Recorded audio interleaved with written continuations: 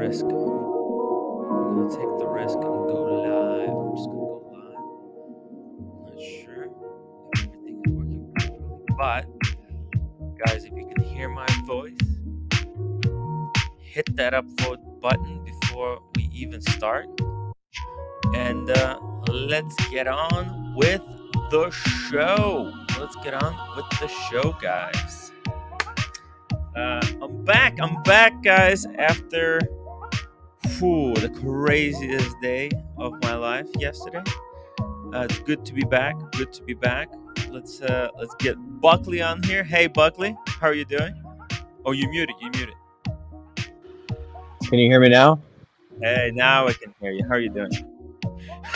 Nice cigar. Oh, someone's calling him. Someone's calling him. I know. I've seen this happen before. While Buckley's picking up the phone call, let me see what do we got in the chat. We got Devil Diver, welcome to the show. Terry Smiles, Wolf Bright, James the Advisor, Timmy. Let's get this drama. I mean, before we start, yeah, you know what? I get unfairly criticized for bringing drama. Hey, Diego, Yo, how you doing? what's going on, guys? No, nothing's happening. I'm It's just going. been boring couple of days. Yeah.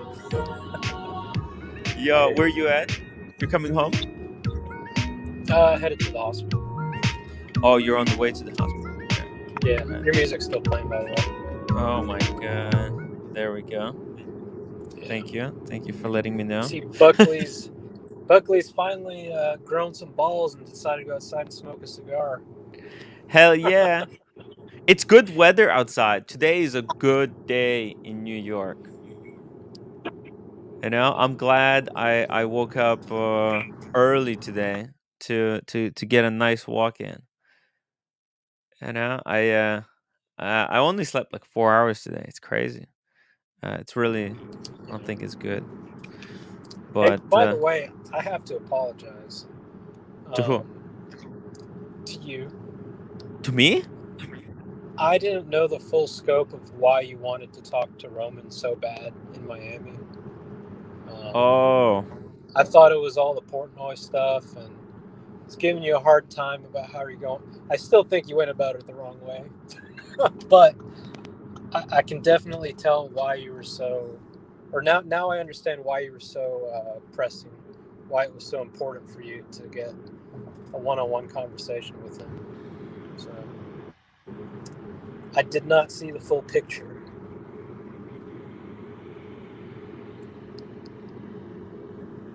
Yeah, there was the public image, you know, when we were trying to make it seem a little bit more fun than it actually was. But yeah, I wanted to really talk to him about this because I mean, I've got to the point where I had no choice. You know, I waited, I tried, uh, you know, helping these people through some of the sources that I had through the contacts, but I really needed to have that private conversation, and he blocked me from talking to nearly everyone over there. So very disappointing, very disappointing. Uh, Nick Da Vinci, where is the bank transfer receipt wizard? Show us the receipt.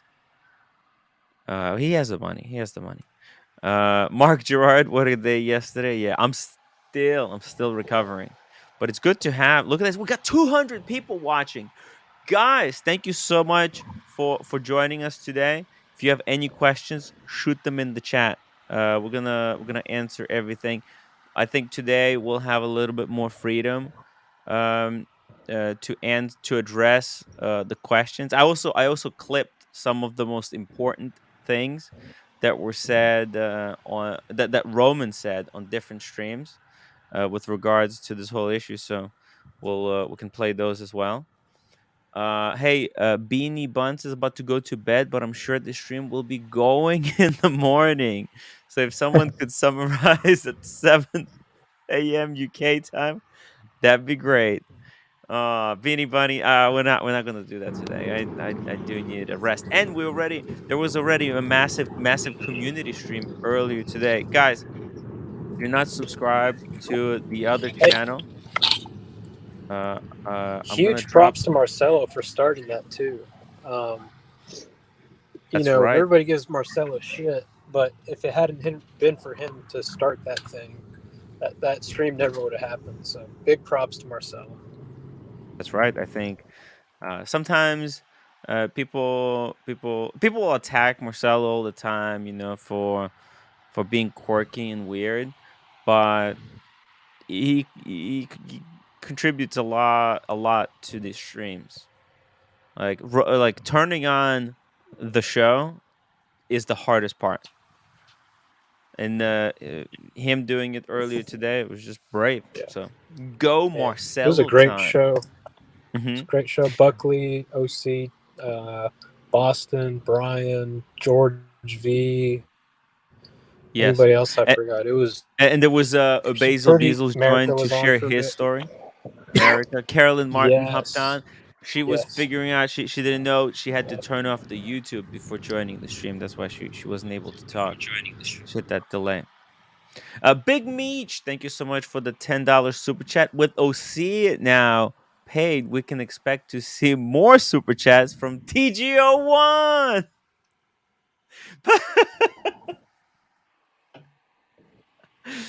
And I gotta love that conspiracy theory about TGO1. Hey, we got America. America. Erica. Hello. Hey, thank you for joining USA, us on the USA. main show. And we got Mish. The community channel is as dead as Tim Wright's soul. Wow. Damn. That's so funny. That's a reference to before most of you guys were here. You have to watch like 60th episode of 800. I remember that. Oh yes, you do. You rewatched it. Yeah, it was an important stream. Uh, Ray, is it true that if you catch a hold of the wizard, you get 3 wishes and watches? Yo, by the way, few things. Let me just pull something up here.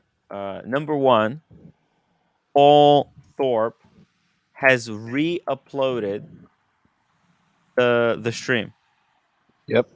Okay, now he did it does look like he modified it because he added an intro, and I haven't listened to the intro yet.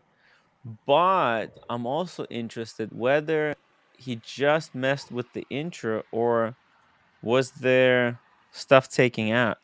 Let's see. The original stream was 3 hours 55 minutes 31 seconds, Yeah. and this one is 4 hours and 19 seconds. No, it looks like. He didn't touch anything. Oh yeah? I don't think so. I don't think so. I went and I skipped to the Nico part. Mhm. So we have a little bit of a discrepancy here.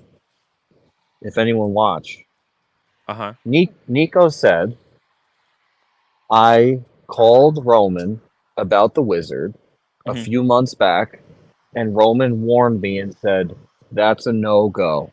Stay away from him.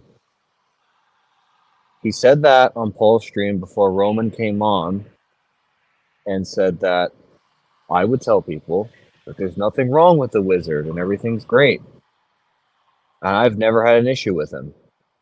Well, somebody's lying. Either Nico's lying or Roman's lying. Let, 'Cause let you- me play Buckley. It's good that you raised this point up because someone in the community WhatsApp group has made a clip that summarized yesterday. Are you guys ready to listen to this clip? Yeah. Let's hold on. Let me just remove this chat. Here we go. You ready? Don't know Stefano that Yeah. well, right? A few moments later. You sent me a present for the baby when he wasn't born yet. I'm like, I fucking appreciate that.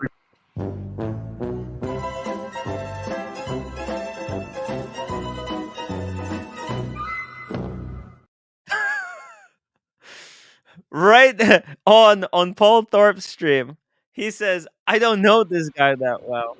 And then on the next stream, he goes on and says, "You sent the gift for my unborn child." I appreciate that. What? It's ridiculous, man. Yo, yo. There's a lot of people named Wizard. Mm. He might have been confused. Oh, it was a different wizard. It's unbelievable. It's unbelievable. By the way, America, we can't hear you. Maybe you muted yourself. If Good, I'm muted. I hope you can't hear me. oh, okay, no, we can hear you. We can hear you. Okay, good. Sorry, sir.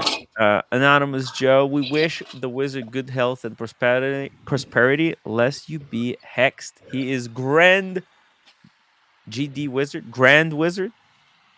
You fools. Well, the wizard. Hey, one more Mhm. quick thing before I leave you guys. Mhm. I think we're starting to get into some like the Wire / Law and Order territory here. The deeper this thing gets, Mhm.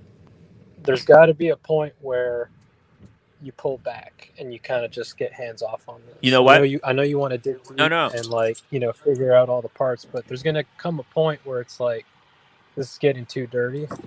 Yeah, I don't want to actually, have to be in court for 6 months. it's already now.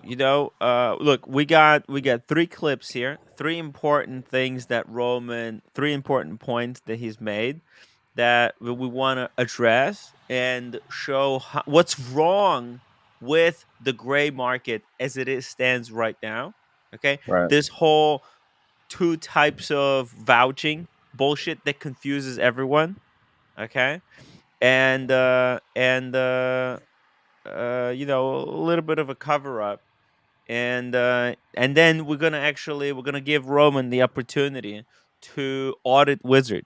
Okay, he promised that he's gonna audit the Wizard, and if his stuff checks out, then he's gonna help people. He's gonna make him work for him, and hopefully Roman will pay the victims. But yeah, that's the goal. I don't wanna bash the gray market too much today. Just wanna kind of relax, look at the stuff Oh, that's been put I, out. I didn't mean any legal repercussions against you, Tim. Oh, I meant like the from what I've seen, like just historically, when you unearth a hmm little seedling in the ground and you start pulling it oh, up, you end up with 20-foot roots. oh yeah, And yeah. I'm just saying, you might get to the point where you see something that you don't want to see, Oh, and now you're involved. Like I'm saying, this might go right. I'm not saying it does, but this could potentially go beyond watches, Good point. Good if you point. get what I'm saying. So just I get exactly I'm what just you're saying, saying. be ready at some point to go, ooh, I'm done. Like we're not talking Yeah. about this anymore, Well, because now there's an y- attorney general involved and all sorts of shit. well, Diego, that's why I'm so perplexed by this whole situation. Why wouldn't Roman, Nico, and the other gray market dealers would just make all the victims square and then work it out with the wizard and then just end this whole disaster? Instead, they're It's kind of good just point. kicking the bucket, you know. Good point. So I'm not gonna let them off the hook. That easily. Oh, by the way, Elder Sense, thank you so much, because it was Elder Sense who put the clip, that clip, into the WhatsApp group that I just played. Big Meech, thank you so much for the $10 super chat. Does any of this even matter anymore? All that matters is OC got paid. The other victims, how you say? We don't care. No, we do care. We do care. In fact, OC was just one of the victims who, because he was able to successfully get his money back, that's why I trusted OC so much, and I got him on board to help us with this situation. So there were chances that OC was not going to get the money, and then I wouldn't have been so forthcoming with him. You know, the reason I shared a lot of the behind the scenes shenanigans have been happening, because he had proved himself to be able to get himself out of this mess. So I thought maybe he could use some of that skill to help others. And yeah, when we're gonna keep pushing until everyone is square. Okay, thank you, Meech. Thank you, Meech. To round the Roman Cold, Tim and E-Beggar. Yet he super chatted 300. Does that make him an E-Beggar supporter? Dude, calling me the E-Beggar. Chief, I think he called me the Chief E-Beggar. I don't really care. You know what? I e-begged, and guess what? I donated $1,500 to his charity. So if that's what it takes, so be it. I don't really doesn't matter to me. A very private gentleman. Greetings. The gun that our Roman sheriff had was an Ingram M10, made famous in the movie uh McQueen John Wayne. Oh. Mac John Wayne. Huh. Haven't seen that movie actually. Maybe I did. The watch apprentice Roman chef said that he hadn't done as much dealings with the wizard that Nico has done. No, he said he hasn't done as much dealings with the wizard that he's done with Nico. That's true. That's true. That's just their way of trying to um minimize uh, how important the wizard actually was to their operation. Georgia the chef. Listen, mate, I think I might have to take your wrench and give it back to Kent. I don't know. I don't know. You know what? I'll wait. I went to the Rolex AD today. Is that Oh, interesting? yeah. What happened? What happened? Ooh. A little bit of so I didn't pick anything up, but chatted with my guy, my normal guy, Hmm. and I was asking him about availability of Daytonas in general, and he didn't tell me anything in particular, but he said I wouldn't buy anything until after March. The Rolex AD told you not to buy anything until March. He said I wouldn't be concerned about buying a Daytona. Why don't you wait until after March? Ooh, maybe this is his way of saying, "Hey, new Daytonas are coming. I'm gonna hook you up." Maybe he can get they can get you first on the list for the new iteration of Daytonas. Yeah. Yeah, That's my biggest prediction because the Daytona is gonna be what 60 years old. I think a massive update is coming to the Daytona. The whole lineup, in my opinion, is going to get refreshed the way the Submariner was refreshed. Like this discontinued every single existing model, and they re-released them in the fresh, slightly modified new case.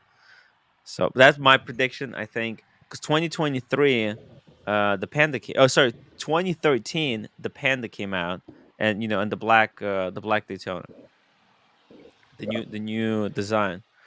So I would America if possible I would tell them, hey, well, if new Daytonas are coming, I want to be the first one on the list. Yeah.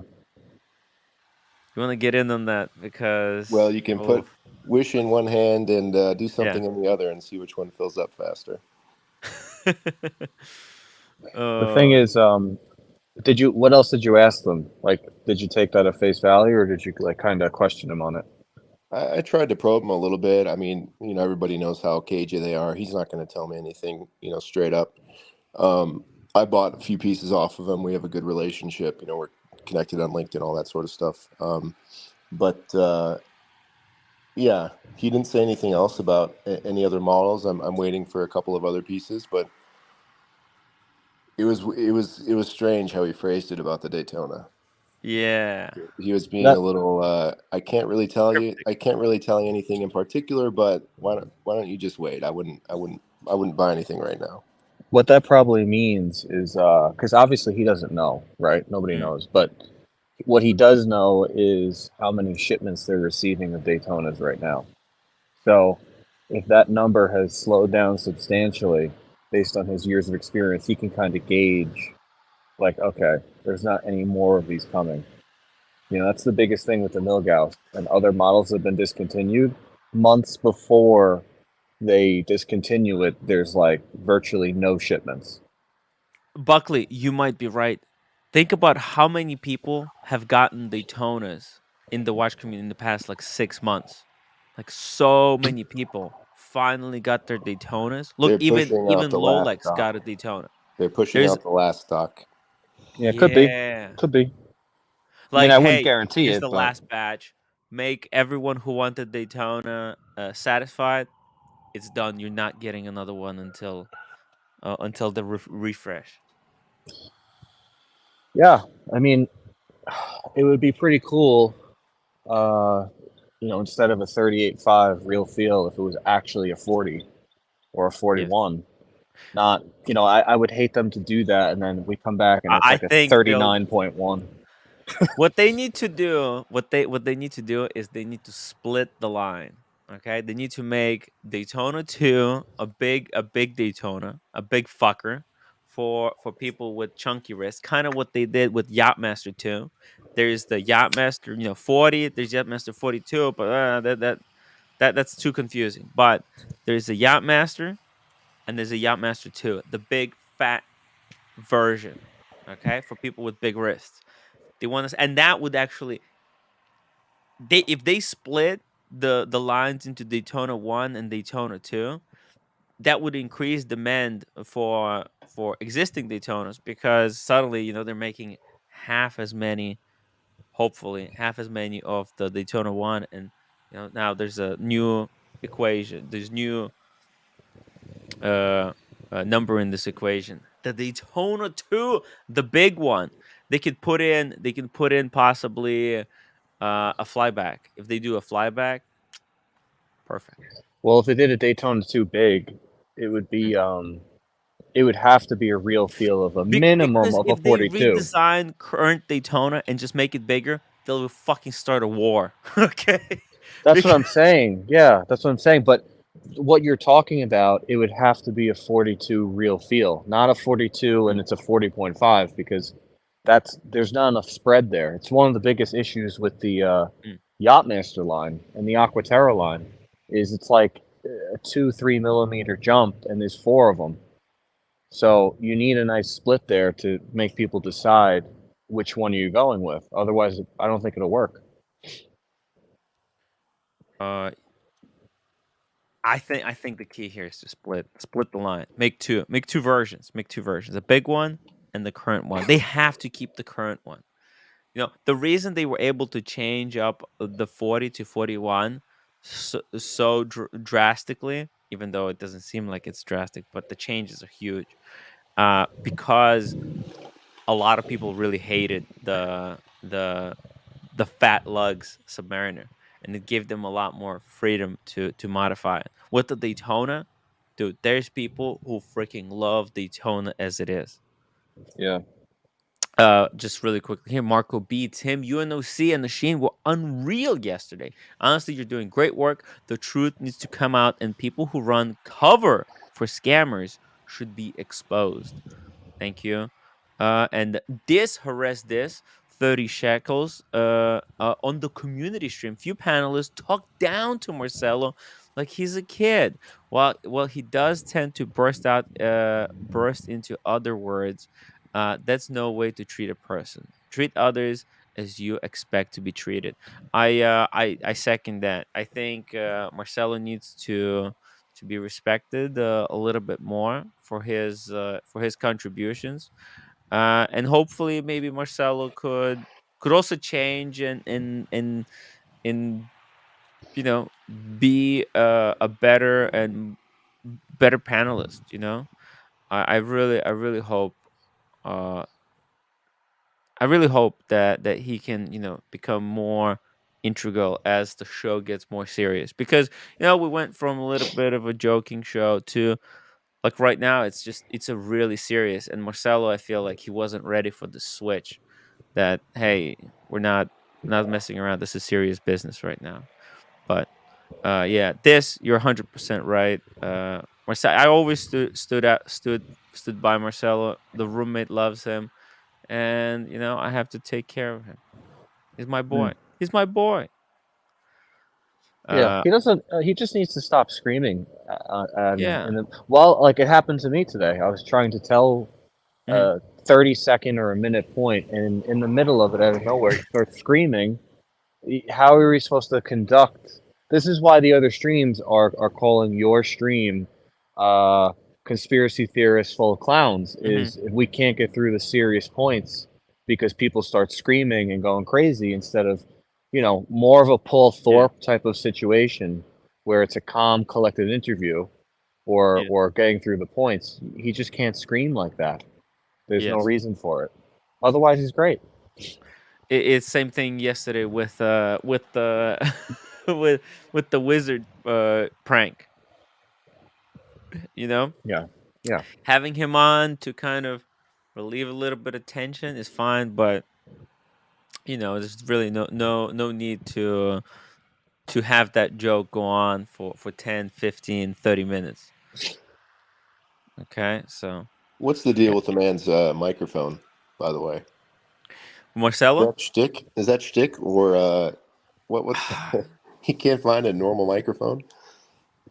Yeah, you know what it is. It's just burnt out. I think his microphones, they were just his headphones. So he has the AirPods that he's using, just the regular AirPods. But he was doing so much streaming in the past year that they just wore out. He needs to replace them, but Mm. it just won't replace them. I think I'm just gonna have to buy him a pair and bring to Japan because it's we need So, to fix it. We need to fix it. yeah. You know. We're also getting like into a territory now Mhm. where, all right, here we go. I'm gonna say there's a mixture of legal action that could be taken, depending on how these victims proceed, Mm. and there's also possibly a level of legal action guys like Nico or somebody could take if what is being said here turns out to be slander, right? Mhm. And then on the other side of the coin, if you factor in Roman, there's a level of safety that should be taken just because of who he may or may not be associated with on a physical level, let's say. Yes. So those are things that maybe wheel it in a bit, and unless you actually know for sure, don't just speculate to create drama because there might be some serious things that come along in the next 3-4 weeks. Because without a doubt, this guy Wizard has some issues, and the other streams seem to be giving him the benefit of the doubt, which is ridiculous. It's insane. It's Yeah. insane. Or the fact that they would try to change topic.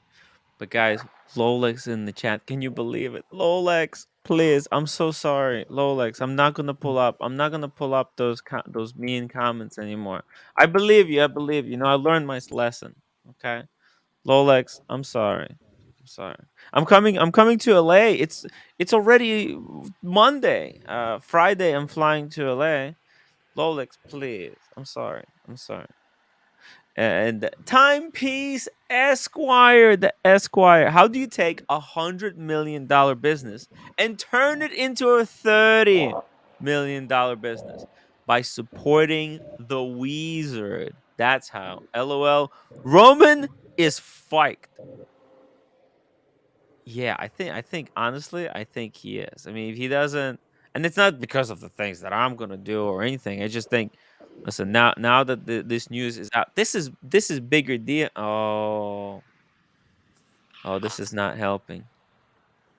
This is this is. Hello, Tim. Oh God. Hey, Lolex, thank you for finally coming back. You asshole. I forgive you. Thank you. I'm sorry.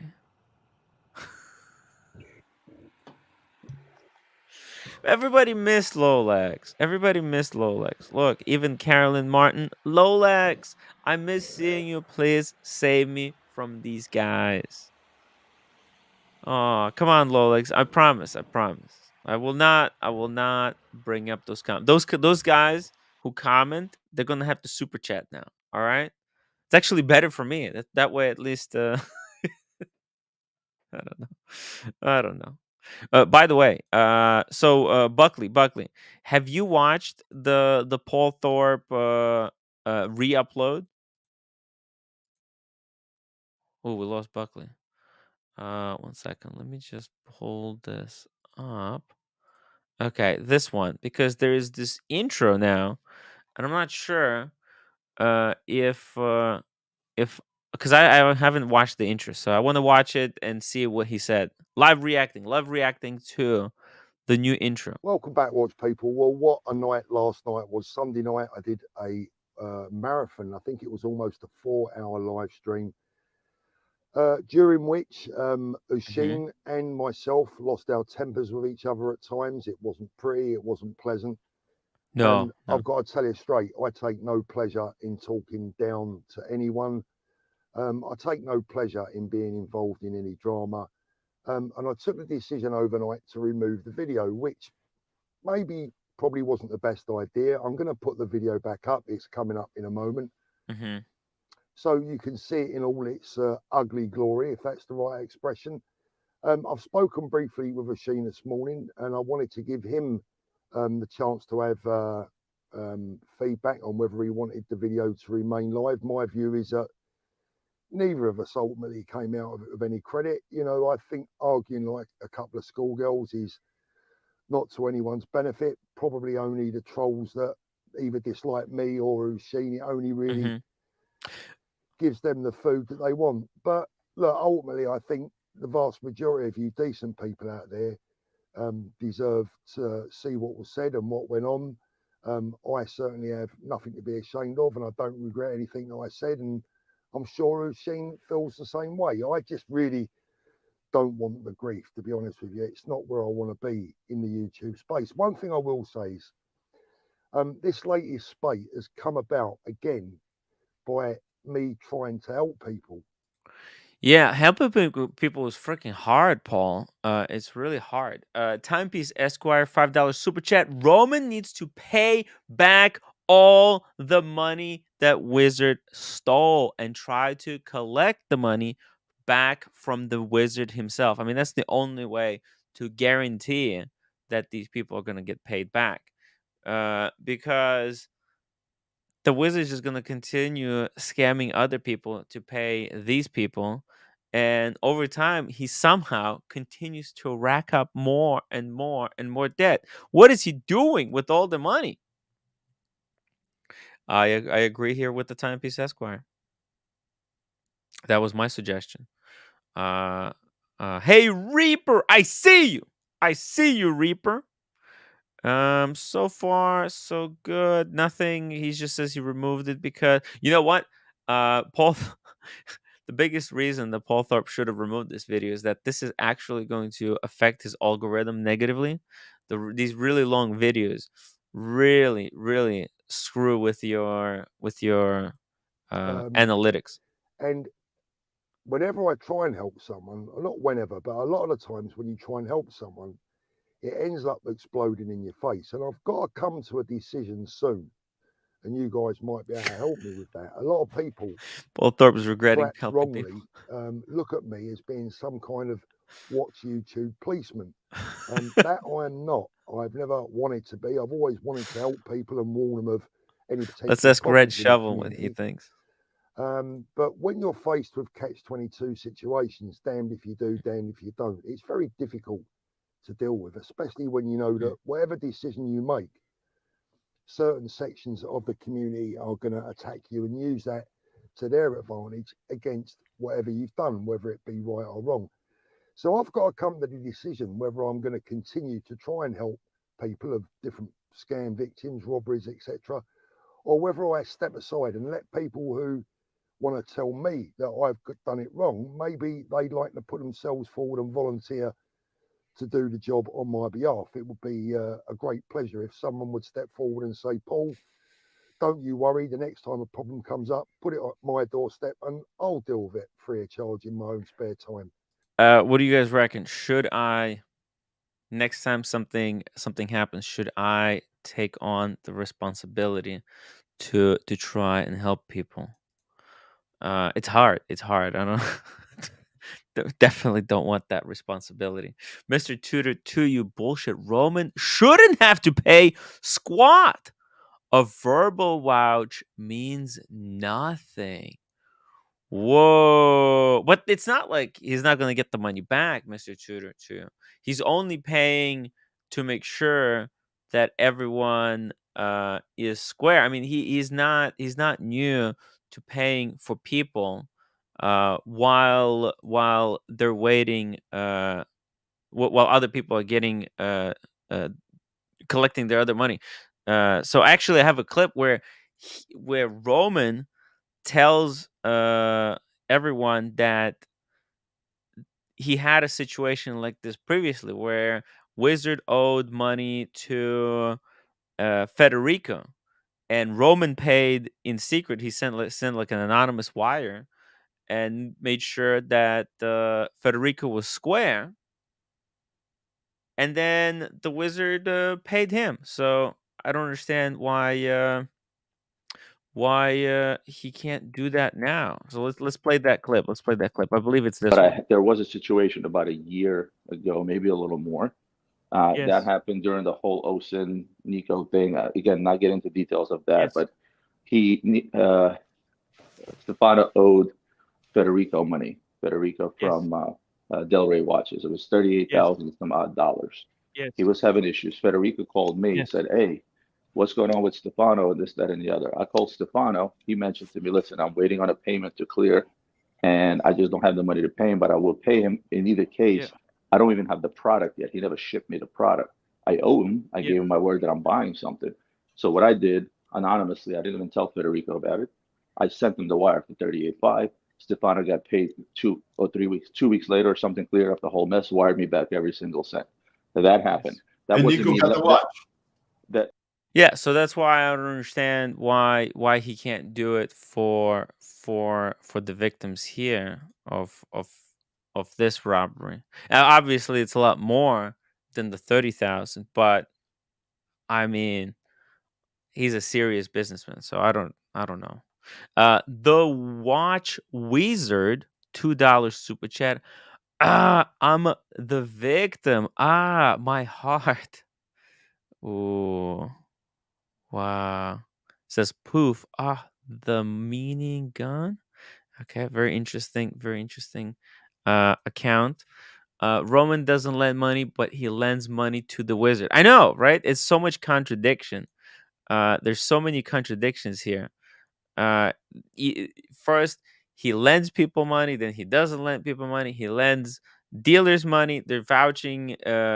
First of all, vouching is a common theme in the gray market, and then oh no, it's just between the dealers. It's so confusing. It's so confusing. I'm honestly sick and tired of all the talking, and nobody's doing anything. So, all right, let's finish this Paul Thorpe intro clip. There's only 1 minute left, and then we'll talk about some watches. That would be beneficial to me. But ultimately, rewatching the video last night, I'm not happy at all about repeating things about Oisin that I don't really want to repeat. I don't even really want to think about. But, tempers get flared. You say things that, really perhaps are best left, a skeleton is best left in the closet, And I want to make it public that I don't bear Oisin any real bad feelings. That's good to hear. Look, it's clear that we're never going to see eye to eye on some things. And, I get that. I genuinely wish him all the best for the future. I'm sorry that we're no longer friends. I'm sorry that he feels that I let him down. But on the other hand, if I hadn't have let Oisin down, I would have been accused of letting Nico down. So again, I was put in a you have to choose. It's a crossroad. It's a crossroads, Paul. Smelling the roses. It was never going to happen. Yeah. So I'd prefer not to be in those positions in the first place. So maybe a message of mine today before you watch the video is guys, all you people out there in the watch community, from now on, if you've got a problem between yourselves, please Yeah. don't come to me to sort it out. I prefer that you sort it out yourself, and that way my life will be a lot easier. I try very hard for everyone, but it don't always work. Right, sit back and the first portion of the video. That's funny. Oh, that's funny. Yeah, you know what? People are never going to be happy, guys. That's a human nature. Human nature right there. Uh let's see here. By the way, I've been trying to resolve some issue between Fat Windback Ben and Andy Binns. You know, Andy Binns is really on my ass on in WhatsApp. I forgot why I blocked him. Then I unblocked him a couple of days ago, and then today, whole day, he was messaging about like some issue he has with Fat Windback Ben, and I just like, dude, told him just figure it out in the chat with him. Uh, Fat Windback Ben is a cool guy. He makes some jokes. He jokes around. I told him he jokes around. Uh, don't don't worry about it. But yeah, he's just he just wants to give me grief, and it's very annoying. It's very annoying. So, Andy, just figure it out in the chat. What can I do? I mean, what can I do? DC and LV, the smartest thing Paul has said in the ages. I know. Look, uh, I wonder what Paul Thorpe's personality is. Paul Thorpe needs to take the personality test. Uh, Man, I wish I could make. I wish I could get Paul Thorpe, uh, hop on the stream and and get him to take the personality test. I'm curious what the results are going to be. Jason Lister, that Paul's best video ever. Thank you. Bob NYC, Tim, stick to being the court jester that dyes his hair for super chats. That's what you're good at. Wow, Bob NYC. Thank you so much. I'm glad you enjoyed the hair. The hair. It's pretty cool. Lord Flag, all these guys have always skirted the line of morality and law. It's inherent in the business. There's a reason why they're called gray. That's a good point. The wizard's in the chat. It's the different wizard, by the way, for those who don't know. I have a fucking money hidden away in my wizard sleeve. Aw. Well, we're looking for it. We're looking for it. Bobby Dazzler, the Tim Wright crew are hardcore on until I hit the hay after midnight, then still on when I ate my cornflakes. Listen, it was a big situation. So it needed a lot of our attention.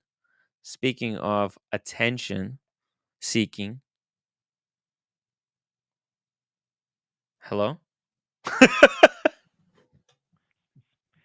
Speaking of attention-seeking whores. Yeah, speaking of attention whores, OC C has been vindicated, fully vindicated. He's I don't been know about that. I'll never be vindicated. well. You're no longer master manipulator. You're the Sherlock Holmes now. And by the way, good job on the community investigation. You know the. Thank you. Yeah, that was good. That was good to show this is the map. This is the map. Yeah, a lot of Brilliant. people were the map, which we may not show on this show. I don't think we can show it on this show. Legal repercussions, but legal. Yeah, well, look, we don't have the budget for the legal. Illegal bills are stacking up. Yeah, well, we don't have a budget for legal, but if legal comes to us, we go to Humble Pine, #1 lawyer in America. Yes. How you feeling? How you feeling after yesterday? Refreshed. I'm glad today's a holiday. I'm glad today's a holiday because extra sleep. It's the presidential. What's this? President's Day? Something like that. Yeah. We were up till 4 a.m. I fell asleep at 6. A lot of people don't know that it was a whirlwind day with the big interview of SLC watch collector Yes. and all kinds of stuff going on. And then one of the original guys, I think his name, are we allowed to say his first name? I think so. Who? The original victim. Last name? No, first name, just first name. Oh yeah, Chris. Yeah. No, Chris. we're allowed to say Chris. Yeah. Chris. Right. Horology. Chris Chris. Horology. Chris Horology actually came on at, I think, 3 a.m. in the morning That's right. to share his story. He was the guy that, we were talking in code about the guy who was scammed out of $155,000. He actually came on the show at 3 a.m. in the morning for a long time and shared his story with everybody, believe it or not. And then this morning on the community channel, Marcelo fired up a stream and Basil's Bezels came forward as one of the victims of the wizard as well. That's right. By the way, have you seen a video that I made for Chris Horology? No. You want to see it? Okay, maybe you've seen it, but maybe you didn't. So, but when he was in New York last time, we went for some pizza and we shot. I shot this video for him. Okay, let's see. You ready? Ready. Most people only pay attention to the finished product of a successful wristwatch collector. They say things like, "I can never build a collection like that. They bought at the right time, or they just got lucky." What most don't see It just cracks me up are the every waiting time. lists they've endured. All of the games they had to play with authorized dealers. The daily rejections, the blacklists, the backstabbing, the gossip, the criticism, the empty bank account, and all of those sleepless nights while trying to make their collection a reality. You see, the only difference between the one who quits and the one who doesn't is that they showed up at their dealer's door every day. They followed the market trends every day. Boston They collector. hustled after new watches every day. They learned from a horological mentor every day. They chased after grail pieces every day. They did all of this, even though they felt like quitting the hobby every day. And eventually, they became the legend that they are today. Wow. Yeah. Who did the voiceover? He did. Oh, he did the voiceover. Yeah. Okay. Yeah. I wrote the script. Well, I kind of modified the script because it was. You shot that? You shot that? I shot that and edited it, and then he did the voiceover. What I did, there was an original video that this is a spoof of. It's like some finance guru guy. I don't know the name from the top of my head, but it's kind of we tried to recreate as much as possible. It's just a joke. It's just a big joke. Except for the part of the script where he looks at his phone and it says empty bank account. Literally, it came true. Fuck. Luckily though, Chris Horology, and I'm looking straight into the camera, is the kind of guy that you should not be messed with. So unfortunately for Stefano, I think he's in deep.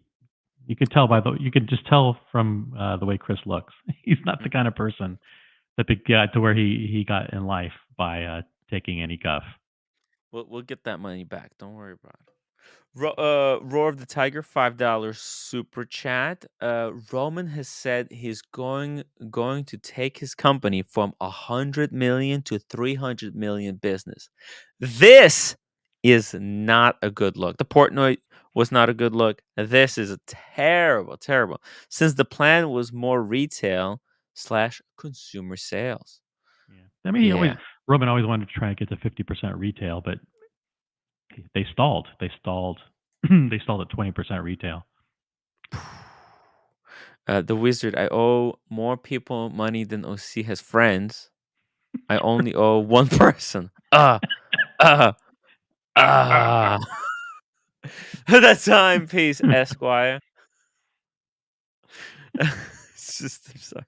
Roman Sheriff told me not to say anything, but I can't hold my tongue any longer. The wizard stole 500,000 from me.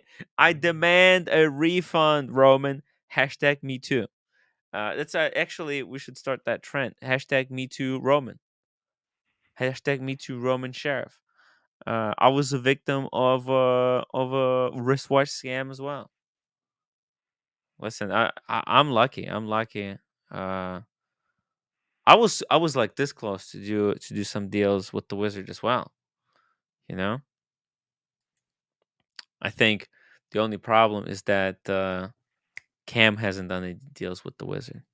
I would have loved Nope. to see how that He's plays he's out. free and clear. Free and clear. Mm. Patricia Teague, there was no way for Paul to win here. He called that early on. I think he did try to help both of them. Yes, he did have Nico and his show on his show, but he wouldn't. But he would have welcomed Oshin as well. Hmm. Yeah.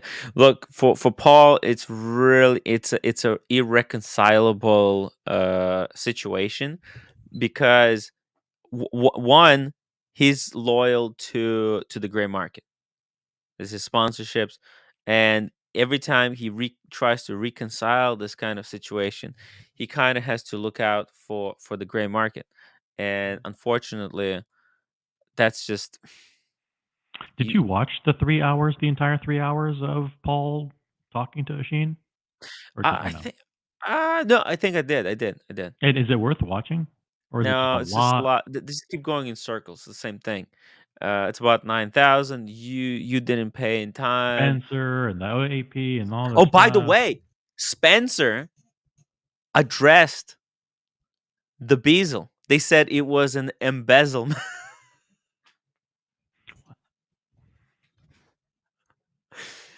In their live stream today, Oh, at okay. the at Spencer on Spencer's live stream, they were talking about how they said, oh, they didn't name Oshin explicitly, but they were saying how, oh, there was a guy who bought a Datejust, and for 1 year everything was fine, and then they say the bezel came back as being wrong. And Spencer said he took care of it instantly, no questions asked. Yet he's still a bad guy. So he was like he was a little bit upset at that situation. I still don't know how that bezel situation have happened Yeah. So because it was 3 hours of them it just got having a go at each other round and round and round with no real point. And that's what yeah, they were upset it about all got this time, completely derailed. all these months they're upset about what with each other. I think they're upset that, well, Paul Thorpe, he tried to help by lending Oshin some money, but he wanted the collateral for it. He wanted the the AP. the Royal Oak, yeah, the AP, and it was a wrong watch to ask for as collateral. I think that's the biggest point of contention because he only owed, like, at that point, like 11,000 or 9,000, and for some reason Paul said, "Hey, I'll lend you 9,000, but give me this watch that costs like 60,000 as collateral." So it really Okay. it really makes no sense. I mean, he could have taken Air King or a root beer. Why Royal Oak? It's just Why? weird. Because and Paul explained that because that was money that Oshin owed partial payment on. That Oshin hadn't fully paid that off. Oshin owed about a third left on that, and he owed it to Spencer. Mhm. So that was Paul's way of also protecting Spencer by holding that as collateral because that was money that Oshin owed Spencer as well. Yeah, but that's just. I mean, how much did he still owe 2/3 or 1/3? 1/3, I think he owed Yeah, to you see Spencer. it. That's why they should have just took root beer and everything would have been settled. This is much ado about nothing. Much, yeah, yeah. Big Meech, $2 super chat. TGO1, I mean OC. Spend Yes, some of I'm that here. wizard money. Timepiece Esquire, $2. TG, by the way, just to alert the 300 people who are watching, and hit that upvote button. Hit the upvote button. But for those of you who don't know, and a lot of you who are watching don't know who TG01 is, he actually came on the show. After show. On the after show. On camera. Like 9 people lost their minds. 9 people. It was one of those times we said, "Hey, OC was shocked. He was like, it was TG, like, are you sure you want to have your camera on?" You guys you should pay very close attention, because maybe once out of it, maybe every 5 or 10 days, I'll say something like, "Listen, we're going to do an after show, private after show after the show. Click on the link, and when the show goes off the air, you'll be led into a secret back room where we're having a private bar." So that was one of those times I said that, and after a little while, TG01 himself came on with and hosted a private chat with a whole bunch of, and they're like, "Holy shit, this guy's real." It was incredible. I've never seen him before. I'd never talked to him or seen him before. I was shocked. Absolutely shocked. He's one of the first supporters of this channel. One of the first. So yes, he's real, and he's a hell of a nice guy. Yeah. Truly sweet guy. Timepiece Esquire, $2. Latest rumors are Wizard was behind AC3 burglary. Guys. I mean, he had the schematics, to be honest. He knew he knew time and dates. I don't know. Comedy show guys. Yeah. Show your phone records, Wizard. Phone records. I want to see if you called anyone in Australia. Terry Smiles, that has been my problem all my life, not being self-serving. Fact, I do wish I would have grown up being more of an asshole instead of a nice guy, because nice guys do finish last. It's a good point. A lot of people who became victims of the wizard's magic tricks were very nice people. The best people, they were just really nice people. And even to this morning, when Basil's Bezels was recounting his story, this is a guy, for those of you who didn't catch it, dude. He explained that he had given the Stefano a date just to sell, fluted bezel Jubilee bracelet, and was it 36 or 41? I think it was 41. He said, "Listen, this was May, around the May time frame. Listen, list it for whatever you want, and whatever I took you sell less for, time to sell the damn Accutron. I'll take $12,000 for it." And then month after month after month goes by, from May to November 1st, and even on November 1st, he got in touch with Stefano, and so Stefano said, "Listen, I want my watch back. I'll give you a deadline." And like, if it were me, my deadline would be like, by Friday, I better have my watch back. He goes, "No, I'll give you till the holidays." Like, from November 1st to Christmas, like another 7 weeks.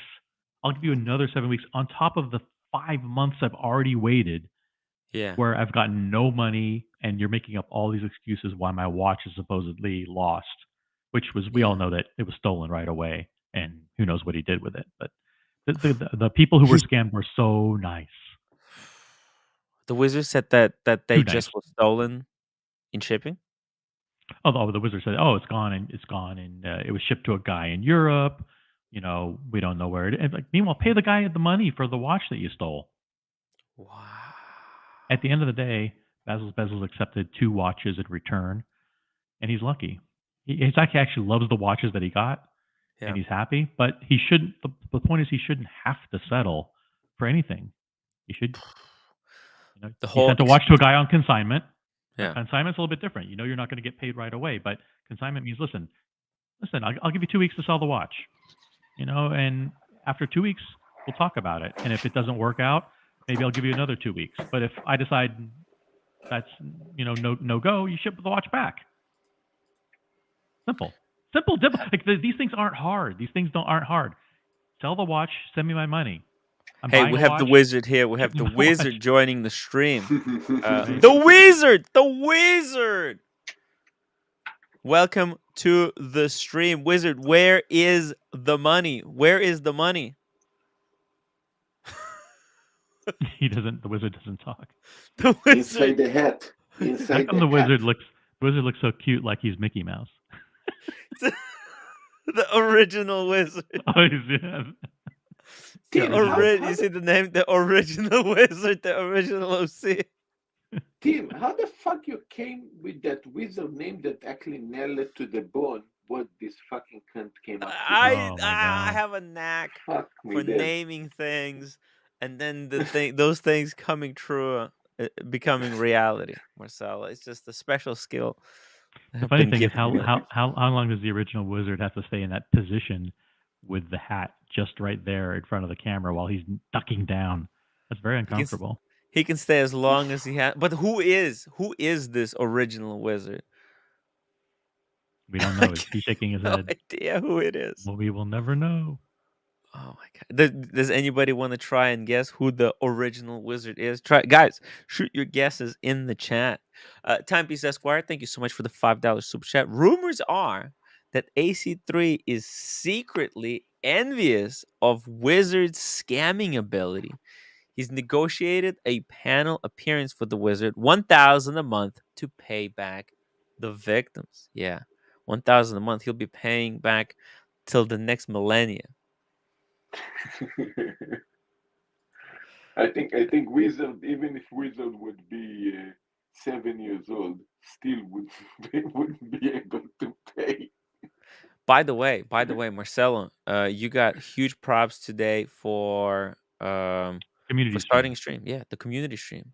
And by the way, Marcelo, excellent job. I want to apologize as well if at times it seemed like I was cutting you off or was being No, rude it's to okay. you. It's okay. I know. It's okay. Don't worry about it. He's so understanding. Marcelo's so understanding. He knows his personality. Sometimes he butts in or contributes very long, rambling, shouting answers that have nothing to do with what the conversation. He knows that. And then I'll get criticized. You were rude to Marcelo. Why are you so mean to him? He knows. It's okay. He's a lovable character. We love Marcelo. Marcelo, you're a nice guy. You're nice. Original Wizard is so lovable looking with that Mickey hat, Mickey ears. How can you not love him? I wish he could speak. I think he would. and by the way, if anybody wants to get a Omega Speedmaster 321 at retail, reach out to the original Wizard. And he's accepting deposits. No? At retail? At retail, right? Whoa. Yeah, you deposit now and you'll get it at retail. You'll get it in the next century. Yeah. Also, I wanted to say, talking about that I can get Rolex for retail. I can get it for anyone. It just the problem is that it takes 25 years to deliver out of Japan because of I don't know why it takes very long time to deliver. But you guys actually can send me the money, and I will. If I cannot deliver, I can send $10 a month, and I promise I will return all the money back. It just will take a long time, but yeah, I can deliver. I'm very, very honest and very, very true to what I say. I can say team and OC vouch for me, so it's okay. Yeah, but did we vouch, or did we just vouch? Right? Because you have to be apparently OC. I didn't realize this, but you have to be very careful. Apparently, there's a whole dictionary of definitions for the word vouch these days. Yeah, apparently, if you say cartel, oh no, that's not incorrectly describing what this group of gray market dealers is. But when they say word, I vouch for the Wizard, apparently that word has two different definitions. One for the dealers and one for us. Yeah. One for the gullible idiots, and the other is for their own. bondage and discipline. I love the hypocrisy of the whining about cartel corruption. Yet they willingly did business with the Wizard, an obvious freak, and say some corrupt cartel vouchers should mean something. Explain. An obvious freak.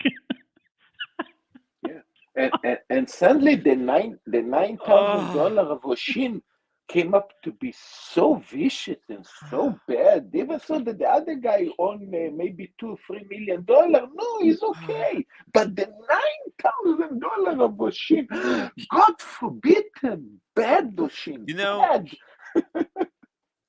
I think this wouldn't have happened if the cartel wasn't making videos and talking about how honest all these dealers are. Just watching any of their videos, watching them deal, it really I think it provides a false sense of security, especially because they're not really educating the public. They're not saying when someone comes up to them and says, "Hey, should I do deal with the Wizard?" They're not saying, "Oh yeah, I vouch for the Wizard, but I don't vouch. If you lose your money, well, that's your problem. But look, I've done But with deal me, it was okay. personally. Yeah, with me, it He, was okay. I yeah, got all my money. Yeah. personally, he hasn't done anything wrong to me. But I don't want to talk Let's about whether he wronged anyone else. let's spend 10 seconds listening. Let's want the audience to pay attention now. This is class time. Class is in session. Pay very, very close attention to how Roman defines vouching and what it means with respect to Stefano. Okay, here we People have go. asked me to vouch for Stefano numerous times. My response is the following. It's a second type of vouch where I simply say, hey, I've done X amount of business with this gentleman. I've never had a problem. And this is what I've told numerous people because the truth of it is me and Stefano has done a decent amount of transactions. I wouldn't say a lot in comparison, let's say, to Nico. And I've never had a problem. There's been 2 instances where Stefano was late on payment and he was expecting payment elsewhere. I waited and he paid me. So as far as I'm concerned, if anybody calls me tomorrow and says, hey, what can you tell me about Stefano? I don't listen to other YouTube channels. Won't mention them by name because I don't want to. I don't listen to anybody out there. I base my decision based on my own experience. And it was very simple. I'll tell you again, as of today, if somebody asks me about Stefano, hey, I've done X amount of transactions with him. Didn't have a problem.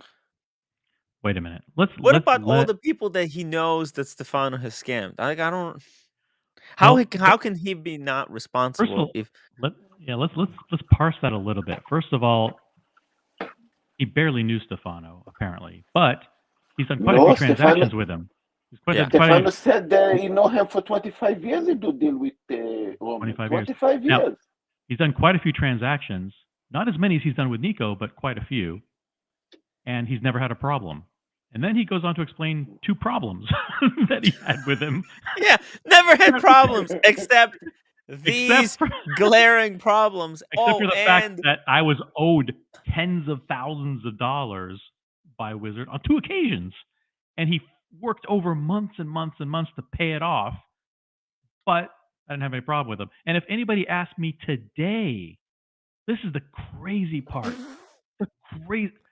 After everything he knows today, remember, this is a guy, Roman, who went to dinner with Chris Horology, Paul Thorpe, and Spencer.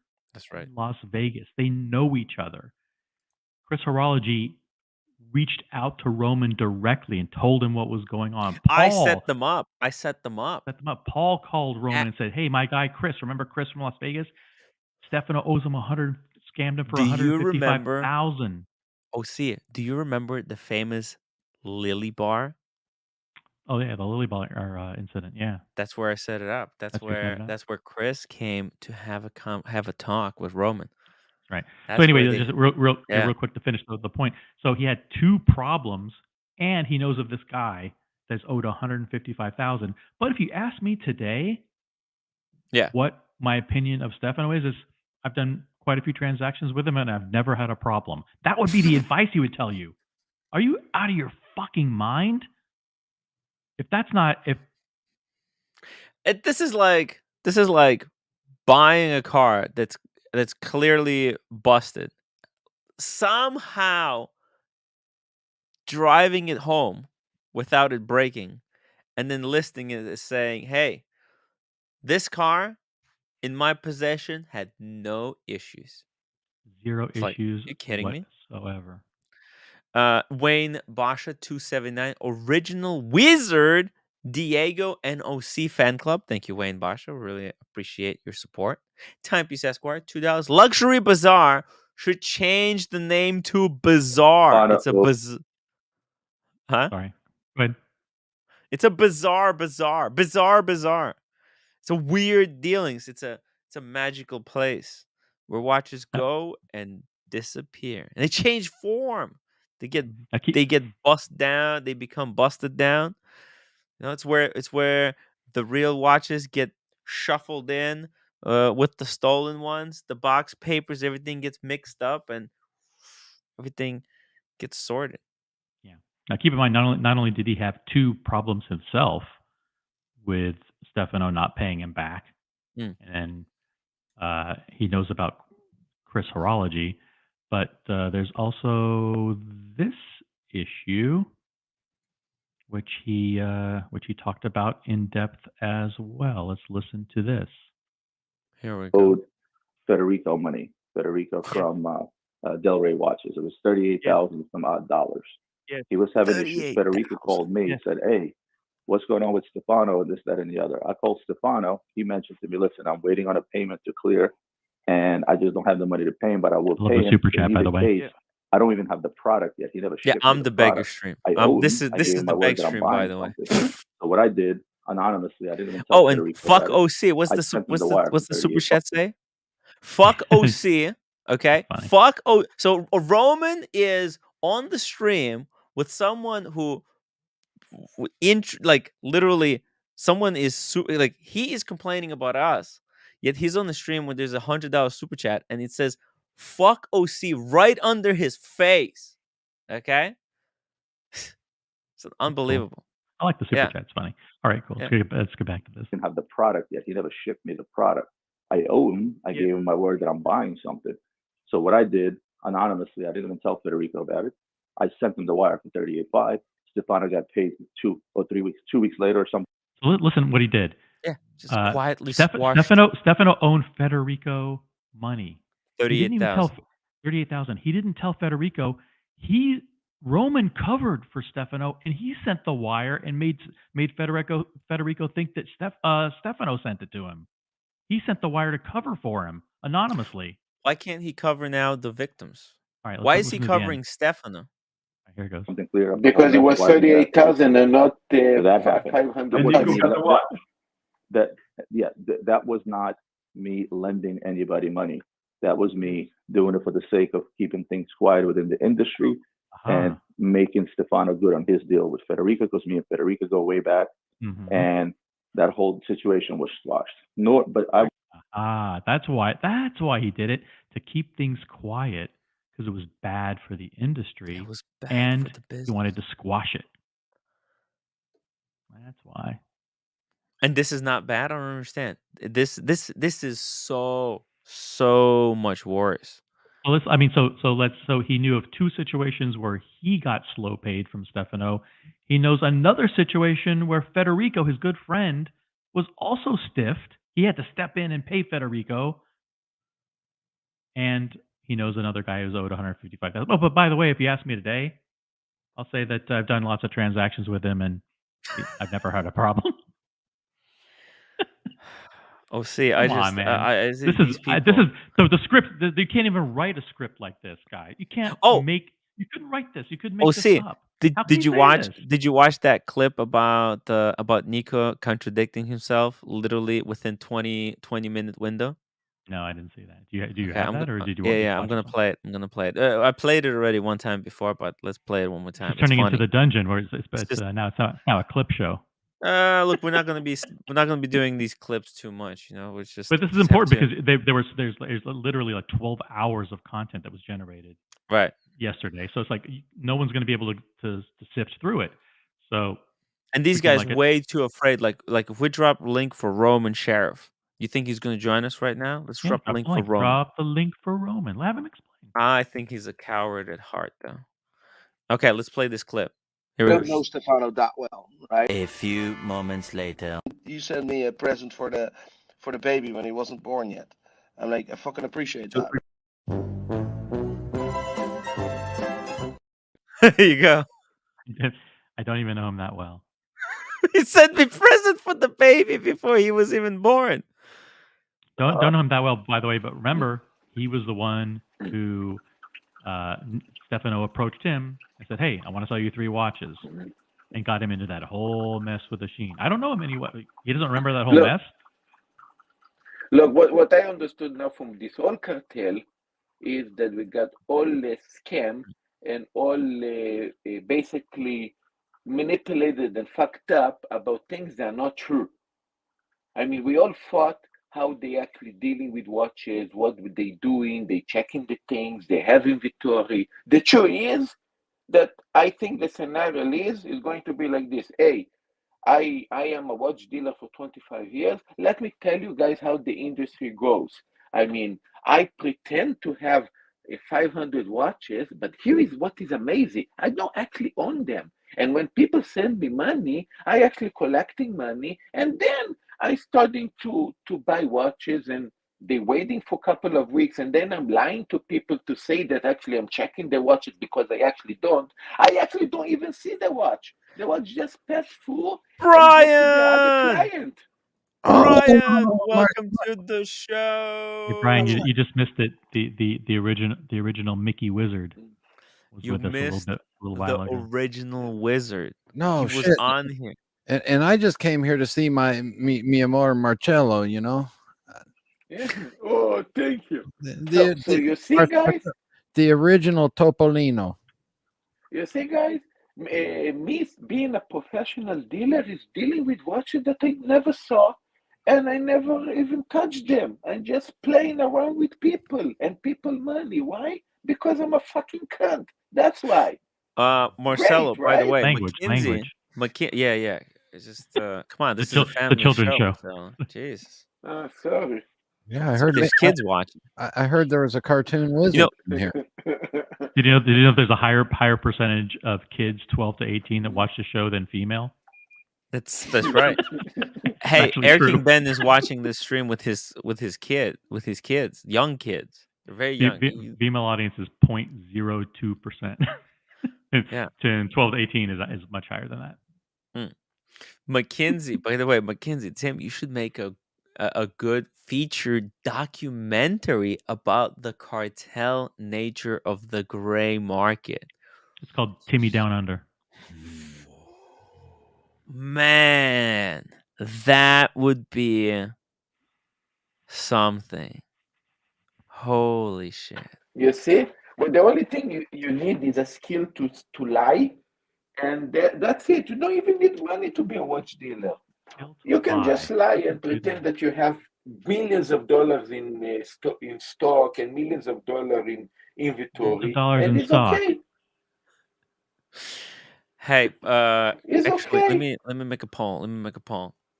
Should I make a documentary on the cartel? Tim, can we add another poll after that? Yeah, let's add another poll and let's ask this question.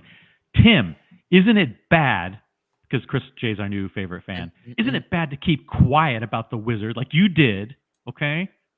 Ripping people off so he has a chance, so he had the opportunity to rip others off? Explain yourself. Yeah, Chris, that's a great question. That is a really, really good question.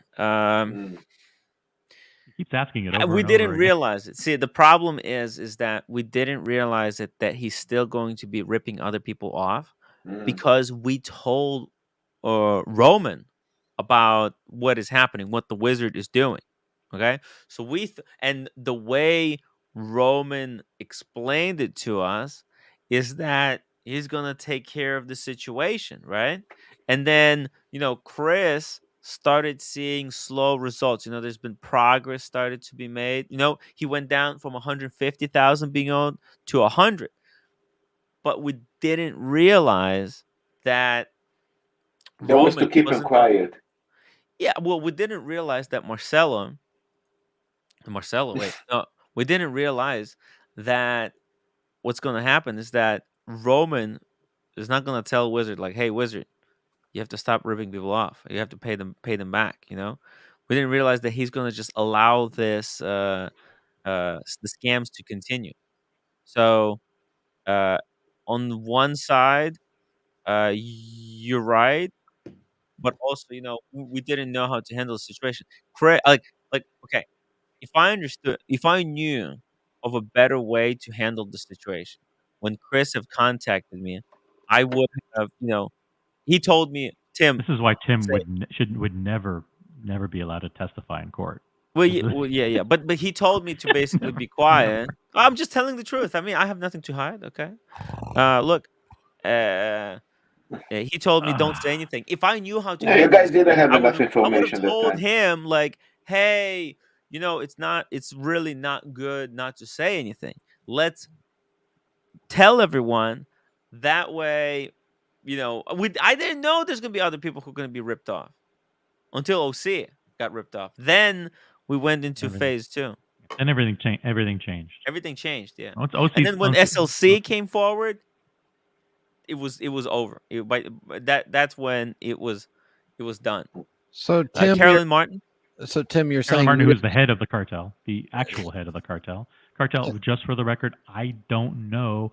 Tim never met him, and I don't support his documentary. Oh, you don't support? Ooh.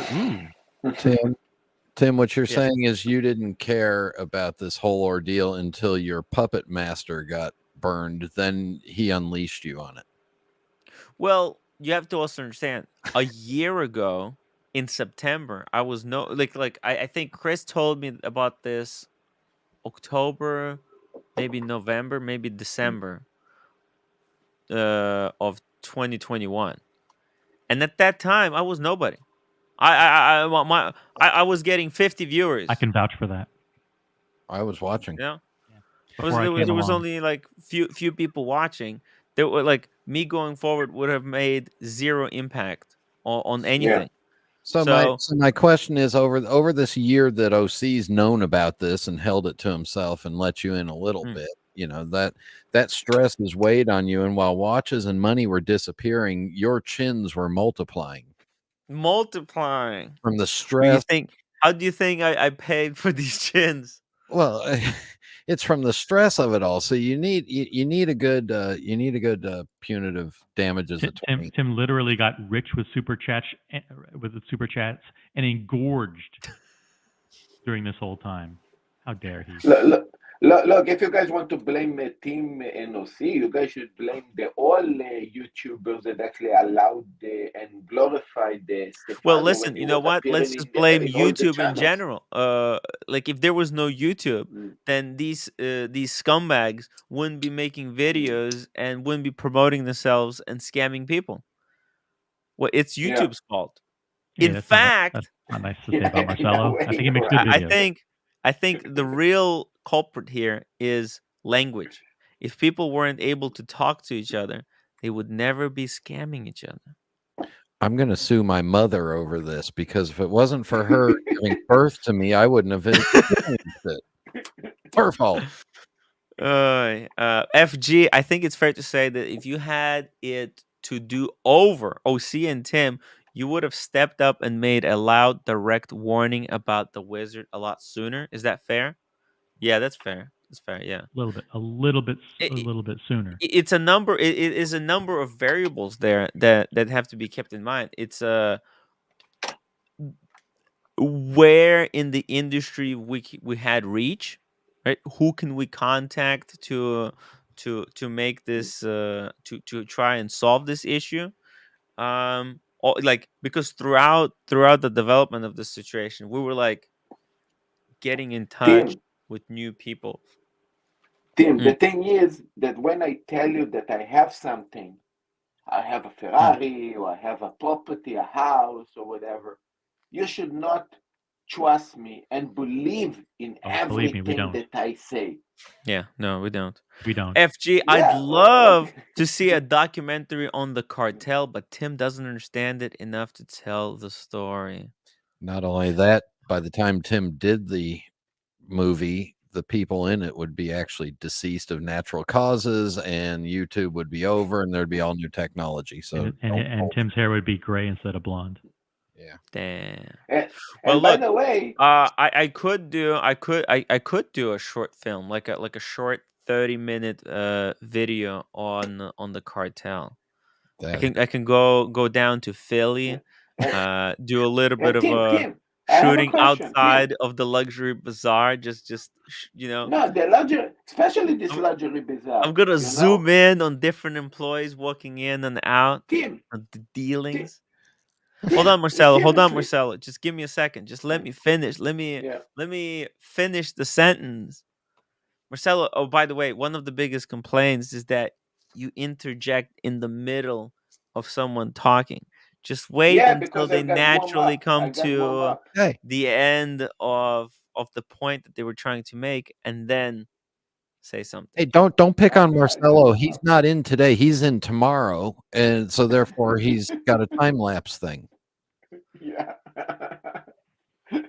Mike K, £5 super chat. Wizard went Stefano. Let's call him very Stefano. Stefano. Call him by his real name. So people. Stefano, the magician. Stefano went very quiet when Roman said he would assess his receipts Very quiet. and which dealers had allegedly scammed the wizard before helping him. Almost every single idea that someone had to help make things better, you would see Stefano interject and say something like, "How would that help?" Or, "Hey, you know what? Let's get SLC watch collector on the phone. You know what? He's busy. He's dealing with family stuff." Like he's offering excuses as to why to not learn more about the. And then when you hopped unraveling of the on, you truth. were thrown off the Thrown stream. off. And then at one point, they're like, let's get Roman on. Let's get Roman on. He's like, no, he's very busy. Don't bother him. I got guys, you guys. Tim, I got a question for you. Yeah. When you were all amped up over the embezzlement king, was that really code for what was actually going on, and you were just taking your frustrations out on that storyline? Maybe we were trying to prepare the audience for the real We're trying to investment. send a signal. This Yeah. is very astute of you, Brian. Yeah. We created a fictional character called Tea and Tickers who had embezzled funds and had misappropriated the funds. And They misappropriated the funds. Yeah. and he was. Why do you think we were saying those things? Because that's literally what the wizard did. Literally, almost one for one. He embezzled that money. He has the money, but he's not gonna pay. So, Tim, when you dyed your hair, whatever color you want to call that now, was that actually you crying out for one more night with Blondie? Blondie, come back! Blondie, come back! Also, Lolex, hop on the stream. If you By really, the way, did you see this? If you really want this is Rolex, Gavin did this. Watch this.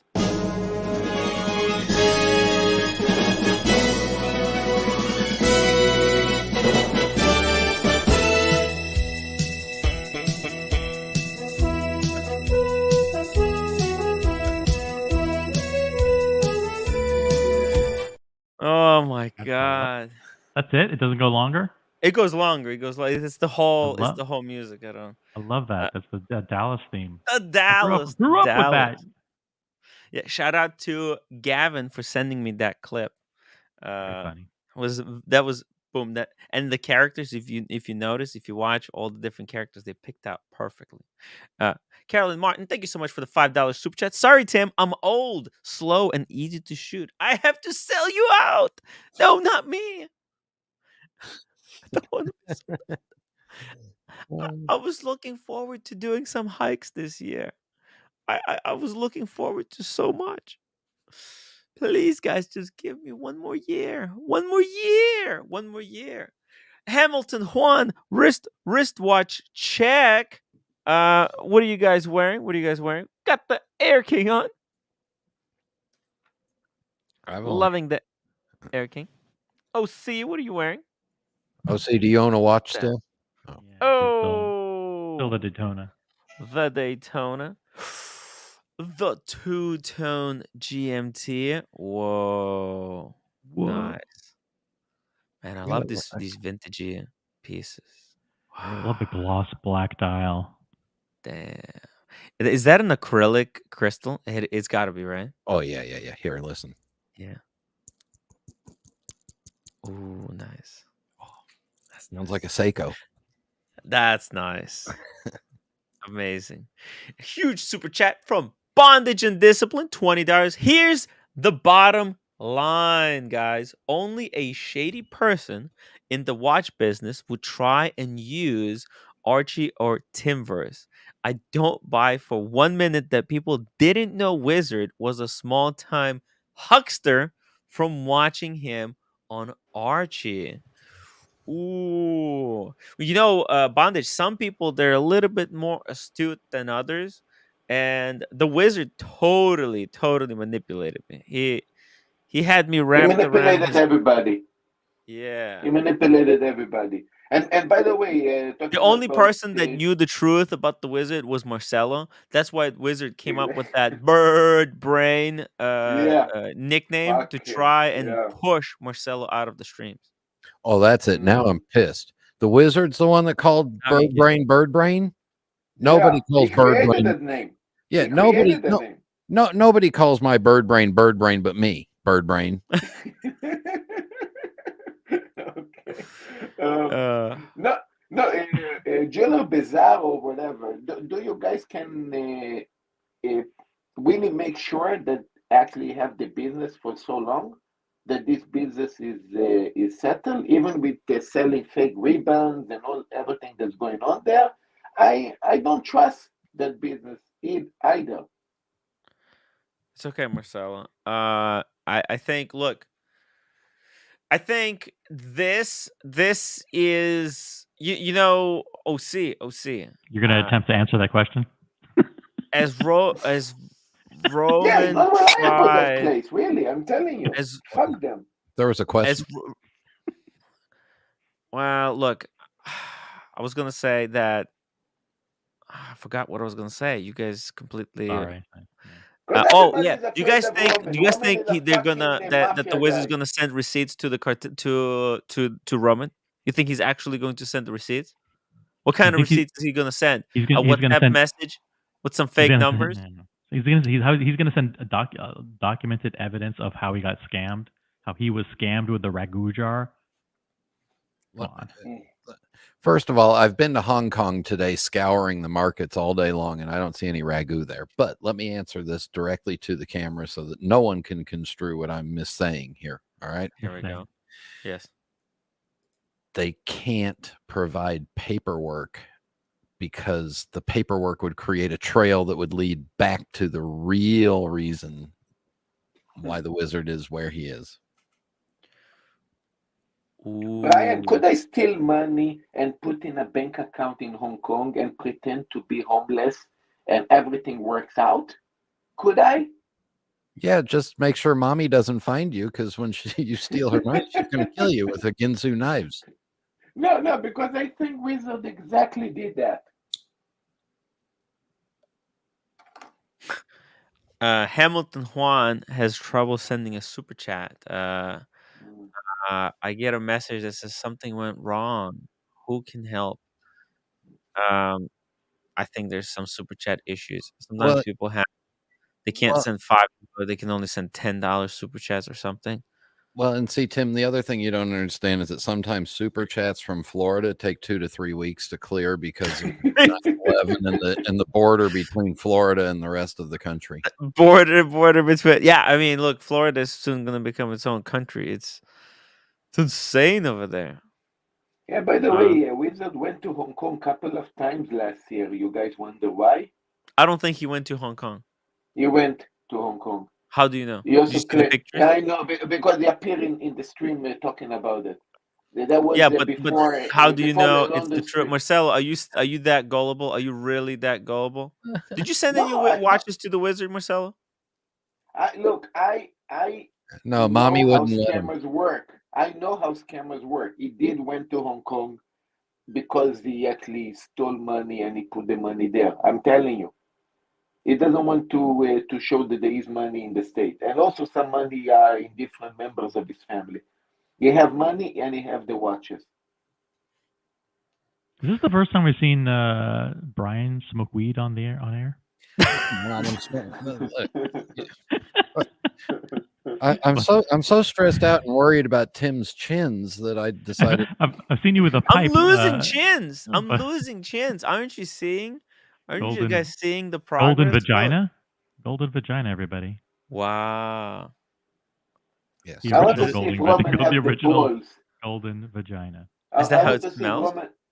That's amazing. I want to see if Roman have the balls to come to this stream and face Team NOC 1-1. It's not about us. It's not about us, Marcelo. It's not about us. We don't care what people think. The We don't care what they say. The Riddler Wizard will never send those receipts. Look at that hashish. Whoa, Hashish, everybody. That looks good. Yeah. Oh, nice. It's Golden Virginia tobacco. Good Look, Lord. it's in the shape. It's in the shape of a. Never mind. Oh, did it say Golden Virginia? Or did it say Golden Vagina? Virginia. Good. Show it God. again. Show it again. Show the Wait, pouch. show it again. Not the outside of the pouch. No, not the outside of the pouch. The inside of the pouch. Oh, Virginia. Oh, okay. Wait, Carolyn's watching. Be nice. God, you. No. I'm sorry. I actually I thought it said Golden Vagina. I no joke. I read it as a Golden Vagina. Look, we know the roommate's been away for a while, but where's Mrs. OC been? You lonely? Holy shit, guys. Oh no. There's breaking Holy news. shit. They're breaking news in the watch world. I don't know if I can mention this. It's not news then. Oh my god. Mike K, £5 super chat. Osea, what attracted you to deal with Stefano? Were the prices he offered too good to be true? I think I've explained this before, but happy to explain it again. The same reason why everybody, Basil's and everybody on the streams worked with him, because he's a guy that appeared on the shows and that we felt like we knew him. And he talked about, hey, if you ever want to buy a watch or if you ever want to sell a watch, come to me and I can help. Yeah, I will take care of you. I will give you the best deal. Yeah, exactly. He was like, guys, I felt like he was my grandfather. He's really great grandfather. Yeah, great grandfather. The Wizard. Let's be honest. The Wizard is old as really time old. itself. Great. He was like Gandalf. He was a very lovable character. And you guys don't understand. This is heartbreaking for me as well, to come out and say these things, because I really loved the Wizard. Yeah, and Tim was looking forward to a PlayStation 6 next year, and unfortunately, no.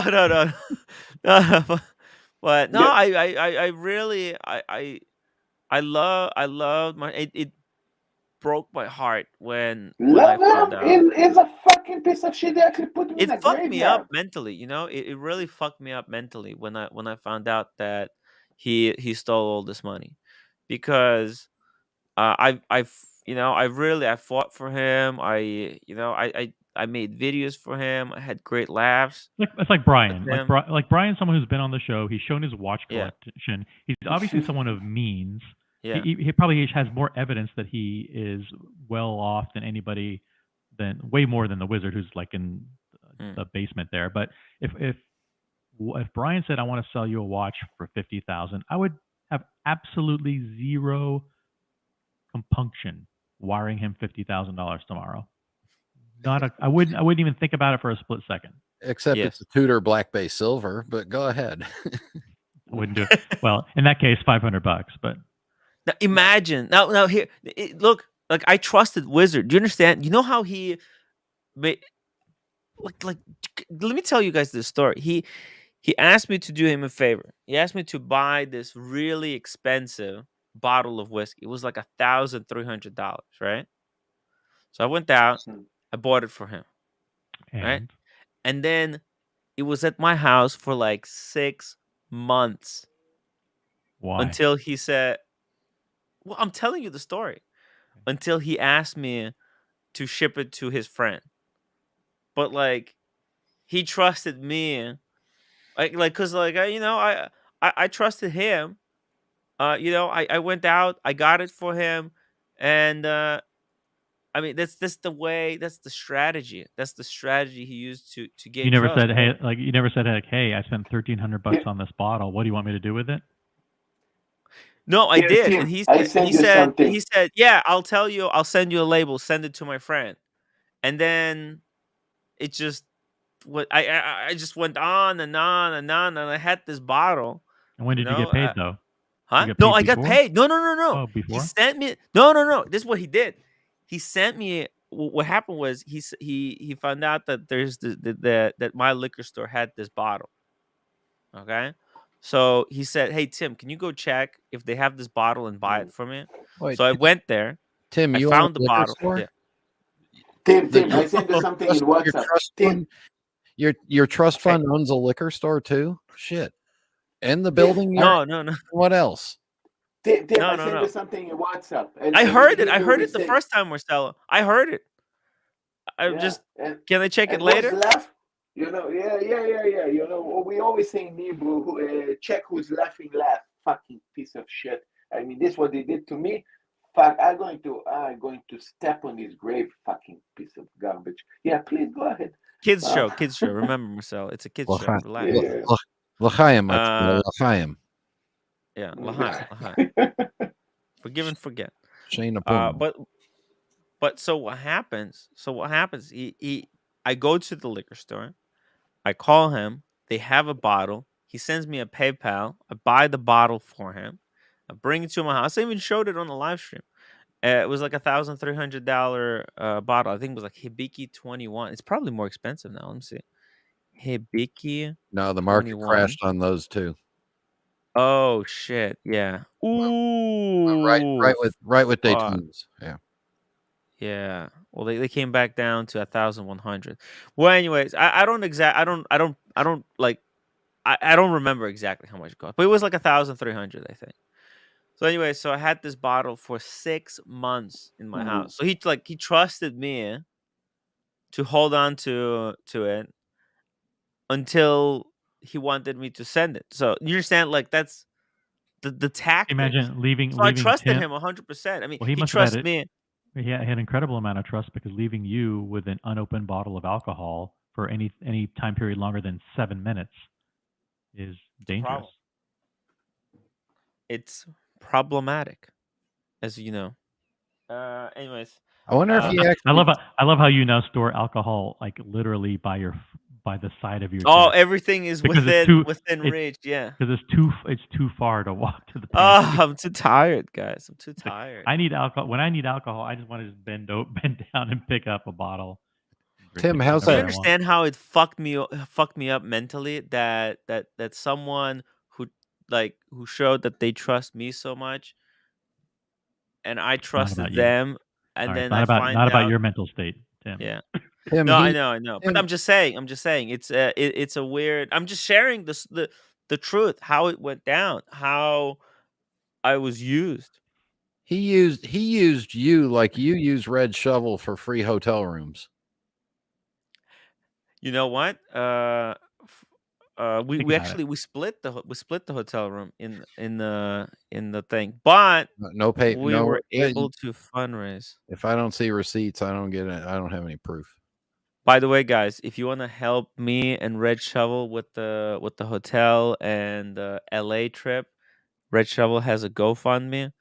Feel free to donate here. I'm gonna drop the link to the GoFundMe. There you go. By the way, Ed Sheeran donated. We have some big donors. John Ed Mayer. Sheeran, John Mayer donated 25 pounds. I mean, what a legend. What a legend. Rolex Sucks donated 85 pounds. I mean, that's just fact, but uh Dude, yeah, some Lolex cool is loaded. people. Lolex is loaded. He's got bank accounts in London. Mm. Shit. Wayne Basha 279. Hey, Brian, happy IPSD. What does that mean? It's a secret code that only Wayne and I understand, and I can't tell you because it would just ruin you. Okay. Fair enough. Fair enough. I don't understand some of the stuff. Bondage and this, so it had nothing to do with his offer. If his prices were the same as Watchbox or other major grades, you still would have chosen the Wizard. I think a lot of people would have, because they got to know They wanted to him. support him. They wanted to Yeah, help him. They wanted to yeah. support him. Support the little guy. Support our own. His offers weren't. In some cases, they weren't better or worse. They were right in line. Sometimes to entice somebody, the offers would be intentionally low. Like, hey, I could get you a, Speedmaster 321 for, 2,000 over list. And you'd be, oh, really? That's a pretty good deal. Those are selling for 10,000 over list or whatever. But when he was buying watches, the offers were fair. Remember, the market was going up and up and up, so you could make an offer, and 3 weeks later, the watch would be worth more anyway. So. Oh yeah, I mean, during that period of time, if you could buy a watch and hold it, you were literally making money. You were making thousands by just holding it. I mean, root beers went to what, 38,000? Something crazy. It was insane. It was insane. So if you let's say buy a root beer today, and you don't pay, the price is just going to keep going up. And then you can buy some. You can say Mazal, and this is what a lot of scammers were doing. They would say they're buying a watch, and then they would wait to see if the price on that watch was going up or down. If it was going up, they would pay what the watch was worth last week. If it was going to go down or not go up, they would just say, you know what, I changed my mind. Ryan Vlogs Life, $2. Tim, please discuss Poppy control over Gringa. Let me ask you guys: do you think Poppy is kind of manipulating Gringa in the shadows in the background, or do you think she's her own woman? Brian, what do you think? Because I'm just, the only reason I'm saying this is because Ashin seems to believe this theory. I think What do you watches. guys? I think watches are assets. Okay, fair enough. What about saying? Let them Let them eat cake. eat cake. Let them eat cake. Someone who has absolutely no understanding or concept of what it's like to be involved in controlling and manipulating a YouTube personality, I wouldn't know where to start with that answer. I have no idea. I don't believe it's possible. I can say that Watch Poppy has a better taste in YouTube puppets than OC does. I mean, I mean, if a Gringa is a puppet, then I'm probably a puppet myself as well. It's not a good thing to be a puppet. So right after this battle deal, you vouch for him, right, Tim? I'm not sure what he means. OC. Mr. Tutor. The bottle deal. The bottle. Well, the bottle deal, it kind of happened. No, what happened was I was holding on to the bottle when I was told this news, and it just absolutely, it broke my heart. It broke my heart because the bottle was just one of the gifts. And do you remember who you delivered? It wasn't a gift. Eventually he asked me to send it to someone, and he sent it to somebody as a gift. He sent somebody as a gift. Yeah, someone that he wanted to control. OC, over the years, Tim's gained extra weight. Have you had to upgrade the strength of the strings from strings to cables to puppet him? Or we've moved to virtual strings that are controlled by AI. So you're using mind power. But Mr. Tutor, to you, when I found out what was happening, every time from that moment on, I told people, if people came to me to ask about the Wizard. Does anyone ever tell you, Tim, that you over-explain? You always over-explain issues that are likely to because get he you into says trouble. you vouched for him, Tim. So after the bottle, after the bottle and during the bottle, I was vouching. But right after I found out that that he stole 150,000, that was the first time. That was the first news that I've got about the theft. Speaking of master manipulators, Speaking of master of puppets, or just puppets. Hello. Daniel! All right, wait a second. Daniel! Wait. Whoa! what is I going thought, on here? you know what? I thought it was the dog trainer for a second. Yeah, Daniel, yeah, what's I'm that? starting to look like OC's brother. Holy shit. All right, What wait a second. Wait, I'm going to say this. There can only be 2 wisecracking, sarcastic Jewish guys on the stream right now. So I'm going to bow to the master that is Daniel Katz and bid you all good night. Brian, we'll talk later, man. We'll talk later. How Okay. sneaky. Okay. I was going to leave. Master. Cheers. Bye, Brian. Bye, Brian. Big Meech, thank you so much for the $10 super chat. Who cares about Gringa? She's more relevant than Joe Biden as president. More Thank irrelevant. you, Big Meech. Big Meech inserting some politics. Some Do you know that? juicy politics into the chat tonight. By the way, Do you know, guys. Okay. No. By the way, Daniel, I don't know. Yeah. Have you been watching? Have you been following the streams? A little bit when I was in Costa Rica. A bit. Like I can't start speaking inside a tent that can travel 10 miles. I almost got killed by someone already for being Who too did you loud. almost get killed by? Whoa. Well, just not killed, but I was too loud in my tent. I can't talk loud in a tent when you're with a group of people because the sound travels where I was in Costa Rica. So I couldn't really participate in the stream, nor would I want to. I'm taking a break. I'm in the woods. I'm supposed to enjoy it there. That's right. Enjoy my torture there. Oh man, I picked the wrong week to break these news. Something about the wizard, basically, right? Yeah. Basically, and Daniel, you were almost one of the victims of That's the right. wizard. And OC was covering my back like an uncle. He called me. You want to recount what happened? What was the situation? Okay, so what I did is one of my beautiful Mings that George Varghese likes, not the one I kept pushing. Wizard should have kept those Mings. Uh, if there's a pair of watches that should have been stolen by the wizard, man, even Wizard didn't take the Mings. Fuck me, Dad. He's got good taste. That brand has no future. Okay, Mings. and never mind that. Anyways, no, but please. No, tell the story, please. Please break it up. So, I'll shut up.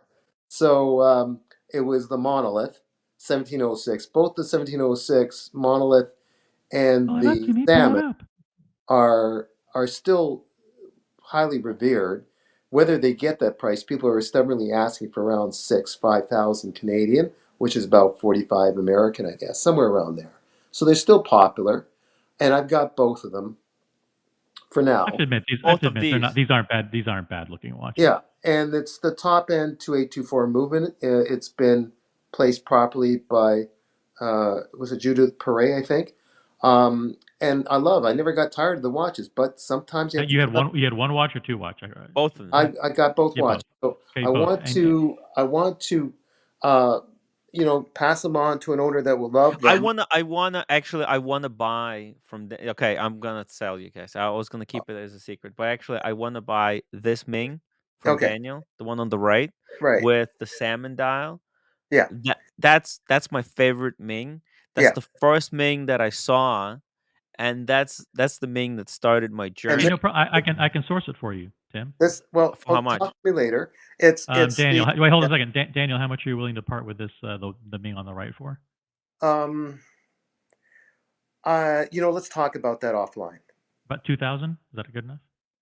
I want a little bit more than that because it is. Okay, how about 3,000? Asking. I'll tell you something. I'm not going to. 3,000 good? 3,000? That could be good. We'll talk later. Okay. Hey, Tim, it's 3,500. Are you okay with that?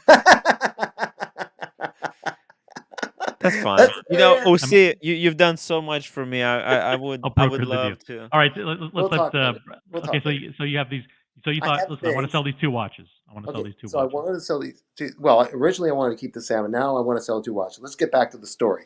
So the monolith, I just happened to mention to Wizard because he was well liked then, maybe still liked to some extent by some.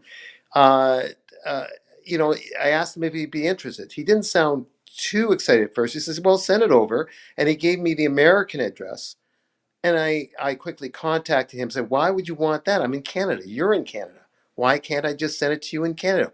And his email was sort of like, "Oh, okay, send it to this address." Give me another address, maybe near Cornwall. I'm not sure where it was. He didn't know that you weren't in the United States. He should have known. I think he knew I would. No, he knew I wasn't trying. He just was maybe thinking He of too many forgot. things, or he forgot. I don't Well, he know was scamming other people while he's scamming you. I don't know what was going on in his head. But he Yeah. knew I was in Toronto based because we had conversations before. But he's talking to a lot Weird. of people, OC, so who knows? And he So forgets. he sent you a label. It's like, listen, no problem. Send over the watches. I'll take a look at them. And you say, I'll send you a label. And then you get the label and you put the watches in a box and you You ship sent them. both of these watches, right? No. I was still interested in keeping the Ming, the salmon at that time. Uh-huh. So So you I sent sent the black one, the monolith. I sent the monolith. So I send the monolith, and I get hold of him about a couple of weeks later because I thought I would have heard from him. It says, and he answers. Approximately what date did you send him the watch? And did you Oh discuss price? golly, I now at this time I can only tell you in terms of weeks. I can't remember the dates. That's I'm okay. sorry. That's okay. Yeah. So in terms of hey, this is getting a little bit late. I haven't heard from him. So I call him, and he was acting as if like Wait a minute. Did you agree on a price, or you just said no, no? I was being You just sent him the overly. watch, and then you would talk about it. That's right. I was being Okay. overly flexible. I was saying, look at it. Let's see. We'll discuss it later. Try it. See what you think. Da da da da da. What's there to look at? Get What as does he need much to as you inspect the watch? can for it, He doesn't right? need to Like, inspect the watch. It's a brand new watch, right? No, I wore it for a little bit. Okay, you wore it. Yeah, I wore it a little Fair bit. It's enough. good as new. So I sent it to him, uh, and it was like he was very defensive. As soon as I got hold of him, finally, after a number of times of getting hold of him, he said, "Daniel, I'm in a rush. What are you? I'm just starting a business. No, like I'm in a rush. What do you need?" Well, look, I'm just checking. No rush. I was being a wuss, quite frankly. yes. I say, "No rush. Just take a look. Okay, Dad, don't worry." So then a number of weeks go by, and this Pretty sort good of thing is impression. kind of repeated. And then I finally kind of say, um, you know what? You better just give it back to me. And he gave it back. I don't even know if he opened up the box in the first place. So I was lucky. Wow. The process didn't even start yet. And then UOC called me. You actually phoned me through Instagram and say, "Are you okay?" And you gave me the warning about certain things going on with that area in the You don't have industry. to be cryptic anymore. It's all out in the open. Okay, so you told me that you've you told some words to Wizard, and you're willing to help me if things got out Don't fuck over Daniel Katz. Something Get him Nobody along those that fucks over line. watches. Daniel Katz, especially Yeah, for this Ming, this The beautiful black unsellable Ming. Send watch. it We back. want him to suffer. yeah, and this will help, gentlemen, because the truth may come out that I'm not really owner of Katsadilly. It'll help fund. It will help fund my dear, deeply unneeded Panerai that I'm getting. By Ooh, when is that coming? When is that coming? I think I'll pick it up early this March. I'm just putting a second installment that I'm going to pay for regardless of what happens with the sale of these watches. I'll get it anyways. Are they But giving you a good discount? that is still where I have to push a little bit more. I can't tell you anything more about that. They're getting me. It's more in the straps than the price. Like 3 Oh, they're giving straps. you a few Yeah, straps. yeah.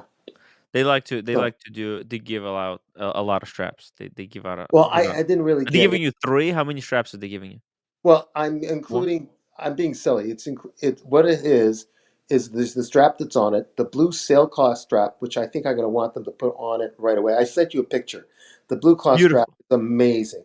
I'm going to have them put that on first Mhm. as soon as I get it out the door.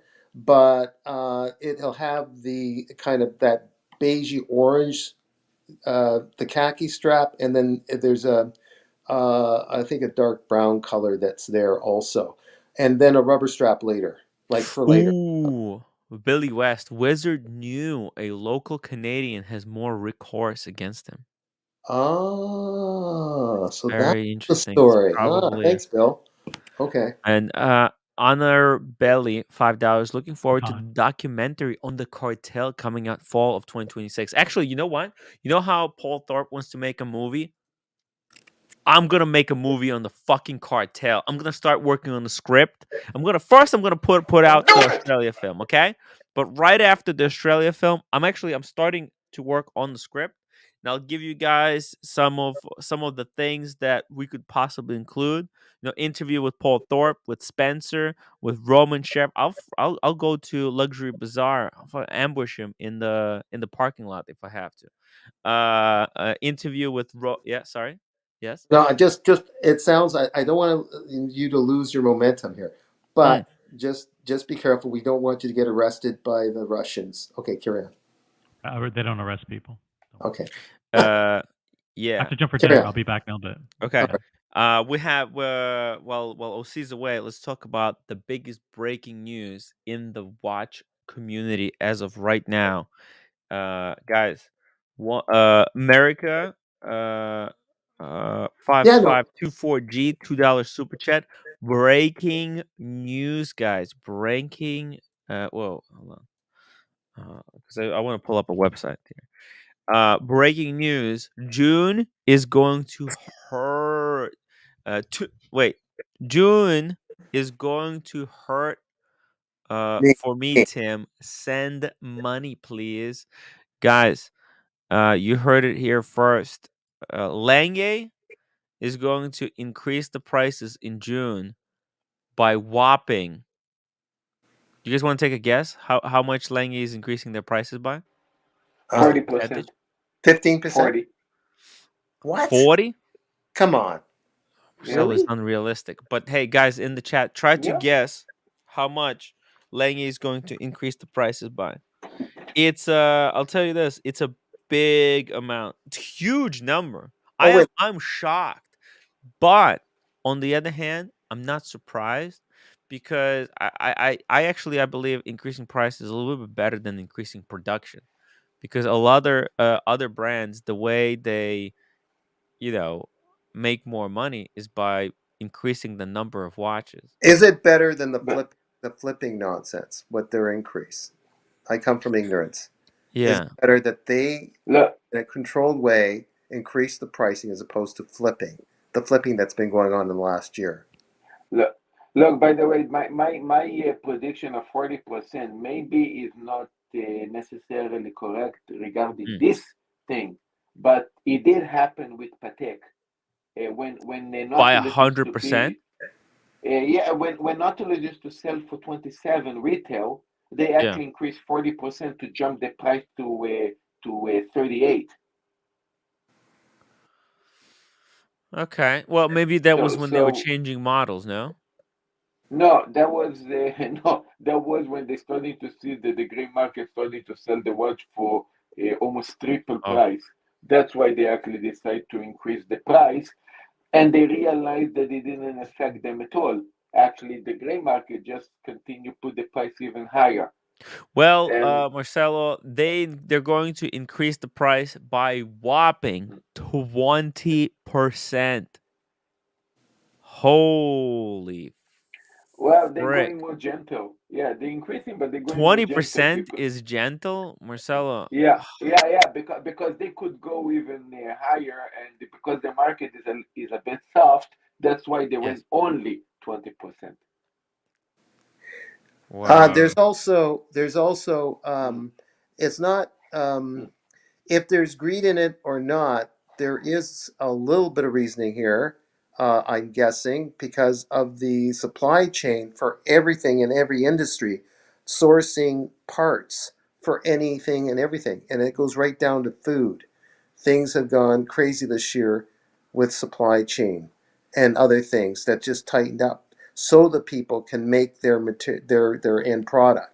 So in this case, it might be also with the watch industry. Am I excusing Lange? Totally no, but that might be part of it. Yeah, I think I know that that Lange said they're not going to increase. In fact, they said they're going to cut the production. Mm, When COVID hit, uh, mm. a lot of brands kind of had reduced capacity because of worker to protect the workers. But Lange said they're going to decrease production. And Yeah, by the way, so for example, the Zeitwerk just got reworked, right? And because it got reworked, it got price increase. Like the previous version of Zeitwerk cost 90,000. The new version with the quick hour adjustment uh got price increased by 20,000 already as it is. So I think, see, it says price on request. I think the current price of the Zeitwerk is like 110,000. So increasing it by another 20%, they'll go from what, 110 to 130,000. Tim, they It's could be going to be smarter like crazy. Rolex. They could be smarter like Rolex. Rolex increased the prices twice a year with 5%, 7%, right? I mean, they always do twice a year. Yeah, I mean So, Rolex does it like Isn't 5%, 10% top. yeah. isn't April around this time? April, March. This time it's earlier, but isn't around April the time where all the companies do some kind of increase announcement? I mean, I don't think they really plan it. Like, there's no set Oh, time okay. frame when they increase the prices. It's just random. Oh, all right. I know Rolex increased prices like twice, and it was at different Yeah. times during the year. Right? Had Oshin has spoken, by the way. Yeah. Sheen, hey fellas, I had a relaxing evening with my daughter away from all this stuff. Needed to recharge 100%, man. Yeah, Uh of course. uh yeah, you gotta take care of yourself. You got the daughter over, the take time off, unwind.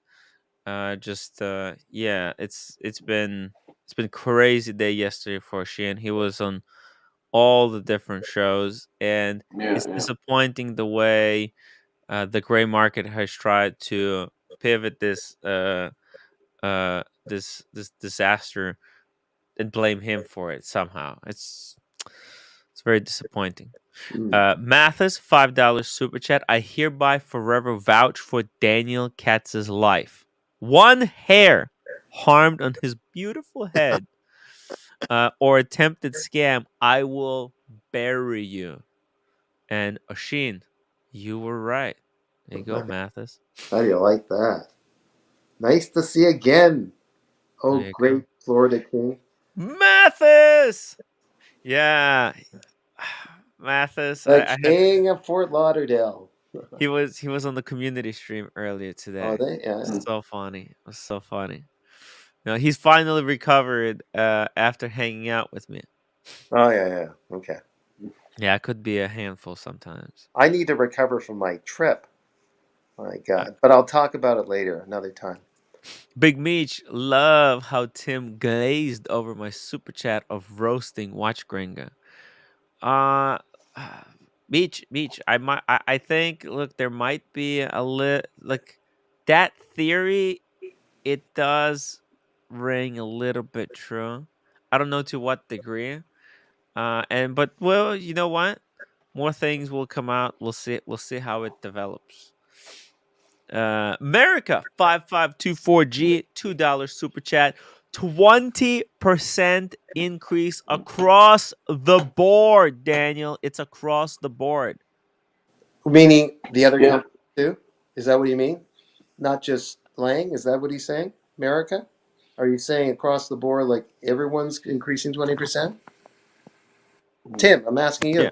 Yeah. Across the board. Every single watch, every single model, uh, Oh, okay. everything is getting a price increase at retail. So what does this mean? What does this mean? This means if you guys wanted to, this is seriously going to affect watches Lange prices on the gray market, okay? Because if there is a Lange that you were looking to buy, okay, I highly recommend you get it now before these price increases hit the market, because then all the gray market dealers will be justified to increase the prices on the gray market. Like, by the way, look at this, that Lange Saxonia Moonface. He had two, I believe. I think Brian bought the one that was for 24, but there's And one for 28. I would warmly recommend, please guys, contact Stefano because he will give you the best deals. Not sure you guys will get the watch, but you guys will get the best deal. You will get the best deal, but you might not get the watch. You'll definitely get the best price. The watch delivery is not guaranteed though. Good line there. Yeah. So yeah, so if you guys were interested in getting one of these Langes, please don't wait until the price increases. I think actually, wait, who was it? Was it? No. Brian has the black one. Who wanted to get a Lange? Daniel. Someone wanted to get a Lange in the watch community because Brian's got his black Saxonia with the moon face. It wasn't small G, was it? Oh, it wasn't small G. No, I forgot. I don't know. Someone. Can't remember. I think they bought it because they were telling me that there was two. And America, I hope you get your data graph delivered before this price increase, because 20% hike. That's a lot of money on a data graph. We're talking about additional 20,000. You're right. I'm gonna have to send you my trust fund. So, so if you're in a situation like you, Tim, now you like your watches, you have your collection, but if like everything else, things well, we had a market dip in general, Mhm. but as long as you have something there in your collection, I don't mean you in particular, Mhm. that is increasing likewise, then one can Mm. still handle this 20% that's going on with Lang. If you're willing to unload something in your collection that is on always, that's going up in value too, I guess. So Yes. then you can handle it. Whoever you is, Yeah. not Whoever he or he she or is. she. Yeah. He or she or him or her. It's like a house, the markets of the house or property or something. Same. Exactly. Exactly. Let's see. Is there any Lange that you would be personally interested in, No, Daniel? no. I'm just trying to deal with the Panerite that you somehow Talked brainwashed you me into. into getting. No, brainwashed me in a way. You didn't talk me into it. It's a great watch. It's a great Yeah. watch. You'll be really happy with it because you have those freaking Steinhardts. You have to sell the Steinhardts, by the way. Well, I don't know if I can get much for them, but You can get like $300 on eBay. You can get no. some. Tim, let that go. I got to be me. Everyone's their own boss, okay? I still like those Steinhurts, actually. Call me Damn, crazy. I like those guys. you're I'll crazy. give that. Maybe the square one. I liked it for years, but you may have gotten me hooked on Yeah, the get spaghetti. rid of that square But the piece of round shit. one looks so. It's not illegal. It's a homage of the pilot watches before IWC even was, like, IWC wasn't the only one that was making it. There Mm, was a whole bunch of companies, LACO, a whole bunch of companies were making that model from the 30s. And IWC pumped it with extra style later mhm, on, and that became the big go-to watch. So it's not like it's really stealing from anyone. It was a commonplace design of the dial of the NAB. And so I kind of like it still. I paid good money for it way back when, maybe wrongly, and I like the family. I like Mr. Steinhardt. I'm going to keep that mhm. one. The square one I might get rid of, actually. The one that you totally don't like, the gold, the fake gold or the gold plated one that you nicknamed whatever. What a picture! My goodness! Look how amazing that Holy smokes! that panorama looks. So man, Yeah. oh man, I had so many chins. Jesus. Yeah. Oh Wow. man, that shovel looks really handsome. I know. I hope his kids realize what a handsome guy. They look amazing. Sorry, I Shovel looks actually a was little bit too spooked. serious. A You little know bit what? too That serious. smile of mine looks too fake, Tim. That's the only problem. It's a fake smile. Fuck that. Maybe Uh, you can paint me out there, like what's it called? Brush me out of there. no, no, no. We like you there. Yeah. We like you, Daniel. We need you there. Hey, what was that in the? Hey, wait a minute. Was that in the design district where we took that photo? Was that Oh design damn. district? Okay. Hold on. We need to go back to this Sorry. to the Meech super chat. Oh, okay. Okay. Okay. All right. Okay. He doesn't feel like he got value. Okay. Okay. Sorry, Meech. No, Sorry. no, it's all right. It's all right. Yeah. Sorry. Wait. I think it was this one. Who cares about Gringa? More irrelevant than Joe Biden, a president. More relevant than Joe Biden's presidency. I think he wanted I'm to not say. going to get into that one. Was it this one? I like the pen. Okay. I'm sorry, Okay, I lost it. Meech. Okay, Marcelo, calm down. Marcelo, calm down. Please, calm down. Boston Collector, I'm worried about other brands following this. RM, FP Journe, and Vacheron. Well, you know what? RM is already kind of doing it Well, because I already brought this up, right? I already brought this up. yeah, right? Like every new model that they release seems to be like 1 million point 3, like 1.3 million, 1.8 million. They're just like coming up with these prices from the top of their head. How much should we price this one? I don't know. 2 million. It's like, Yeah, it doesn't make sense. It just let's put the price whatever we want. It's okay. yeah, It's okay. it's completely disassociated with the real world. It's insane stuff. Insane. What's this? Oh, hello. Hello. It's Daniel's father. Dad, say Hey. hello, Dad. Hi, everybody. Hello. All right. Okay. I'll talk later, Tim. Okay. Daniel has to go Nice. take care of his father. By the way, Daniel yeah, look like 75, almost 80 years old. I mean, his yeah, I father don't is like know. nothing or About something. it. Nothing about it makes sense. How is he able to live this long? I mean, I'm 33 and I'm having lower back issues. Okay, Marcelo, just so you understand, I'm 33. I have lower back issues. This guy is flying to Costa Rica and doing yoga on the beach. I mean, and walking on coals. It's insane. Uh, Logan Well, Hall. Daniel is 142. His dad is 228. I know, right? yeah, no, that's what I tell you. It's amazing. Father of youth. Buckley. Tim, can you redo my emoji? Yes, I can. Hop on the stream. We're gonna redo it. We're gonna redo the emoji. Uh, by the way, look at this is like a bargain in some way. This Lange right here, the Lange one, the Grand Lange with this overlapping dials. On the standard version, these dials don't overlap, but here they do. And it creates this crazy illusion.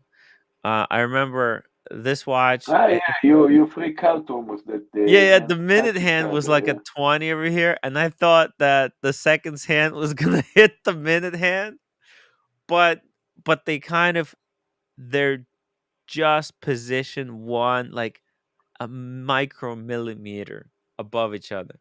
So when they perfectly pass each other.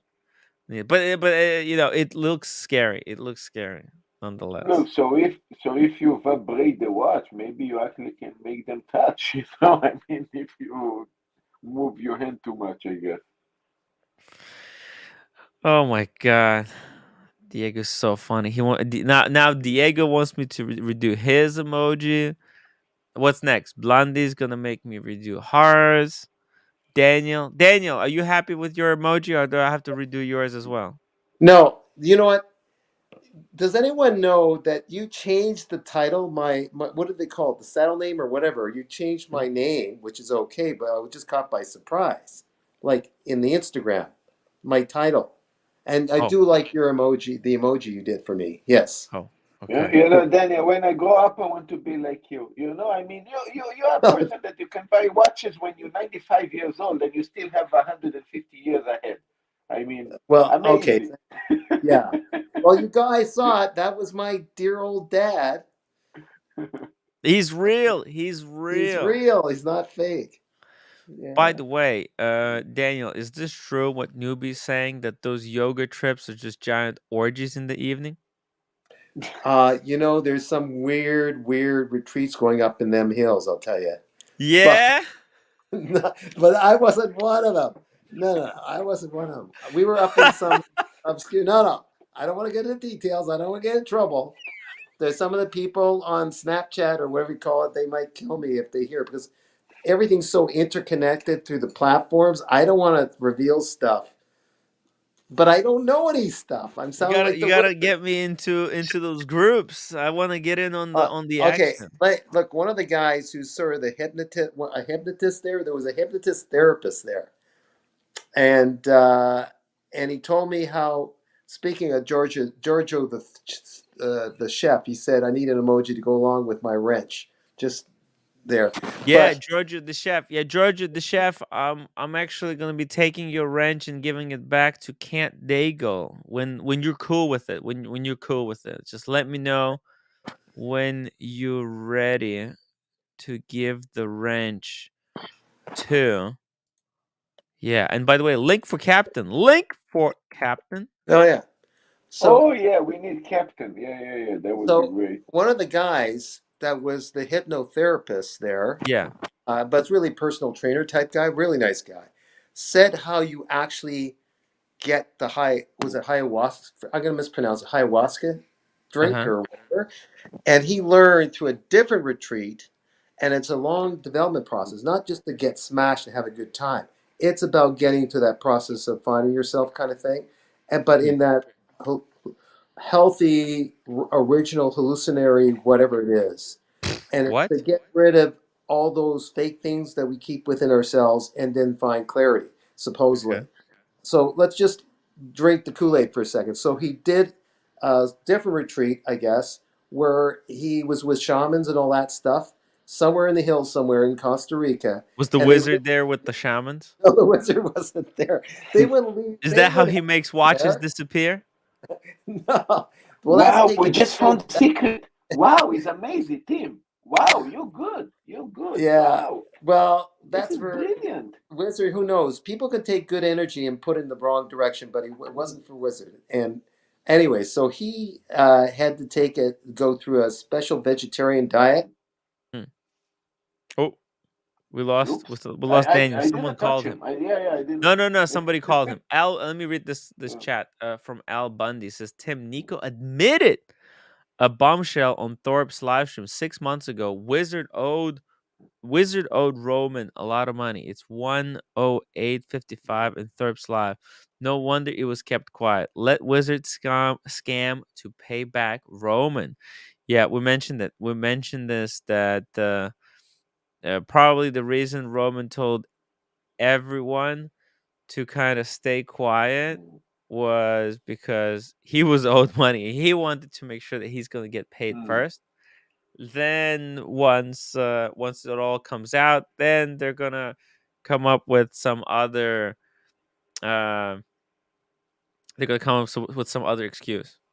So, but I think look, it's enough excuses. look. I think this all cartel YouTuber cartel watch dealers. They are all phony. Nobody have money. They Hmm. all playing with inventory of the customers, and they playing with money that they own. They Yeah, there's don't still own. at this point, it's basically it's he's stealing from Peter to pay Paul or something like that. Yeah, yeah, You know, exactly. that's what it has come down. I think that the only way to make sure everyone is square is Roman has to cover the losses, and then the Wizard can, work his ass off to pay back Roman. That's the only solution. I'm sorry, but that's the only solution that ensures that the victims get their money back. Because yeah, and listen, if they don't, that it's just gonna look bad for the gray market. Hey Mathis, are you in the jacuzzi? Mathis is in the jacuzzi. I might be in the jacuzzi right now, but this is not okay. All right, they went after cats. They went Yes. after babies' bedrooms. Okay, and Cats wants to talk about his yoga retreat for 2 hours. Put up the clip that Al Bundy said to put up. Dude, Tim. Oh, okay. Here we go. Put up the video that the blondie. Oh, Tim, okay. Here we go. Here we go. Here we go. Okay. Tim, Here we the go. only person that I feel is honest here till now is David H.W. Really. Oh yeah. Here we go. Here we Yeah, go. Hold on, Marcel. Hold on.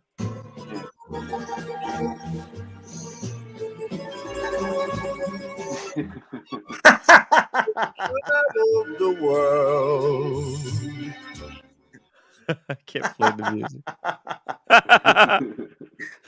That's beautiful. Yo, Blondie. Unbelievable.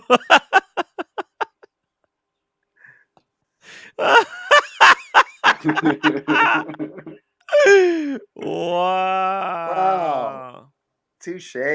Wow. Did Blondie. Blondie do that? Holy smokes. Yeah, Blondie. Wow. Excellent job. Excellent job. Man. you see, Tim, we always check in the David H.W. Always. He have inventory or he doesn't have inventory. He will never take the money of if he doesn't have inventory. Yeah, He well, will David never SW sell only sells watches that he has in stock. Exactly. He doesn't bullshit. I mean, look, if you need a watch sourced, he can probably take a deposit and then find the watch for you and then, sell it to you at whatever the price is, huh? I think regardless of what history he's had, Anthony's been pretty good with that. Anthony Farrer, where he tells up front that he's going to try to source it for the individual if they want it. Well, you mean to Timepiece Gentleman? Yes, him. He's actually Yeah. been on that, and he tells the person up front, well, I don't have it, but I think I can get it if you can hold on for X days or something. But he wants a little bit of a commitment, but they're not stuck. They don't lose their money if they can't get it. But he's been successful at sourcing things, I think. Yeah, but some people there is the right way to source, and then there's the wrong way to source. What's the right way to source is when you don't list that you have a watch. Right. No, I hear you. I hear you. You go to Chrono 24, right?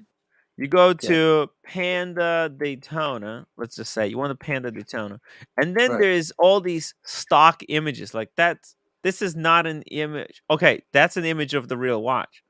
But that's not the image of the real watch. And sometimes Tim, and also when you source the watch, you source it with your fucking money, and then you double check if the watch is kosher or not. And when it's good, then you actually do the transfer. You don't play with the customer money sourcing the watch.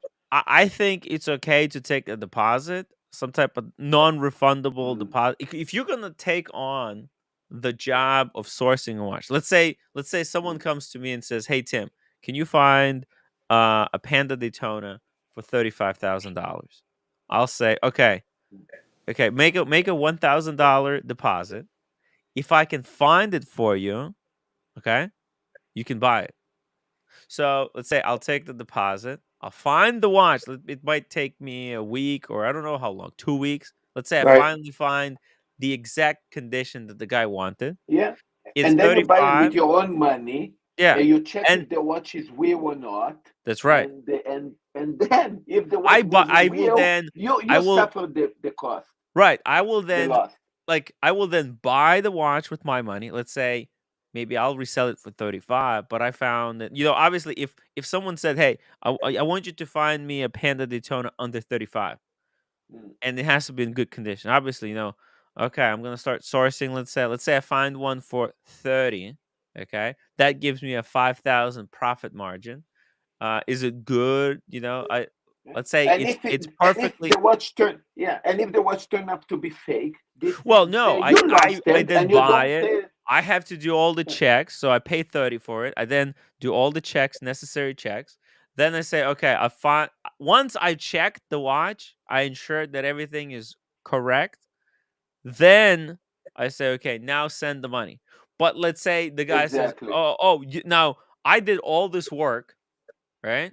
And let's say the guy says, oh, actually, I changed Hey, my mind. Well, then I keep the deposit. yeah, But right. But yeah, hold on. That's good. Everything's good. That what mhm, you said, but people don't realize what's included in that 5,000 potential gain that you might get from that yes. exchange is the money that you're going to have to spend to have a professional look it over and make sure that it's authentic.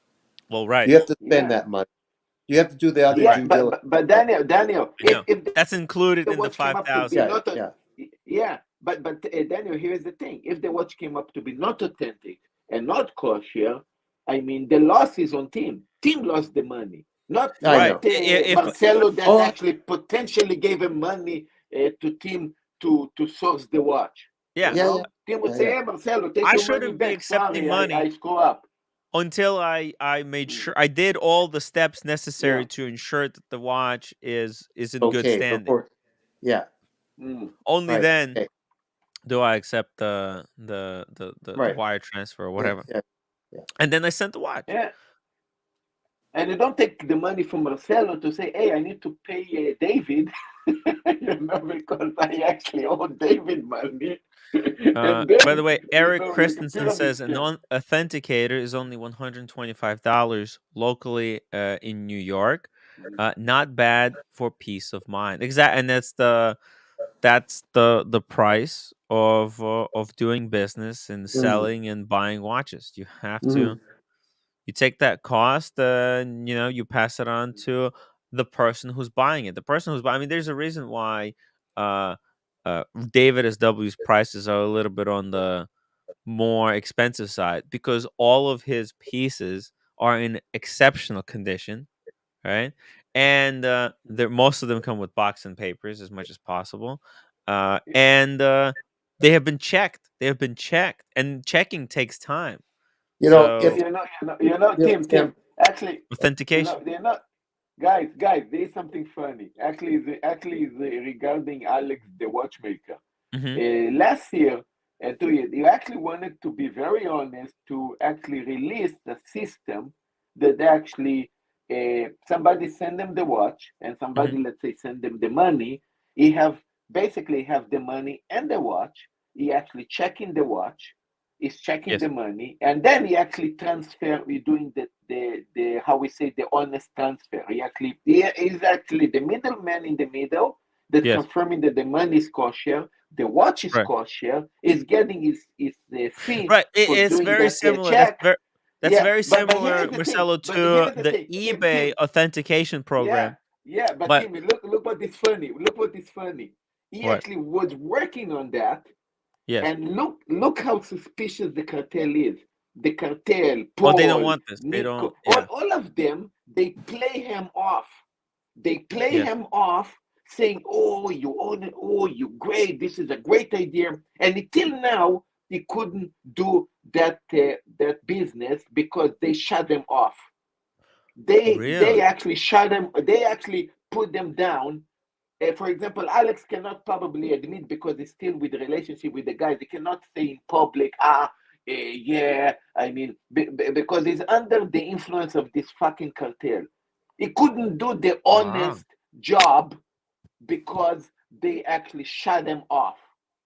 And I hope Alex not going to be pissed of me basically saying he's probably going to say, Marcelo, don't involve me on this. But Mm. but look, I actually trust that Alex is an honest guy and he really wanted to honestly do Yes. a safety way of people dealing with watches. And Yes. Nick got shut off because they say, hey, we are working on scam. We like to scam people. Don't interfere in our scam work. You know, we have to continue to scam people. You don't understand. Wow. You don't understand. Well, look, I get it. I get it, Marcelo. Yeah, it's an interesting idea. But look, obviously this is not scalable. What he's he's trying to do, because he's just one person. Eventually, he would have to hire other people, and unfortunately, there's just not a lot of people out there who have Yeah, but very this good would watch screw up. knowledge and are Yeah, honest. There's a lot but of this would screw up shady the watch fuckers. market. They would screw up Yeah. Nico and Roman, and they knew that's why they say, Alex, stay down. Really, Stay I had fucking no down. idea. I had no idea that this was happening, Marcel. You're breaking this news for me. Look, I mean, of course, Alex need to probably, when he's going to confront this, he's probably going to say, hey, Marcelo and guys, don't put me on this. I mean, Marcelo just saying, imagining things, because, you know, a You lot have of vivid things that can, imagination. That's a good point. That's a good yeah, point. because he's afraid. He's afraid of all this fucking cartel. The whole cartel, they are vicious. They are fake. And they want to continue scam people. Sorry, guys, please go on. Anyways, I All right, just thank you, Marcelo. off Man, topic. that was the longest story on the fucking planet. Jesus Christ. I want to say that hello to Mathis if he's still here in his whirlpool or wherever he was. Of course, he's there. He's there, of course. He's there in the dark, but he'll see the light later. So, yeah, I speaking of authenticity, Yes. it probably costs a lot of money for the ladies to figure out whether I'm authentic. Well, But are you still I using the particle digress. cream? Are you still using particle cream? That's Because part of the I don't know if you should be. that's part of the You're disingenuous part buffing of out. What you see, the problem is, Daniel, is that you're yes. buffing out the wrinkles, the natural scratches on your Oh, face, so it's no longer authentic. you're talking about like Not, Keith Richards. Just be yeah, like Keith Richards, it's just with Mick natural. Jagger. Keep it Yeah, natural. Yeah, yeah, yeah. Okay. that's how people like their Uh-huh. Rolexes. They Oh like yeah. them natural. They don't like reloomed Yeah, or yeah. dial changes, right? The Botox. It's like Oh, but doing a Botox is a can bust down I just equivalent want of to digress for the one more face. second. One more Yes. digress. Man, I know that deep down you're an effing good hiker because you went 33 miles without complaining about it for that fundraiser. So we went Yes. on all these crazy hikes in Costa Rica. We were down mountains where you have to carefully go down into the waterfalls. Nice. Uh-huh. Fuck, man. Sorry, excuse the swear, but you would have Hey, this loved is a kids show. it. Yeah. Amazing stuff. High climbs on dirt roads, like almost vertical, but there was a way of doing it and coming down. Like, this is stuff. This is your stuff. Yes. It was great. Okay, that's You my loved it. digression. Now you know why I really like hiking. It's amazing. Yeah. It's And good. it works on your knees well, too. Well, were you using tracking poles? One of my friends, this that I befriended, he's dealing with babies. She's a doctor. What's it called? What's the name for it? But a specialist. She uses special poles going up and down, not because she can't walk, but it just helps with the grip. No, I just was careful. I did the small steps and then was careful going up, and we go all the way up this long hill, and what we see is these cows that, without any effort, hopping up there to meet us. So crazy stuff over there. I didn't think I could do it, but lateral movement when you're going down, you have that lateral movement with the knees. Yeah, you Good got time. to be careful. You got to be very careful. People don't understand how dangerous just walking in the mountains could be. You can Yeah, slip, fall off a cliff. yeah, yeah, that's right. That's right. Hey, by the way, guys, we're gonna have an unboxing, an amazing unboxing here. So Who? Who? Who? perfect timing to break up the monotony. Yeah, but Uh, who? it's a good friend of the show. Okay, all right. You probably gonna remember him. Okay, He's always watching. He's not a big guy in the chat, but yeah. every time he hops Tim, on, he Tim, I'm going to unboxes go. something very special. I'm going to go. Yes, I got some warnings that Roman is after me. I'm a little bit scared. watch your So back. please, yeah, guys, please don't tell them where I go now. And I will hope I'm going to see you guys later. Oh, look at this, Diego. Is that true, really? Did you hear? Yeah, like, Oh hey, wow. is that me? Oh, he's a good actor, too. uh, Got character. And, oh, come on. I'm Jewish. To be wow, an enemy yes. of the states? Oh, man. That's amazing. That's amazing. The chisel, The yeah, chiseled look. Wait, hold on. Let me do yeah. this. Let me do this. Wait a minute. Holy fuck. Yeah. Whoa, you're right. It's 100%. Oh my Isn't god. that something? My Diego Diego, might be good impressed. catch, good catch. America 5524G $2 super chat. Does Pinky promise Trump a vouch or a vouch? Actually, I think of all these, the Pinky promise is the strongest bond.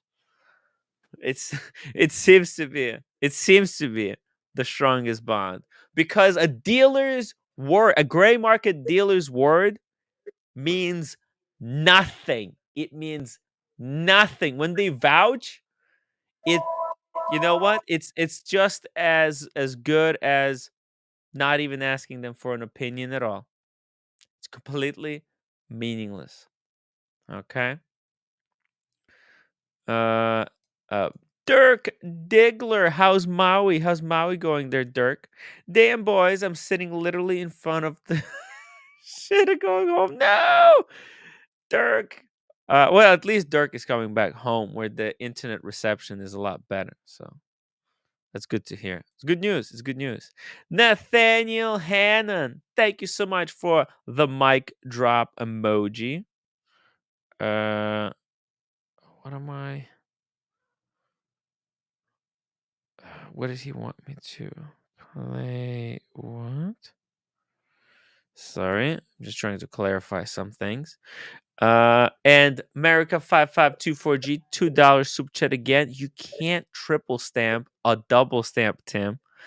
Oh, okay. Here we go. What does that mean? What does that mean? What you can't stamp triple stamp. Yeah. I don't even know what that means, but you don't have to explain. If you got to move on, don't Here worry. we go. Oh, Tell me this later. is good. Oh, this is a good clip. This is a good clip that I got, guys. Thank you. Here we go. Here we go. While our guest is getting in online, let's play this clip. This is I believe when Paul put me on the stream and then took me off the stream. It's like it was 2 seconds. I didn't even Oh, get to say really? anything. Yeah, yeah, Wow. yeah, yeah. Oh, Daniel, I want your reaction to this. Watch this. That's the past, but that really fucked me off rightly. And now I hear this shit. And I know 6 months ago he owed Roman a lot of money. That's what I know. Oh, it's a different clip. And I Welcome don't. to I the haven't welcome spoken to the about Tim and him. OC show, by the way. Hey, Tim. I haven't heard his name You're still dropping there. in many months. So. Ooh, So that damn. you weren't taken off there. You were just there. Yeah. That was before I was taken off. I think like a minute later I was taken off. But Why? Why again? Why again? oh, You don't because know. You're. I think Paul wanted to keep it within Oh, it had like nothing to do with. four people on the Was panel. okay. But He had. OC that kind of left, so it really Okay.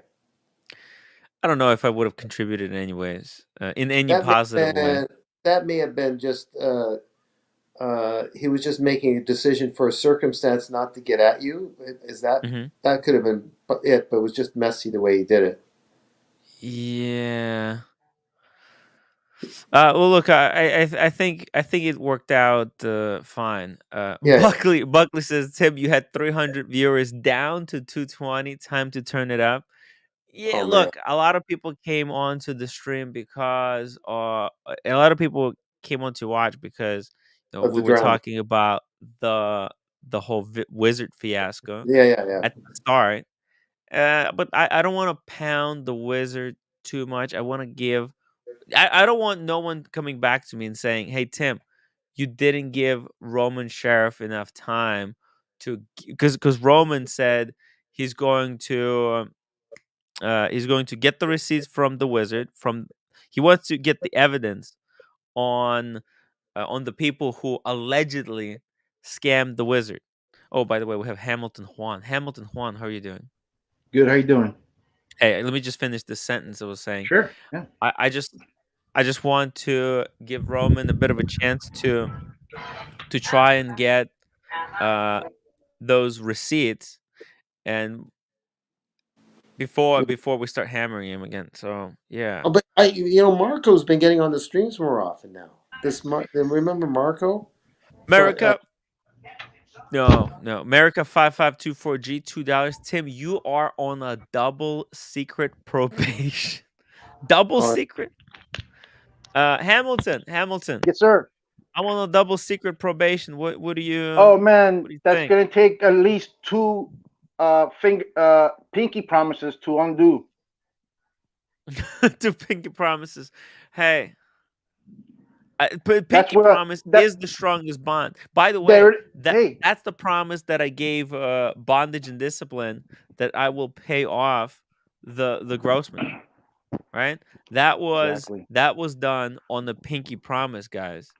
When I was negotiating the slow roll plan for this beautiful Maurice Grossman, that was done on the pinky promise. And guess what? And you have it in your hand. It's And gorgeous. I have the watch, and Bondage has his money. So there was no problem. There was no problem whatsoever. You see, I learned 3 things in kindergarten. Hey, Daniel. I learned walk in a straight line. That's 1. 2 is no talking in line. And 3, don't vouch for anybody unless you're willing to pay for the damages completely, 100%, because it's your word. And if your word is like if you're a man of your word, first of all, you're only going to associate with other like men that keep their word. Men like us don't hang around those riffraffs. Yes. That we know the people that we can trust. Yes. Yeah, that's it. I think it's very disappointing to hear from the gray market that there's 2 types of vouching. Oh, I saw that. You know? I saw that. Yeah. What are the 2 types? Oh, here, I'll play it for you. Okay, Daniel. all right. Let me tell you what I consider vouching. I mean, if I vouch for someone, when I vouch for someone, I do it one of 2 ways. If tomorrow somebody asks me, hey, Roman, would you vouch for Nico? I don't hear it. I would tell people, yes, I would vouch for Nico. What do you mean you can't hear it? If he doesn't pay you, I will pay you. When people have asked me to vouch for Stefano numerous times, my response is the following. It's a second type of vouch. Why you can't hear what he's saying? I don't know. Maybe it's something to do with my iPad, but I didn't hear. Like you put it on. Oh, you have to click a button. I think at the bottom there when the iPad. Oh, do it. Oh, don't worry about it. I'll look at it again. I'll have Diego explain it to me later. Hey Diego, thank you for joining us. The show has really fucking died over here. We're sinking. And you're eating a donut. I can't hear. You can't hear? You can't hear me? I don't know why. Oh. That's a problem. That's a problem when I'm doing a show and nobody can hear me. Daniel, can you hear me? I can hear you. When the tape was on, I didn't hear. It's interesting. Okay. Well, maybe I was supposed to tap something. Maybe. I don't know.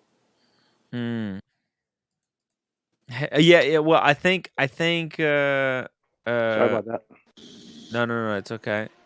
I think on the iPad, when I play a clip, there is a button that shows up that says, "Hey, tap this button to hear the voice." Next time. And is that a Okay. double glazed Diego? I just want to know. It looks triple glazed. I got this for free. Come on. Whoa, you gotta have to take it.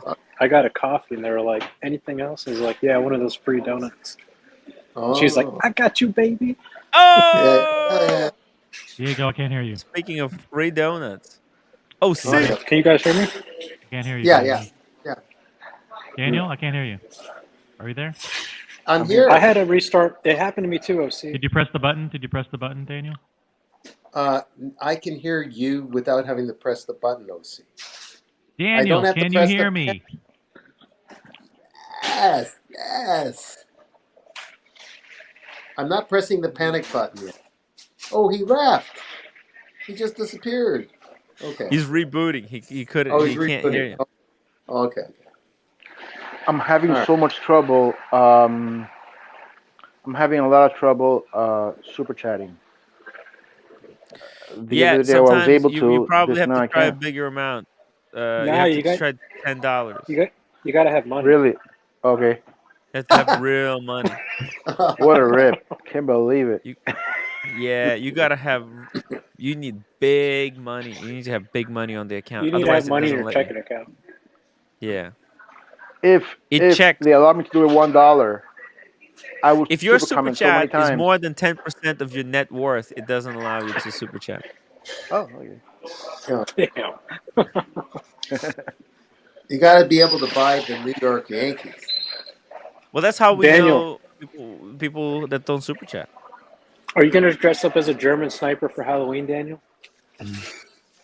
Oh, no. I don't usually dress up for Halloween, Diego. I'm sorry. Aww. I hand out candy to the little kitties. And sometimes I let the kids do the tricks. And Careful what you say next. America 5524G, $2 super chat. Tim, please triple vouch. Can you vouch? Will you take a vouch? What do you say? Diego, how insane is this cartel? I didn't know there were 2 vouchers. Who knew? You know what? Somebody that has no life needs to go back. Maybe you, Tim, needs to go back through all of Roman's videos where he talks about vouching and what that means. I know I've heard Roman say the word vouch. I didn't make that up. I've heard him say it 1,000 times. I second that. I vouch for this guy. You know what I mean? Like, there's got to be some video where he's talking about vouching.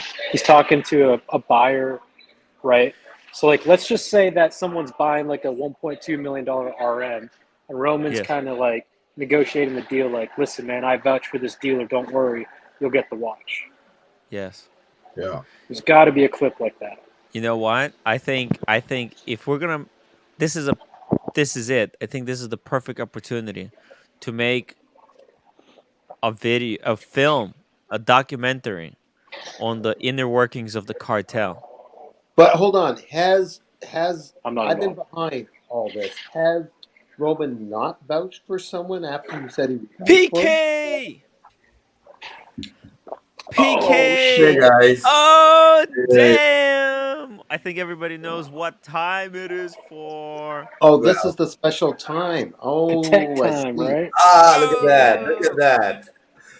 Attack. Well, actually, it was so hard the last few days, so I didn't want to click. You guys were, dealing with major issues. I'm not. Yeah. I totally don't understand it, but, whatever it is, it's much more important than me showing up on this. So that's good. Hey, PK, really appreciate you, picking the perfect time. To come and do this this I got the unboxing. message, man. When you said that it's a boring day, that's when I should show up. I am the boring guy, so that's okay. Yeah, we're drowning over here. So I don't want to make it that I come in only to unbox a new watch, but it so happens that it happened this time too. Hey, nothing wrong. Yeah. You know, this is how most people start their appearances on these streams. You know, they start just showing up when they have an unboxing. Yeah. And then, you know, you start to get a little bit more comfortable. You get to know the characters on the streams a little bit more, you know. You befriend And then Diego, Buckley, Daniel, and then you can come on and stay for longer and you get engage the some. host late night. Then you Yeah. get the host late night TV. Yeah. And then you end up sleeping with me in the same hotel room in Miami.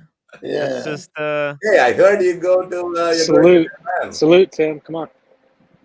There you I go. heard you Oh were yeah, going it's to President's Japan. Day. Is It's that just President's a Day. thought, or do you actually have a plan to go to Tokyo? No. I will be. I need to actually start scheduling that trip. No, we're planning to go in July. But Diego, are you coming? You're still coming with us, right? June, June, What month is it now? February? June. No. Right now it's February. Yeah, in June. My wedding's in July, so June. maybe we'll Yeah. see. I Okay. frequently go to Tokyo for work, so I thought maybe it'll match up, but not in June. In June, I'm planning on going to Bangkok again. You know why, but that's another story. Yeah. The 4 floors of horror. Yeah. I'm just Yeah. joking. It was a joke. Well, I'm still thinking through that joke, but Archie made a video called. Never mind. Before you do what you're going to do, what do you just have time to be in Bangkok and whatever you're doing, or do you get in to June, on June, I'm stuff? going to go be in Bangkok. Again, I know a friend of mine who lives in Bangkok who owns Oh, big showrooms.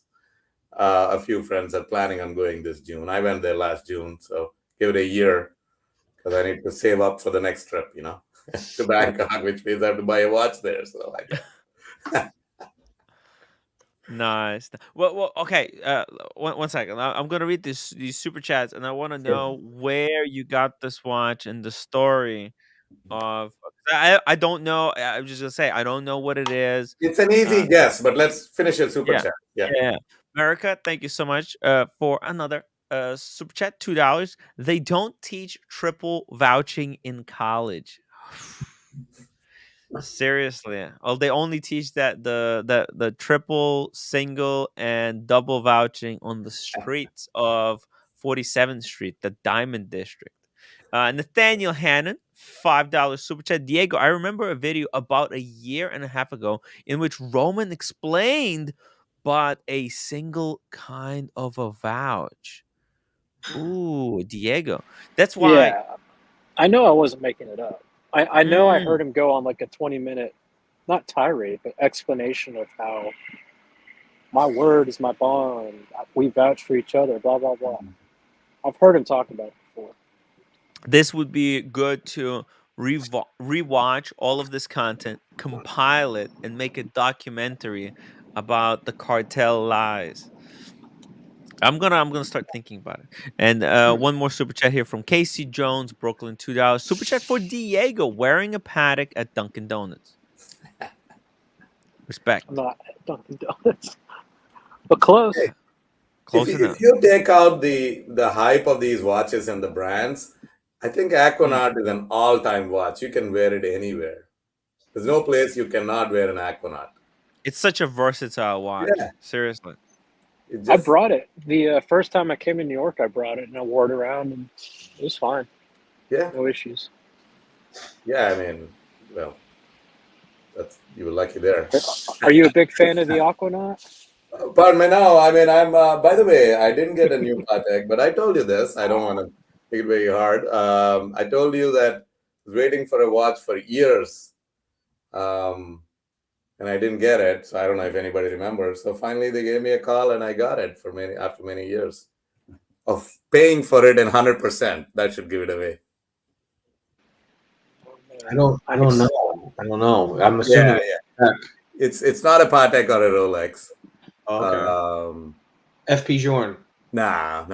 You know, Did you? come on. It's an Omega. Okay. You know what it is. I know what it is. Can we unbox it in 3, 2, 1? 3, 2, 1. It's actually a true unboxing because I didn't open it yet. It's actually just came in the mail about last week, but I went to New Orleans. I wasn't here, so I couldn't open it. Wait, you got this watch in New Orleans? No. I was in New Orleans when they shipped it home. Oh, okay. I wasn't here in New York, so I said just ship it home. So they shipped Where did you buy this watch? On the boutique. Your AD shipped. No. The Omega boutique. It's only an Omega, right? Oh, you don't know what the model is, so that's why I have no idea. We have no idea. Okay. No, we know, Tim. I know, Buckley knows. Okay, look, what Omega watch do you pay 2.5 years ago in 100%? There's only 2 Omegas. The Snoopy, the silver Snoopy, and the 321. Exactly. That's what it is. Is it one of those? It's a silver Snoopy. Oh, no way! It's the easiest guess, man. I mean, come on. I saw the blue box. So there's this red envelope. I don't think it's money, but but it's kind of weird though. By the way, red envelope in Chinese. Exactly, that's what I meant. Yeah. In in Chinese culture, it's kind of good luck as well. But they put money. Usually money inside. Yeah. So you guys know this box. The box is actually better than the thing, but no, but we want to see it. Let's see it. Let's see the box in the 3D because it is a little bit different, right? It's got the silver Snoopy. Can you show us the patch? The patch. Yeah. That's like an actual patch, right? That they put on the astronaut. Oh yeah, probably uniform. And I like the sailcloth material. I like the sailcloth material on the case. It's something different. Yeah, it's like a ballistic nylon. Why would anybody carry this? But it's kind of cool. It's a little carry box. I like that they changed the size. They really shrunk the size. The original Snoopy box was huge. Yeah. Which was this one's only the size of a small Louis Vuitton suitcase. Yeah. The last time I was complaining about how Omega makes these huge boxes. I'm happy this is relatively small. It's not as small as Rolex ones, but it's still, at least it's not huge. I don't have space for boxes anymore. How many years did you have to wait again? Just out of curiosity. The day that they released, I paid in full, which is two winters away. So maybe in November or October of 20. So right in the middle of the pandemic. Okay. Yeah. Longer than Wizard's victims. Yeah. I mean, a lot of people suggested take back the money. They were always offering to give me back the money. I'm like, I just waited for it 2.5 years. But anyway, so there it is, untouched. Bring it up closer there, man. Yeah, I'm doing that. I'm taking it off the box. Let's see. It's still got the still got the silver thing, so I'm gonna do it live. There you go. There you go. Amazing. Let me switch off the light. That's actually deliveries are coming in, guys. Deliveries are coming in. There you go. Is it better? That's a little bit better. There. That's really good now. You got it good. All right. Yeah. And but the whole thing about this watch is the back, not the front. Yeah, exactly. The chrono. So wait, let me see. What did the cushion look like? It was a little bit different. No, it has it's got the loop inside. Careful, yeah. Make sure it doesn't fall out and break. Yeah, you don't actually have to take off the loop. You can actually use it. I don't think so. It's really hard to take it out, so you can just use it. You can check it out like that. Through the cushion. Looks like he's holding a mini roll of Charmin. Yeah. Yeah. Oh, I gotta wind this. It's because it's not an automatic. Are you gonna keep it or are you gonna flip it? Because I have a very small wrist, and I asked them to send me a short strap, so I have to wait 3 weeks to wear it. I don't want to wear it on this long strap, so it's okay. I waited 2.5 years. I can wait a couple more. And that's a 42 case. Is that a 42? It's a 42 case. There you go. It's running now. Snoopy is not out yet. You have to run the chronograph for the Snoopy. Yeah, I ran it. Oh, you're running it? Oh, you know what? Maybe it's not. Maybe you need more No, power. no, I need some wine. Yeah. Yeah, I need to sometimes wind it. you need to give it like good 40 wines. A good power. How long have you been waiting? When did you first of all, uh is this boutique have you purchased there something before? Actually, no. This is So my this first. So when they What the called fuck? me, I was not Yeah. their customer at all. And I asked them, I never bought any watches from you. Would you Yeah. still honor the sequence? They said yes. So I paid the money. And a few months later, I called them and I said, you said it's going to take 3 or 4 months. What happened? Said you're Oh. not a customer, so you'll be behind the thing. And So then you paid for the watch ahead of time. yeah, I paid 100% on the When day did you one. pay? When did you pay 100% of the watch? But like I said, sometime October 2020, about 2.5 years ago. Wow. So Oh. So here's what happened. 3 or 4 months later, that sales guy, who was really a Yeah. sleazy guy, he said, "But if you buy a watch, we can push you up front." Yeah. And I got really pissed. I've never heard of If this you're practice pushing before. others up front, Holy means you're shit. not actually, maintaining the sequence which you lied to me in the first Yeah. day. And then I actually complained to Omega. The head of Omega called me. They Yeah. said, no, we don't do that. Yeah. All the allocation happens in Switzerland. They bullshitted a Yeah. lot. But anyway, Yeah. eventually I bought the green Seamaster 300M. I don't really know if they messed with the Of course it did. sequence or they gave Of it to course me it as did. Yeah. a default thing. Do They you still called me have? a few weeks. Do you still have the Seamaster? Yeah, I have Fuck. the Seamaster. Agreed. Wow. It's one of the best watches I actually bought for that price range. I mean, I wear that all the time. It's really Yeah. awesome. 300M green or the black and white. It's really Yeah. one of the. You have it on the rubber or on the metal? I bought the metal, but I bought the short rubber strap and I wear it on the rubber.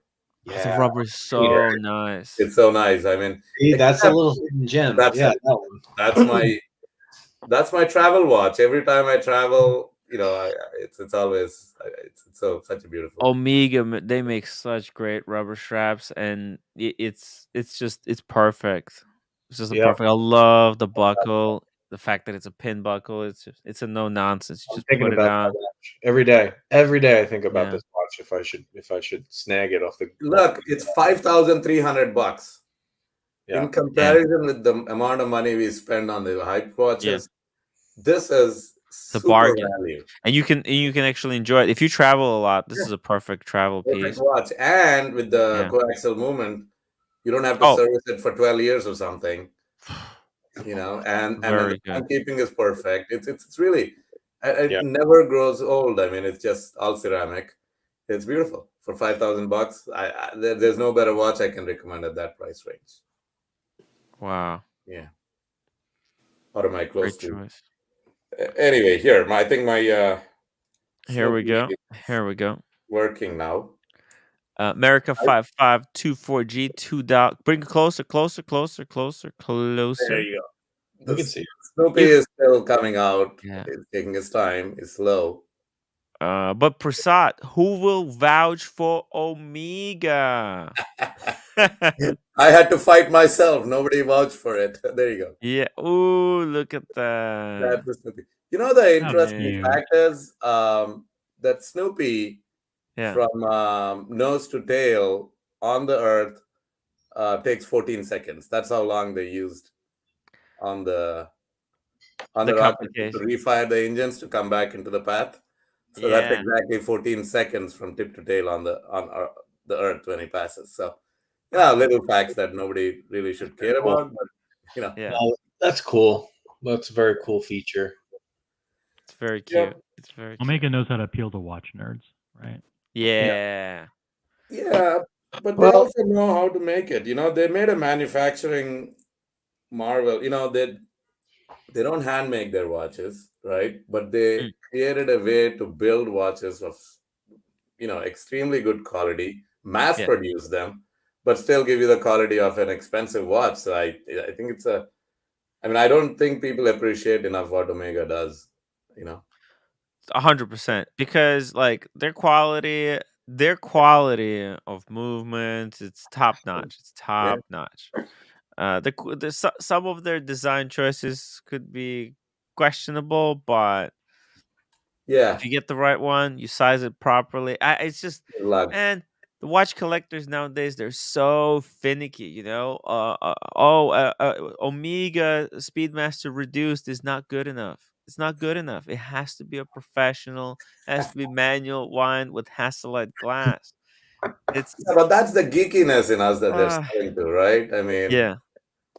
why is Daytona that big a deal, right? I mean, like I Yeah. always said, it's absolutely not so useful. Mm. The chrono with those, it's not, but it's just something we all like.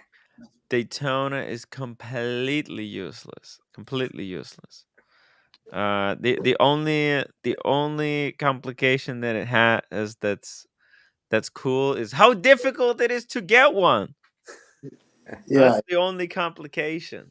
That's why that watch is so hot, because they was one of the first watches that was going crazy money above retail. So Yeah. it'll always have that status. Yeah. So one last surprise on this, the Mhm. box. I always complain about Omega boxes, but this is a really good surprise. The box Mhm. itself is always useless, but Mhm.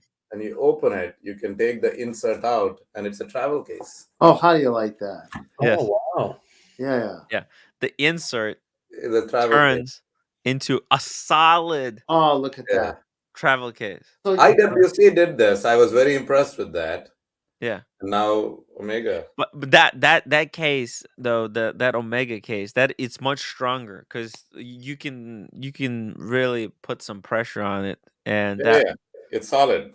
that so case is not going anywhere. so that small case you can use it for other things like holding your your small handgun. What? Need a really Tim, little one. Tim, do you have any interest in the Snoopy? Or you on the request list for the 321, correct? I'm on the wait list for 321, but I can't afford it even at retail at the moment. But three That's to like one is really hard. 14,000. Yeah. In fact, the manager of the store said he's waiting for his 3 to 1 for many years. Yeah, when me, Lolex, and Sean were at Omega in LA, when Lolex bought his 3861, we talked to them about those other two watches. They actually had one of each in the back to Yeah, kind of show us, yeah. but they were already pre-allocated to someone. And what was really funny is that at that time, the Snoopy was selling for like 28,000, because this was a couple of months ago. Quite a few, when I was in last time I was in LA. That was long time. It was before Australia. So uh yeah, and they told me that they get like one or two 3 2, and the 3 2 1 was only 19,000. I think now it's, well, what is 3 2 1 right now in Chrono 24? Let's see here. Yeah, Probably I a bit. think it's only that much, 19 or something.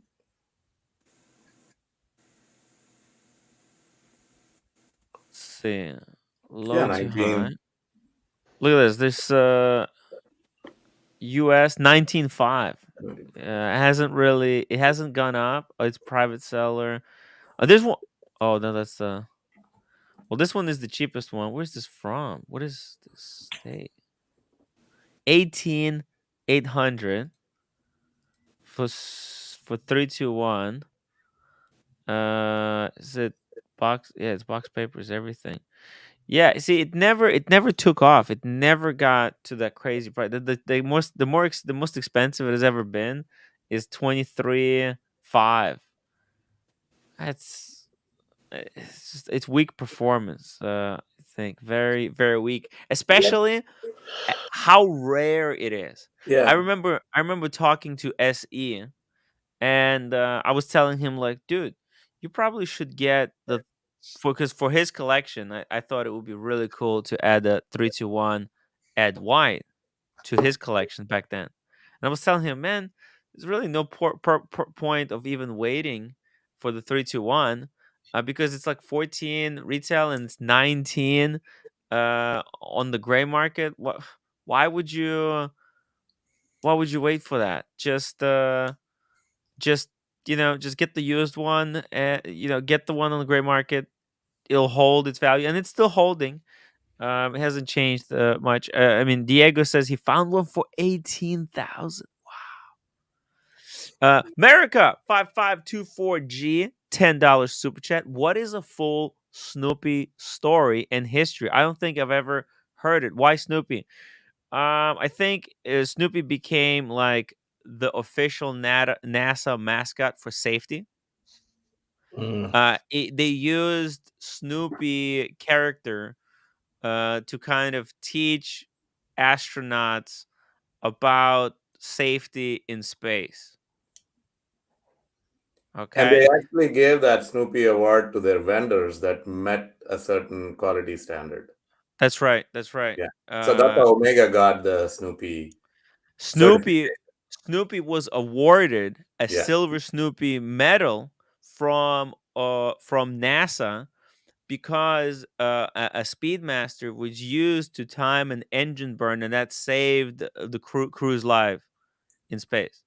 Yeah, I mean, I just remembered it really doesn't mean much, but I worked as a NASA contractor for 3 years on the space shuttle program, engine manufacturing facility. So for me, it's a little bit of a emotional thing. I'll never tell this, Yeah. It's like it's for me.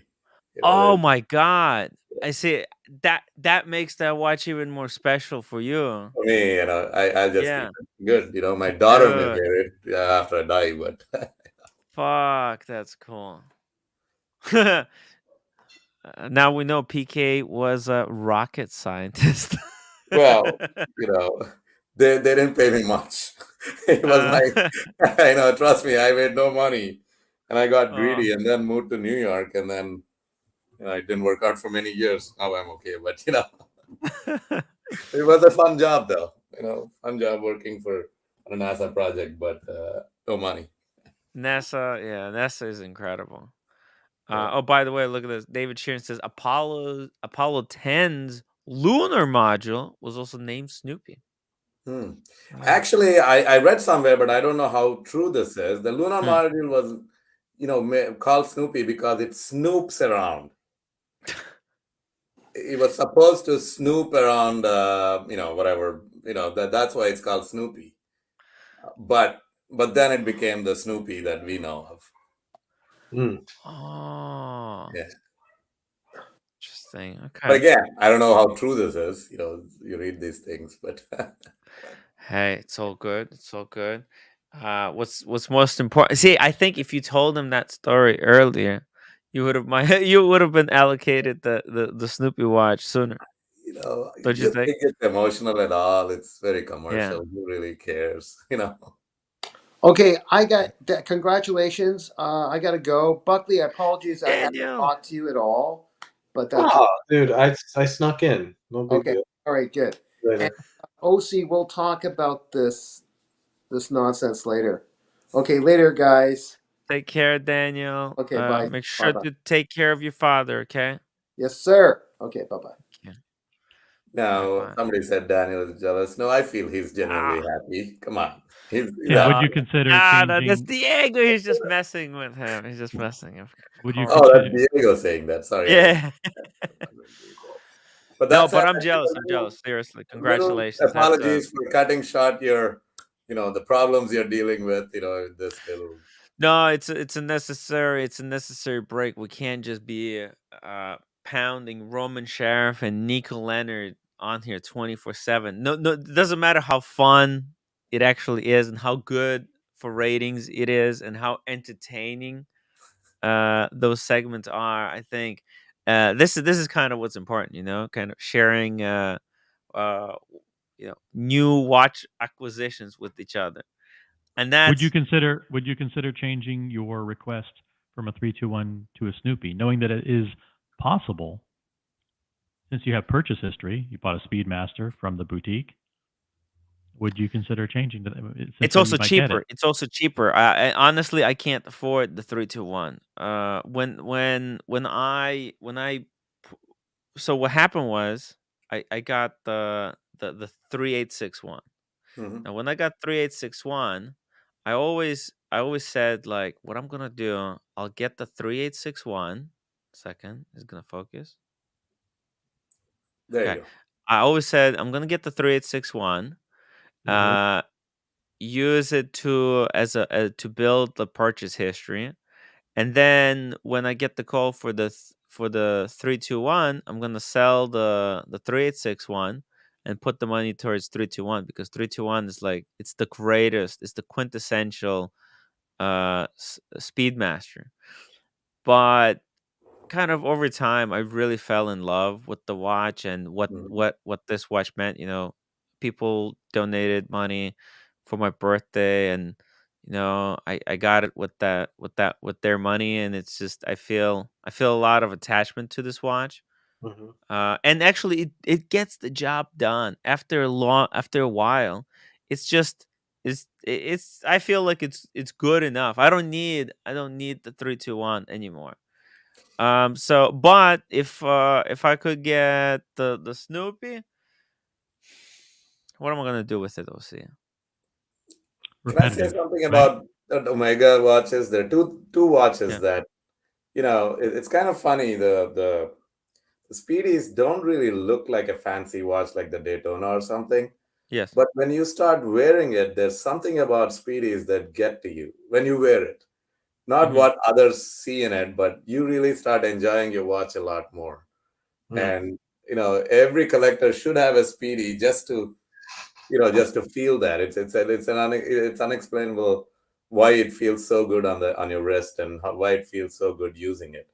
I have the other Speedy. I have the FIOS First Omega in Space, FOIS. It's slightly smaller. It doesn't have the headlight. It's got a crystal, But I love it. I mean, I always wanted to sell it, but I can't do it. I mean, I just I just can't let go of it. It stays with you. And the second point, Tim, I was gonna say the three Yeah. two one, I think, is really if you look at the movement and all the precious metal they used in it, I think it will be a long term watch. Like 20 years from now, you'll see them Mm. in auctions. Yeah, I It'll be think comes and people. goes. It'll always be there, but not that. But 321 will probably be the you know Phillips auction material.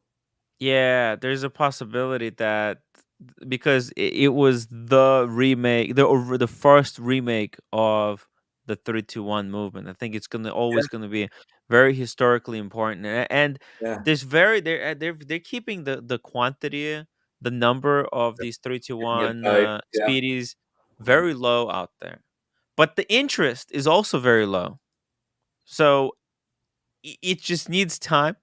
yeah, Something needs to spark that desire for this watch. yeah. So if you guys truly love this watch, I'm talking to like true watch enthusiasts. This could be a great opportunity to pick it up, especially if Diego has one available for 18. This could be a really easy way to get into a watch that has a lot of potential in the future. That's if you want to invest into watches. Okay. Now, I don't have spare cash to put like that much money to put into something like this. I don't know if the return is going to be greater than putting that same amount of money into Disney stock, but you're getting something that's interesting. Uh, who has seen Tim's badge collection? What badge collection? I have a badge collection. Hmm. I Yeah. haven't What seen are it. you wearing, PK? You wearing an IWC? Oh yeah, I'm usually wear this at home. It's an IWC, the blue ceramic. Oh, yeah, that's nice. 5 Very, days power reserve. yeah, 5-day power reserve and pretty Could nice. you grab your green Seamaster? Yeah, Oh, sure. yeah, yeah. I'm very, very interested in that. Ooh, Buckley. Buckley, maybe we can make a sale. Buckley, there's one on David SW for 5.4. I don't buy from the gray market ever again. No, this is not Grim. This is a trusted, actual trust. This is a sponsor of the channel. How could you? No, seriously, he can give you very good discount. Or are you interested in 321 Buckley? No. Oh, okay. I've actually never owned a chronograph. Whoa. Weird. Never had a Really? chronograph. Nor do I have any chronographs lined up that I want to buy. It's a movement nobody uses, so don't worry about it. But you gotta I have don't it. know why. I gotta be honest. For the last maybe week and a half, I have not taken it off. Yeah. It looks black in this light. Yeah. If you put the light, there Let's you go. see here. Yeah, it's a very subtle green. Man, it looks great. It looks gray. You know, it's I mean, it depends on the light, but it does get green in the sunlight. It's very That's green. hilarious. But when I don't know, you're right. It's not showing green on this light. Let me put this light on, so maybe that'll. That's so funny. It looks gray. I don't know. Is it green now? I mean, it is. It looks Good. green. No, it looks sexy. Like that, even that grayish color, right? Like there you go. That's now you oh, can see oh the shade. yeah. Now it's coming through. Yeah. It's a very, very good looking watch, and it's underrated. I don't think it's caught on, but it will. It's completely underrated for the price. I think. I mean, I don't know if this is sold in ADs or boutique only. No, both ADs. But Buckley, if you want to buy with an AD, you can even get a discount on this. That watch was They're in sitting cases. in case at my AD for like a week, and I never even considered. I put it on and was like, oh, I kind of like it, and put it back, and then never to be found again. But I can get it, like I mean, find an AD, show your interest. I think you can get it. It's not that hard. They got about when they got the first batch, they got about 20 of those pieces. Yeah, not like 3 or 4 like the others. It's not going anywhere. They're not going to get rid of it. Yeah, it's going to be. It's a production model. But that would be if I was walking into an Omega right now and they were going to hand me any watch, mindless of resale value, it would be that one. That's it. That's the best one they make. Yeah. The black and white's nice too, not just the green. But if you That's do what OC has. OC's got the black and white one. That's beautiful too. White dial. Yeah. White dial. I wanted to I have buy the white dial Commander watch. I don't know if any of you remember that. It's a James Bond Commander watch.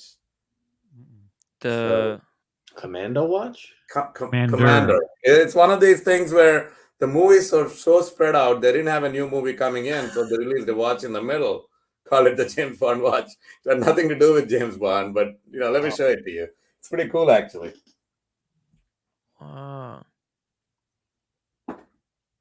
Let's see it. Green Diver 300 is really nice. It's a great beater.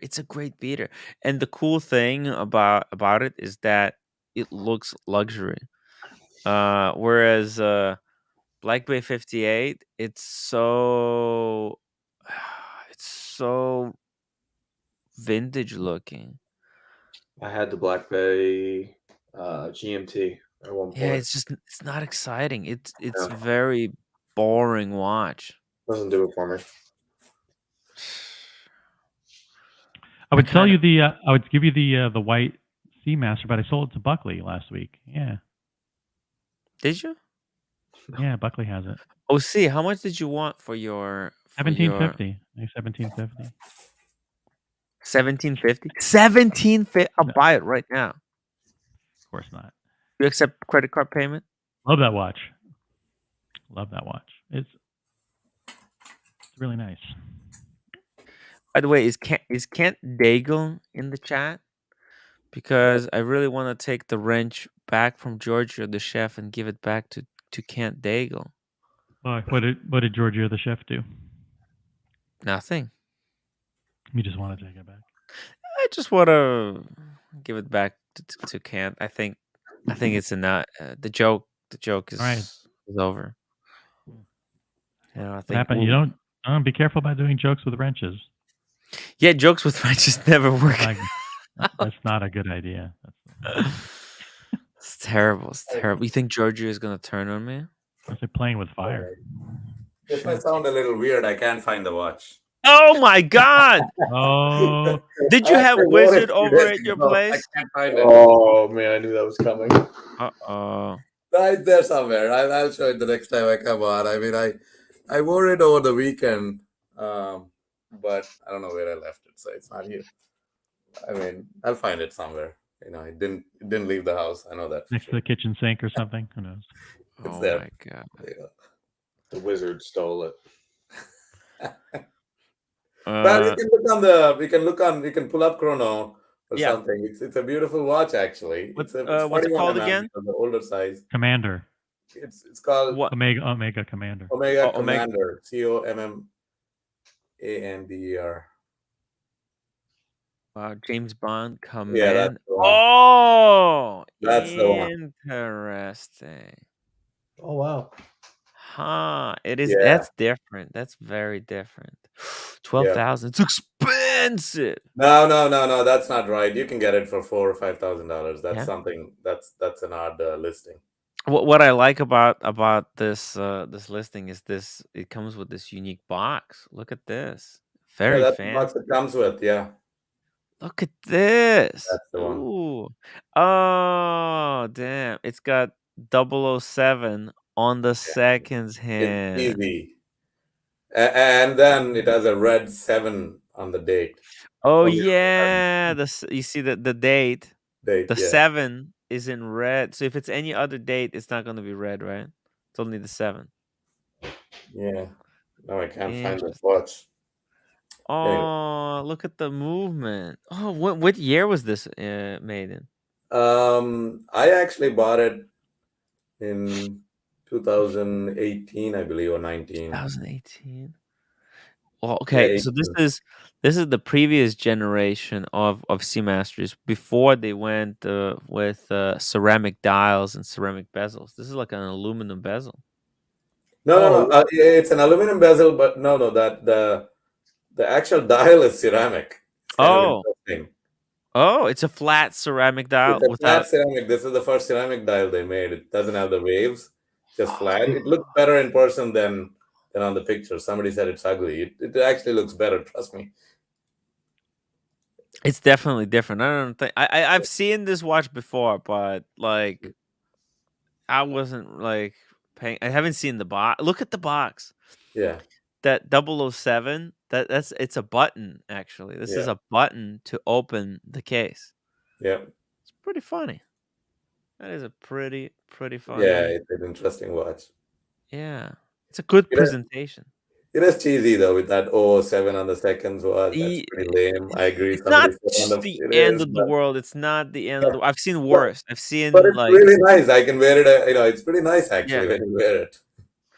Yeah, I've seen some ugly 007 Seamasters.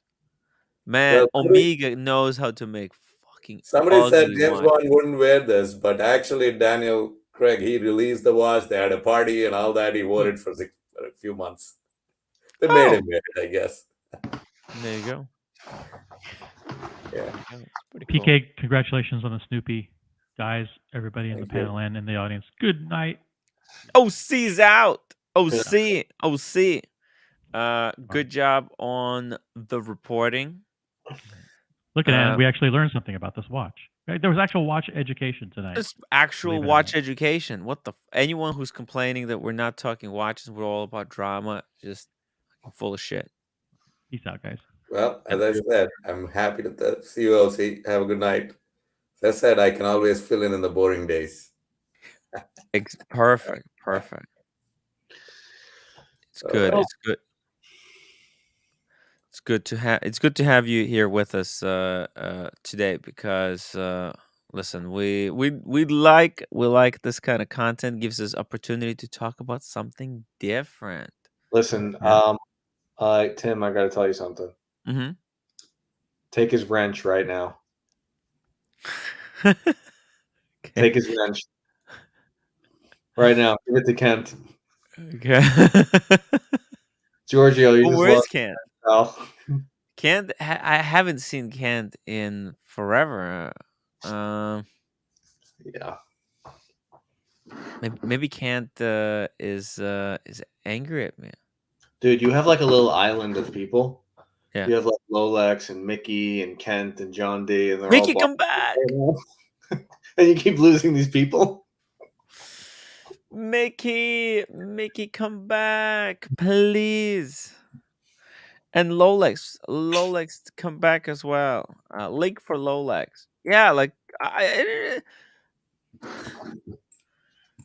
they're just they get upset about the little things. Guys, we're trying to do important news here. So come on, don't get angry at me for these little bullshit side jokes. America 5524G $2 super chat. What's with the North Yankees hat? I don't get it. Oh, North Yonkers. I don't follow. I don't follow that one. Oh, I think he's talking about your hat. He says North Yonkers. Yeah, where's the NY? Everyone's got an issue with the Yankees because we won a quarter of all the winnable championships of all time. Nice. More championships than every other team by a long shot. Marcelo, we know. We're always you know what? Always gonna have Marcelo. That's cool. Wristwatch Holic apologized to I did. I apologized like 7 million times. I'm afraid that if I keep apologizing, it's just gonna look ridiculous. I don't want to make this into a joke. It's I'm sorry for to Lolex. I told him I'm not gonna pull up the mean comments anymore. I'm gonna respect his wishes. I'm gonna stop abusing him so much. I'm gonna cut down abuse on Lolex by 50%. How about that? Sounds fair? Fair. What do you think? 50%. Thank you. Because we love Lolex. We love abusing him a little bit. He's so funny when he gets triggered. It's so funny. KC, welcome to the show. Hey, evening, Tim. Hi, PK. Hi, Buckley. Hello. Hello. Hey, congrats on the Snoopy, man. Yes. What an awesome Can you believe piece. it? He paid for it 2 years ago. Yeah, but he got it, right? He got it. Yeah, at least it wasn't the Wizard payment. Hey, can you imagine the number of people who has paid deposits for it at the AD and didn't get it? Yeah. A lot. PK. Yeah, I think some of them backed out too. They took the money back after a year and a half. And they kept saying it was pretty annoying because they kept saying, oh, it's going to come in 2 months. Come in 2 months. There were many 2 months there, right? So some people may be annoyed and took the money back, but some stayed on. So they were slow rolling you, right? They were slow rolling you. Look, they had very limited number of those pieces. You're lucky that they even took your money. I mean, the fact that they took your money, and when AD does that, you're guaranteed you're gonna get your watch. And you know what? I think with how difficult it is to get that watch, I think you did pretty well. Yeah, I mean, for the value of the watch, obviously it's great, right? Because but like you're right, you had no purchase history. There were probably guys who bought like platinum speedies, right? And those guys also made the deposit, and they were like, "Fuck this!" I mean, we spent money on the platinum stuff, so they had to. And ADs probably get like, I don't know, 10 of those per year or something.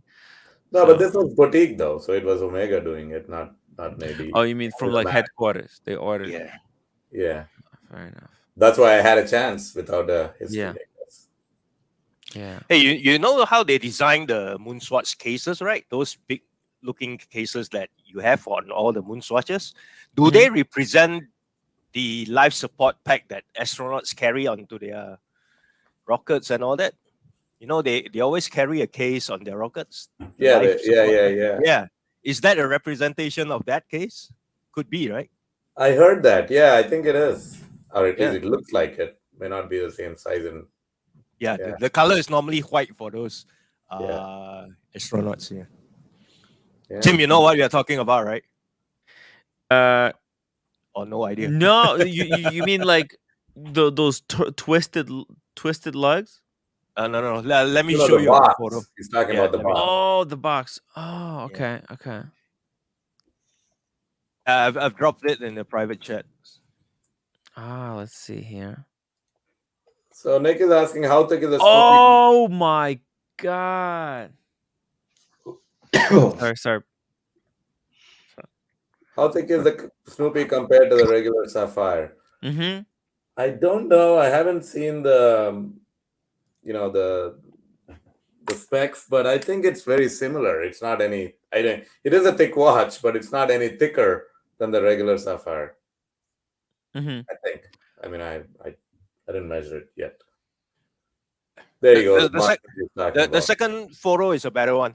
So that looks quite similar to what you're getting.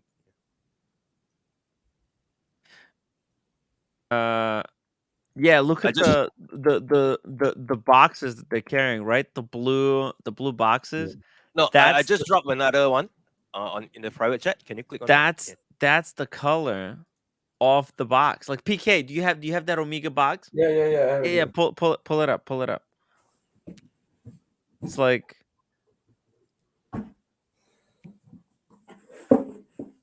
yeah, it's kind of like that. We gotta carry it too. I mean, this is a Velcro thing here. Seal it. Yeah, you carry it like a box. yeah. There you go. You see? Yeah, I mean, he said he sent you another link. If you can click on it, maybe that'll be much more clearer. Yeah. See the other link as well. Yeah. Oh, here we go. Bam. Yeah, it doesn't look like that though. I mean, it looks like the blue. No, the original Moonswatch, the black cases looks a bit like this one. Yeah. Yeah. That's so funny.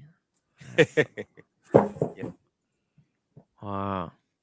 Man, he's pretty lucky. I mean, he got it at retail. Yeah, if you put that, how much was it with tax and everything? Actually, the day they sold me, it went up in price the next day. I think I paid 9,600. I think now it's 9,800. Nice. Yeah, it went up in a couple of hundred, but yeah, I would be pissed if they asked me to pay the 200 because I paid it a year and 2.5 years ago. that would be really weird, but I just had to pay the sales tax and then they sent it off. Yeah. Oh, so that was pretty all right. In 2 years, they didn't really raise the price other than No. just about 200. Yeah. Only this month they raised it by $200. Yeah. Nice. Oh, and guys, they're increasing Lange prices by 20%. Yeah. For those that didn't hear, guys, if you want your Buckley, it's a big jump. Yeah, 20 freaking percent. That's a huge jump. I don't even know if I've ever heard of a watch brand going that crazy in one price jump. 20% is it's massive. They should have done it like 10% now and then 10% later and then or like 5 few percent here, few percent there. So I'm not really familiar with the base prices of stuff. Mm-hmm. Why'd that come up? I don't know. It's just damn it. It's just random pictures I have on my hard drive. I'm not familiar with the prices, but I know you're not really getting in there for less than like $40K, right? Mm-hmm. Yeah. So I don't know, man. It's expensive. I mean, Lange is already expensive to begin with. Yeah. They're going to increase the prices even more. At least they're not increasing production. If they'd said they're increasing production by 20% and they're also increasing prices by 20%, I'd be like, fuck that. But the fact that they're not increasing, they're the single brand that increased the prices, sorry, that did not increase production. What am I saying? Lange is the only brand this year that did not increase production. Everyone else is increasing production. By the way, guys, I'm gonna close the current poll. I had it on whether I should make cartel documentary. 64% want to see cartel documentary. Okay. I'm going to finish editing the Australia film. I'm going to... Huh? Don't do it. Don't do the cartel documentary? No. Why not? It'll be funny. Yeah, I mean, when you wake up in the trunk of a car somewhere, tied up, don't come crying. Wow. Yeah, don't do it. Okay. And there's a line. There's a line. UNOC did very well. And last night, with Roman addressing it, you hit that line. And now when you go past that line, there might be consequences. That's what I would say. You reckon? I would not go past that line if I were you. Paul Thorpe was very, very clear with O'Sheen live. He said, do not do that. Oh, fair enough. Yeah, Fair enough. I wouldn't do it. But I mean, it's an interesting subject. So, okay. It's sort of, I mean, it's an interesting subject to the 174 people watching this for entertainment, but to the cartel, it's not going to be funny or interesting. No. I want to force them to change the way they go about doing business. I don't want them to have two types of vouching anymore. I'm sick and tired. Too many people get hurt when there's two types of vouching because it confuses the public. Okay, it confuses people. And by the way, I have another poll. Who should be the next wrench? Kyle D, Kent Daigle, or Giorgio the chef? Guys, go vote in the chat. Hey Diego, welcome back. If you want to talk about the cartel, there's a way to do it. Guys, sorry to interrupt, but I will drop off. Thank you for giving me an He's smart. Smart. He's like, I'm not getting involved in this. That was the reason, but you know. Yeah, I'm going as well, so I want my head left on my shoulders. So bye. No, the only thing that was going in my mind is, as you were thinking, I'm just being honest, is that if people were getting cheated out of their money, why wouldn't it be in a public journalist's interest to do something, or at least advocate for something, make a news item out of it? I mean, I don't know if anybody called any journalist and said, "Hey, I lost money. Do you want to take a look at it?" You know, if that is the case, then that would be more, I don't know, more public, publicly available information, and that to change behaviors if it's a fact, rather than them you going. It's my opinion. It's just my opinion. Not fair enough. No, we can keep going about watches. Go ahead. Want to keep Sorry about that. I don't have. No, it's okay. It's okay. It's okay. We got Sean. All right. Have a good night, guys, and PK, this is Sean. If you don't mind, actually, the reason I jumped on was because first of all, hello, PK. Is that who's on there? Is that Small G, or who else is on? Me. We got KC, Diego, and Buckley. Hey, how you doing, guys? PK, thank you. The reason I jumped on mainly, and I want to, now that Buckley also brought up the documentary, I was listening to you guys. I have, as you know, Tim, this week we have our annual meetings, corporate meetings, and I was busy getting prepared for it, and I had you guys playing in the background, and PK said something about Omega that I wanted to share with you. There is a satisfying feeling when you do wear an Omega. It is a quintessential watch, and I'll try to give you an analogy. You drive, bring it back to the car line, and I don't want to cross any brand, so I'll just stay within the BMW brand. Of course, it's great driving the 7 Series, the 8 Series, but there's something satisfying driving a 3 Series, M340. The quality is there.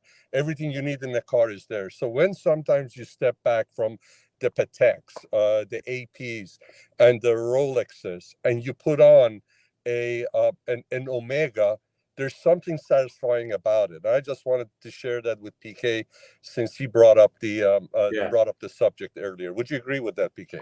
I absolutely do. There is something so satisfying about these watches that it's not explainable unless you own one. You try once, you don't feel it. You got to wear it for a few days.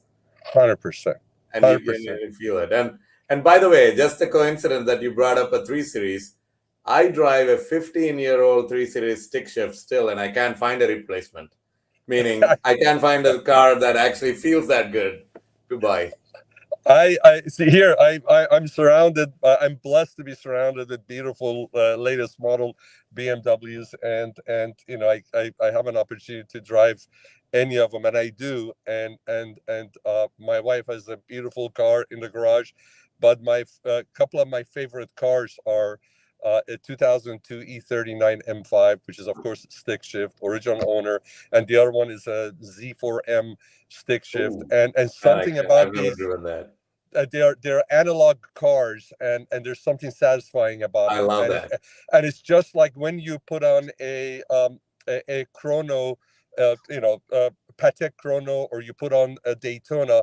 There's something satisfying when you put on a Speedy, and still made the same way. It's still basically the same watch. I know the movement's a little bit different than what it was before, but the shape, everything, still the same. They got it right, and they've stuck to it. And I just wanted to share that, PK. Sorry, I didn't mean to be rude or offend you by saying don't go, but you were the main reason I originally wanted to jump on. Somebody said so many things that really touch me so much. It's exactly how I feel about Omegas and BMWs. So I can stay another 10 hours talking about that. And interestingly, my background is engineering, so so we have a lot in common. So cheers to you. Sean, do you mind if I ask you a question about BMWs in particular? Of course. Is this America? Who's this? No, this is Babe Ruth, actually. But yes. What in your opinion, what is the best current model in the lineup? If you don't want to go up to the M models, like an M8, for example, or something like that, what can you get in a 5 Series maybe, or something like that still has one of the quality engines, that's going to last for a long time? Listen, in my opinion, the inline sixes that BMW make, they're legendary. I think BMW makes still the finest 6-cylinder engine. When you go to the V8s, then their Mercedes makes fantastic V8s as well, and so do other manufacturers. But in my humble opinion, and this is not just because I'm a BMW dealer, but in my opinion, the inline six that BMW makes is the best 6-cylinder. And one of the reasons that I still have my Z4M is because that S54 engine, it's the last one with a dipstick. and now the newer engines don't have the dipstick. But as far as the current models, in general, of course, you can always go up to the full-on M series. If you want an everyday car that gives you near M performance, but gives you practicality as far as comfort, especially if you live in cities like New York City or LA, where the roads are not glass tops. You got the potholes and so forth. A step down from the full-on M would be like the M550 or the M850 or the M340. They give you near M series performance, but they're a little bit more in line with the everyday use. When you go to the SUVs, whether it's the X3, X5, the X5M or the X6M, X3M, those are full-on M's. But if you get the X5 M50 or the X3 M40, or the variants of the X6 and F4, they give you near that performance, but a lot more usable on a day-to-day basis when it comes to suspension and ride quality. And the reason I ask is because the roommates had Audis before. She's had a RS6, I believe, and it's just been problems. You get to about the 3-year mark where the lease is up, and everything just starts shitting the bed. It's terrible. So I was just curious from your perspective, what do you see not come into the shop as much as maybe other models or something like that somebody could buy and I just stay with for a while. I totally get it. Take care. Oh man, Take care, I feel Diego. bad for Diego. He was going to say something and then we interrupted him and he's gone. No, he wanted to talk about the cartel, but we changed back to a little bit of cartel. Sorry about It's that. okay. Sorry about that, guys. I didn't No, realize. it's good. It's good. It's an interesting point. Please continue. Yeah. So going back with what's reliable, we don't have issues with the 4 cylinders. We don't have issues with the 6, and we don't have issues with the current 8s. If you go back to the prior generation V8s that we had, the N63s, there were issues with them, but it was covered under the factory warranty, and even if after the factory warranty had expired, BMW made good on the engines. As a matter of fact, they were extensive. You were talking about 35 hours plus labor for some of the repairs. So BMW stood behind it. But as far as reliability, there isn't a car that I can tell you right now that's coming back with rather what you would consider high frequency or above average that you should avoid. It's not there. They corrected it. The V8 that I'm talking about, the N63, yes, we had issues with them, and that was the last generation. So the current cars, they are pretty reliable. The newer cars with all the I cars, and this is not just with BMW. This is true with any manufacturer out there. Just because it's the new territory, you do have a need for these cars. Some of these cars, before we even are able to sell them, they have recalls, and they're mainly with software updates. The software, Sean. This is like new cars. That's what scares me the most. All the software becoming obsolete in like a year. Yeah, well, the software update issue that I'm bringing up, it's different. It's as a matter of fact, if I don't know if you guys heard about it, just within last week, Tesla just recalled, I think it was something like 360,000 vehicles, and they need to do some software updates. They came to an agreement with NHTSA to recall these cars. And but here's the deal with the new I cars that are coming. I mean, this is a whole new technology, and in a way, it's like when we went from horse-drawn carriages to fossil fuel vehicles, people had to get used to it. And all of these things still have they have 4 wheels, but there's the people that sell them have to be educated. As far as servicing them, there's a great effort to as far as technology to train the technicians. There's a whole new set of equipment that we have to acquire, and we've been acquiring to bring in for these new cars. The consumer has to learn about how these cars are supposed to be driven, the expectation and so forth. So their expectation is in line with what this car is designed to do. So it's a whole new mindset, and just like listen, the fossil fuel car has been around for 100 years plus. So of course it's a lot more reliable than something that's brand new technology. But with all the power and the knowledge and the computers and the smart people behind it, all these little issues going to get resolved, and these cars also going to become very reliable. They are reliable. The iCars are reliable. It's just that there are little glitches with them because this is new technology, and this is true for any manufacturer. But as By the far as way, yeah, go ahead. Okay, just 1 second, because I want to.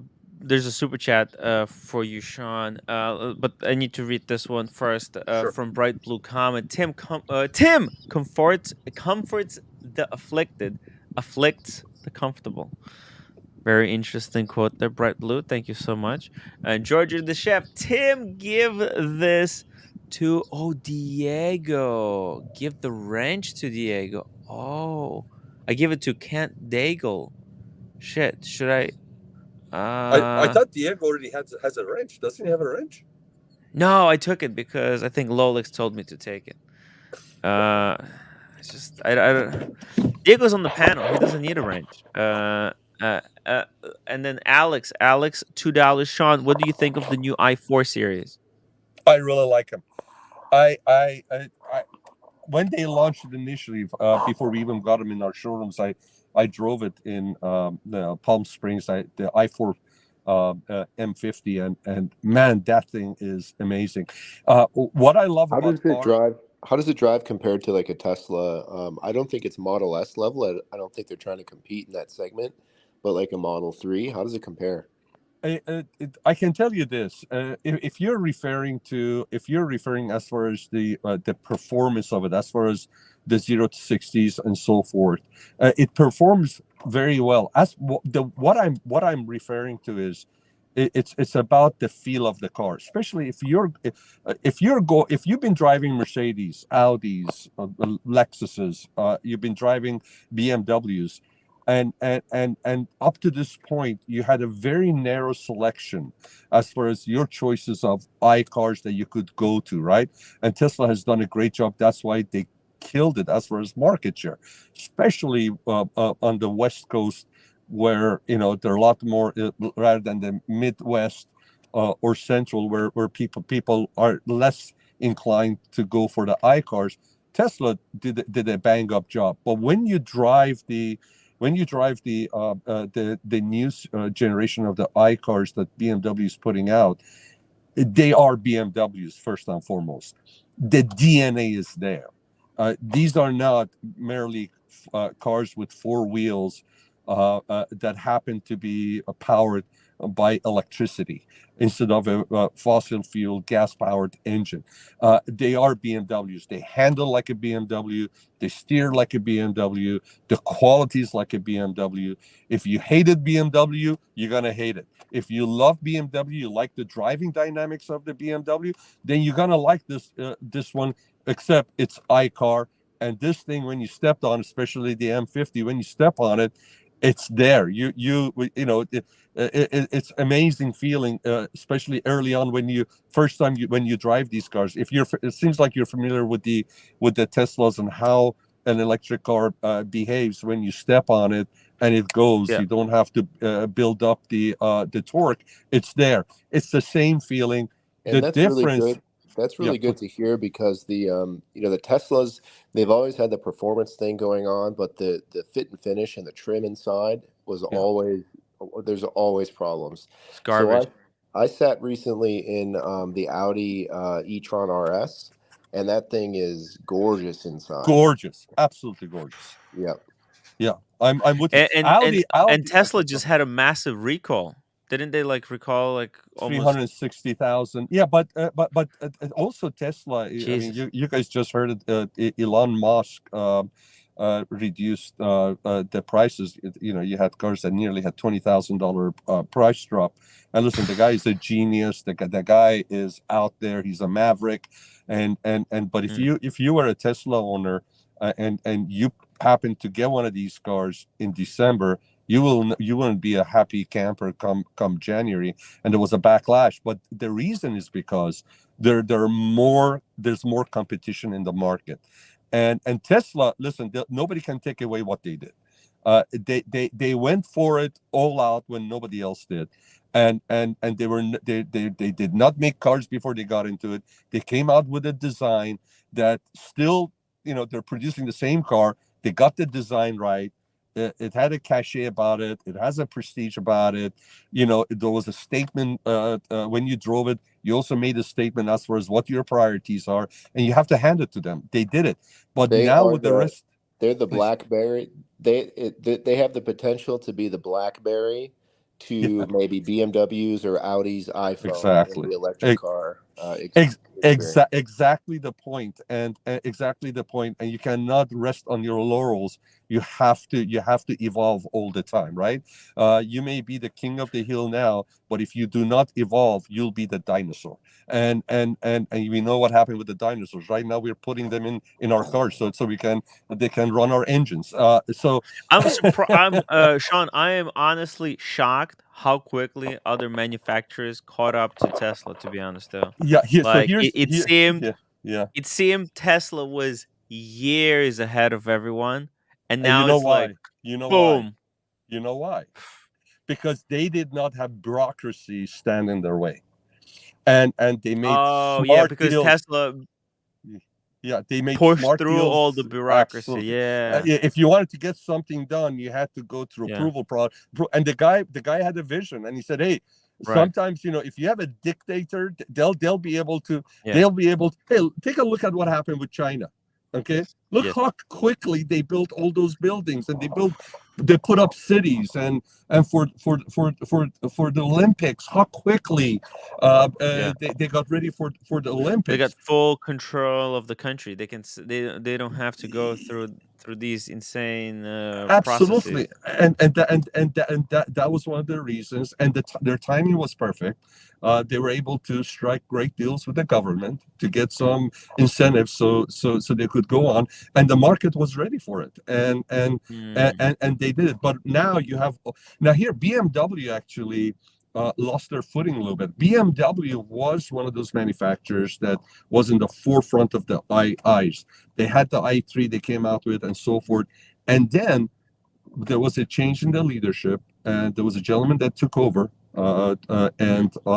and he actually did not finish his first full term of 4 years. He was actually ousted. He resigned after 3 years because that's when BMW was coming out with the 12-cylinder 7 series, and everything was, high displacement, high horsepower, and all that.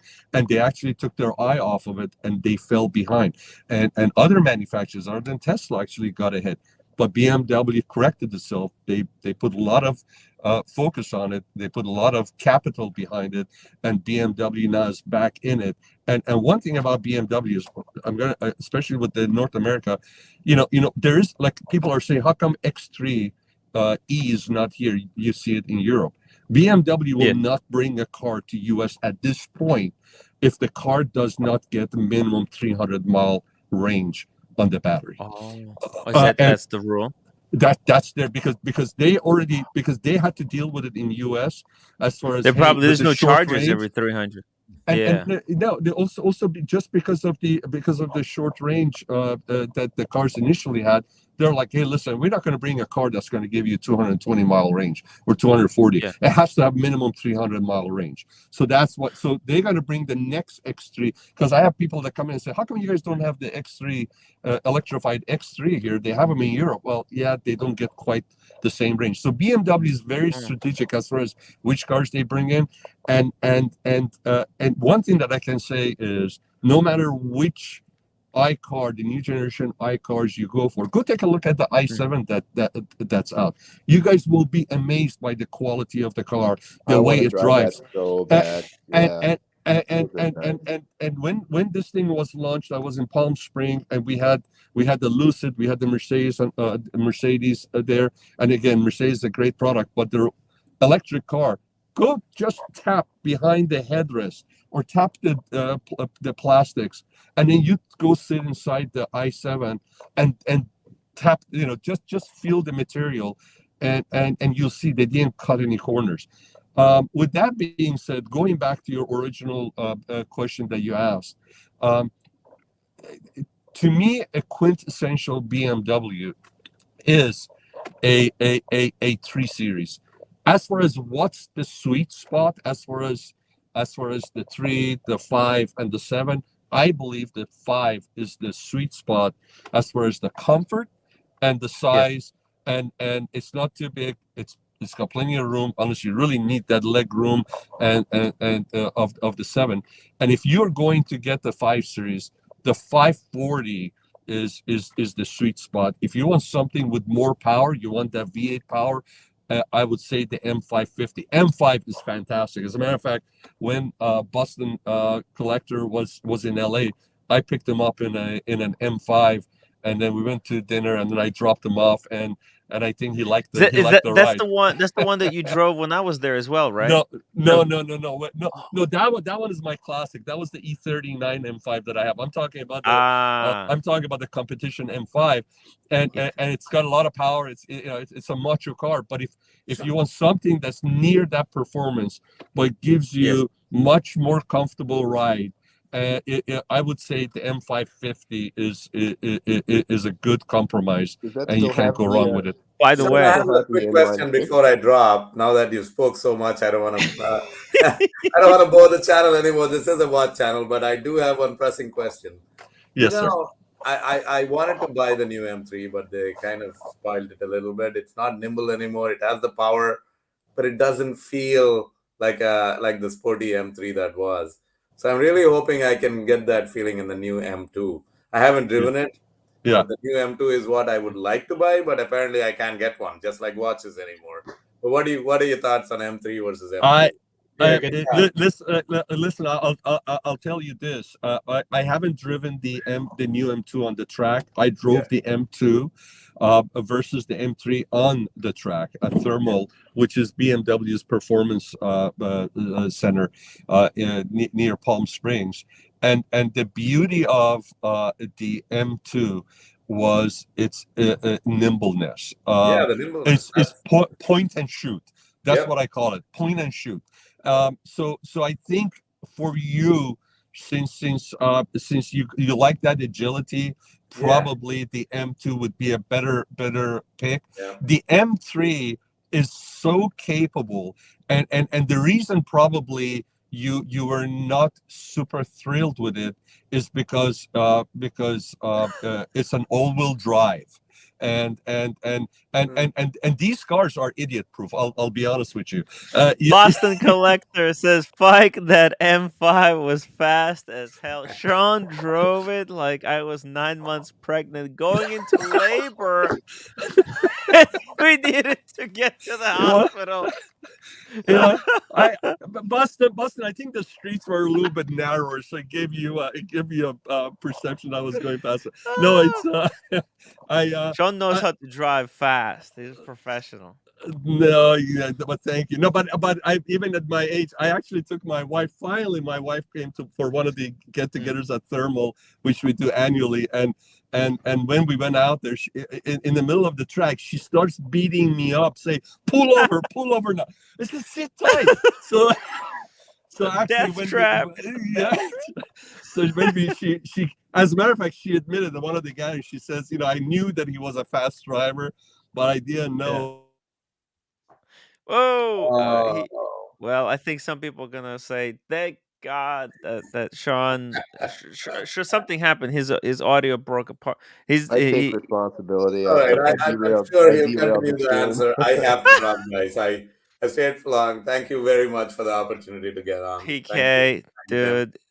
Thank you so much for coming on to unbox that. Even though it's a small unboxing, but we're happy for you. The story is fascinating. How you got it? 2 years. He paid in full. Two and a half. 2 years. 2.5. Yeah. 2.5 years. But he finally squeezed it out of. Listen, in the future, just come to me. I'm gonna report on this AD that took your money. And they're not delivering the watch. Well, you did give me an offer of working with AP. That's one watch I don't have. So maybe in a few months, maybe we'll talk. We'll figure it out. Better drop off before Thank Sean you. comes back.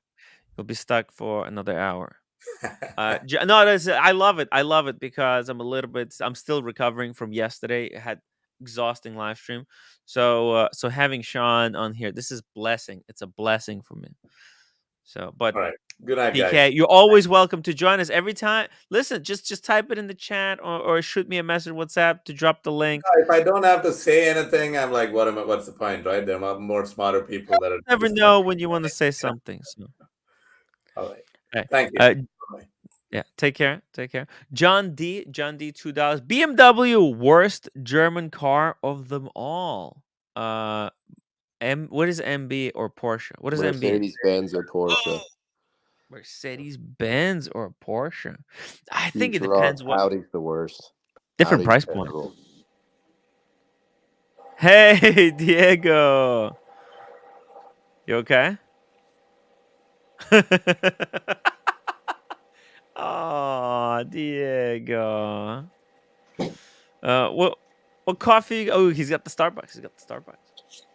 Yeah. By the way, glad to see John D in the chat. Buckley, John D, that's the guy who bought us the beers. Yeah, I know. Yeah. Dude, thank you so much, man. Really appreciate it. It was a tough fucking night. You know, if he didn't bought that drink, I don't think I would have drank beer that night. But I really need it. That's when it all broke. All the news broke. But yeah, great. Glad to see John D back in the chat. He's an important part of the watch community. And I hope to see him again at the Watch Time New York. So cool. Ray Pat says he loves the car talk. Yeah, so some people we need a little bit of a car talk. It usually goes hand in hand with watches. Yeah. Usually. That wasn't car talk though. That was a car TED talk. Car TED talk. By the way, I've got a little bit of car TED talk in Bark and Jack's latest video. Have you caught this? No. Mm-mm. Very interesting. Well, it was basically ad for Oris, but I mean, Oris paid for these watch journalists to be at the ski resort. It's like every day they presented a new watch for them for 20 minutes, and then they sent them to go ride snowboards, which is fucking amazing. But this city, it doesn't allow basically combustion engines, only electric cars. Oh, blow it up. Coal powered cars? Yeah. Nuke it. Nuke the city. What city is it? He said that they're trying to preserve the quality of the air in that. Wait. The Matterhorn. Hold on. Tim, is the coal power plant behind the mountains, or where do they hide? Shut up, Adrian. Dude, look at that mountain from this. What a view! What a fucking view! By the way, Buckley, you know that you can climb Matterhorn. You just need to, like, in one day. It's a very kind of a easy climb, easy-ish. You're so barking up the wrong tree right now, Bark and Jack. Bark and Jack. I hate the winter. I hate the snow. I hate the winter. I don't like snowboarding, snowmobiling, snow tubing. I hate it all. I would never go there on vacation. I only like palm trees. No, forget. I don't like snowboarding, skiing, all that stuff as well. But climbing that mountain. I'll do it with you. I'll do it with you. No, Diego, you gonna climb that fucking mountain with me? I don't want to. Dude, that's why I'm losing weight. I'm losing weight so I can be more nimble, have more energy, so that I can climb whole day. I want to do it. I want to climb Matterhorn. I'll do it. I'll scare off the Yetis for you guys. Fucking go, guys. I don't know if you'll ever be nimble, Tim, but it's a goal. Yeah, well, it's a humble goal. I You're think. Big boned. You're big boned. No. I'm not big boned. I have small bones. I'm just big fat. I had so much fat. It's unreal. Look, even right now. Look.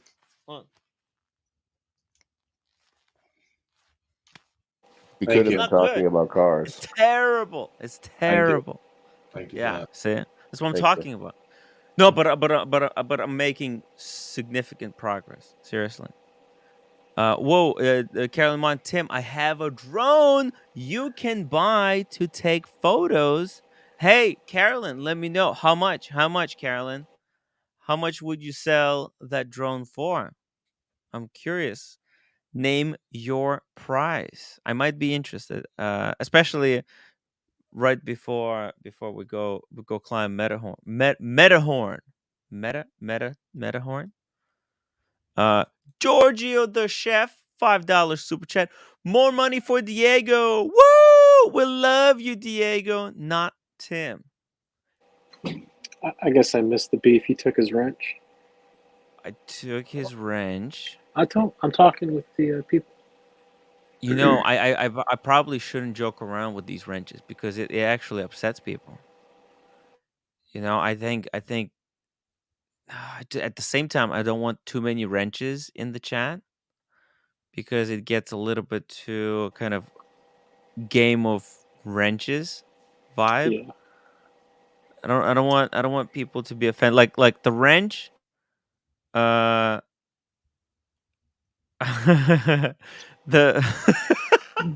Buckley, By the you way, know, I just you know how I was huh? I was gonna say to Buckley, you know how Tim always says like he doesn't have any more wrenches? Yeah. Yes. They're unlimited. Well, but you can't have a sea of wrenches in the chat. Then everyone who's not a wrench, they're gonna feel bad. What I want the wrenches to like there's a reason for a wrench. I gave a wrench to do a job.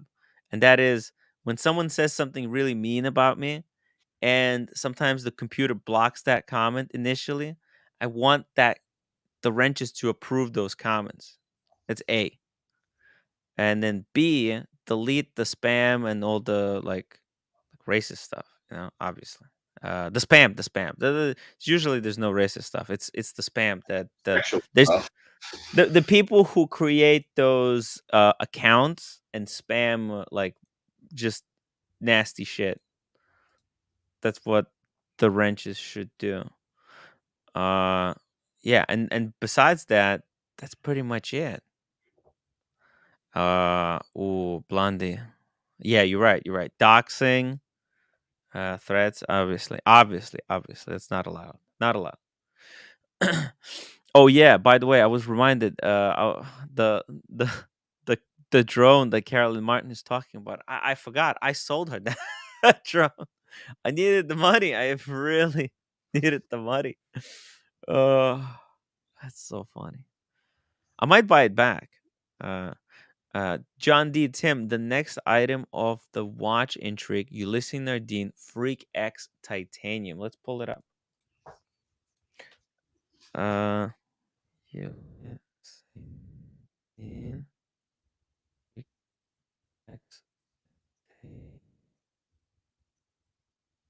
Ooh, here we go. Here we go. Is it this one? Is it the?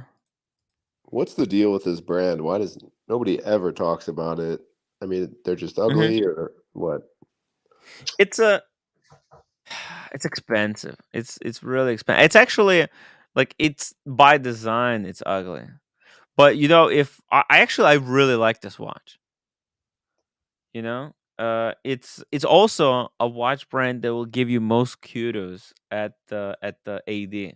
Like these are completely unsellable. I talked to yeah, they're unsellable, Buckley. They're impossible to move. You understand? They're impossible.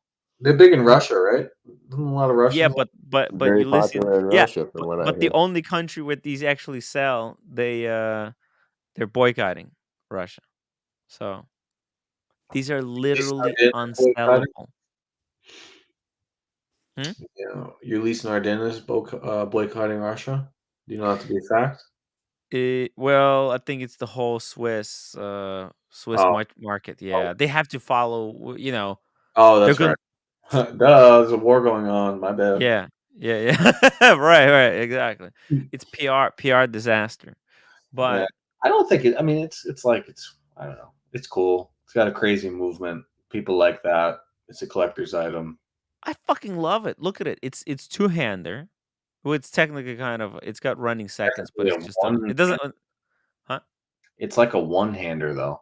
It's crazy hands. Yeah. Well, the hands are the movement. Yeah. The whole movement are the hands. The hands are the movement. It's it's a very. Let me see. Is there a backside? No, there's no pictures. Fuck. This website is weak, guys. It's weak. What it is, it's like the entire this whole gear train is the minute hand, and then the hour hand is the other. So like the entire movement rotates to tell the time. It's cool. It's so fucking cool. But it's just there's no one to spruik this. Like Jeff Bezos. He doesn't talk about the watch, but like you go on YouTube, no one is talking about this, and that's kind of why this watch brand is dead. There's no one on YouTube talking about them. If some like YouTuber started spruiking this brand, I think it would really explode because it's a legitimate brand. They have incredible history. They're marine fucking chronometers. Yeah, their designs are ugly, but they actually improved. Look at their diver. Yeah. Look at that. There's too many watches. That's a good point. That's a really good point. What the hell too is many. that? Look at that. There's too many watches. By What the is way, it? this one right here, Q has this. That's why they gave him the Aquanaut in blue, because he bought unsellable, Buckley. Unsellable. Do you So you had to understand? flush 30 grand down the toilet to get the Aquanaut. Oh my god. But then, surprising thing, he actually really likes the watch. He loves it. I mean, I get it. I get it right now. Yeah. I get it. I'm not going to say I hate it. I'm not going to say I'd buy it. This marketing is the worst thing I've ever seen in my life, though, with the shark. This is literally, this is why LMH or whatever his brand is, LFG, this is why they exist, because the watch brands have no idea what they're doing. Yeah, I exactly. look like a 3-year-old put that together. Right. This is like they're selling it to like kids or something. Like, ooh, cool shark. Buy our diver. Yes. Ooh, cool shark. You got me. I want the watch with the cool shark on it. Yeah. But it's legitimate brand. Look at the freaking quality. That's in-house movements, very intricate details. Who owns them? Good question. Good question. It's probably, let's see, you listen in. Let's see. I think that'll say a lot. Yeah. Actually, let's see here. Wikipedia. Here we go. Is a Swiss luxury watchmaking company founded in 1846. 1846 in Leleuc, Switzerland. The company became known for manufacturing highly accurate marine chronometers and complicated timepieces used by over 50 of the world's navies from the end of the 19th century to 1950s. Unbelievable. Like this is the brand that made watches that were used on ships that kind of the imperial world was built around. Can you imagine Who a owns? Navy SEAL putting that orange and blue shark watch on, the dropping into the water? They're all owned by Caring Group. Okay. Yeah, Caring. They were like they picked up all the scraps, because LVMH, the Swatch Group, and what's the third one? The B. Richemont, LVMH, and the Swatch. They had the pick of the litter, and then Kering just picked up the leftovers. The Kering watch brand. They own like just the crappiest ones. It's funny. Let's see. Kering. Yeah. Look, they own. Kering owns. You listen there, Dean. Yeah, but they have some other crazy companies there. Yeah. Oh yeah. Well, yeah. A little brand called Gucci. Ever heard of it? Yeah, Gucci. Yeah, no, but in Watch World, Yeah, what's wrong? Kering, they have Gerard Perregaux, which I think Gerard Perregaux went independent, no? Yeah, the CEO bought them out. I think they're independent now. Wow. He bought them There you out go. of the group, so they're all in house now. Yeah. So that's good. That's good. Well, I mean, Kering is they didn't really. Yeah, look, see, Kering had Gerard Perregaux, Ulysses Nardin, and Bouchon. It's just garbage. It's like, it's so funny because there's like Richemont, Swatch, LVMH, and then there's Kering. It's a bit of a joke in the watch world. But now Kering only has Ulysses Nardin and Bouchon. I don't even know what the fuck Bouchon is. What is Bouchon? What do they do? Oh, it's not even. Oh no, oh shit. Whoa, what the it's jewelry. What is this thing? What the hell is this? I don't get it. Is there a It looks tab on top that says like watches or anything? yes, there is. Oh, okay. Oh yeah, these are just automatic movement. Oh, there you go. This is jewelry. Yeah, I mean, very What's the price on that one? The flea market watch beautiful. there. Beautiful. $79,000. Oh my god. Ooh.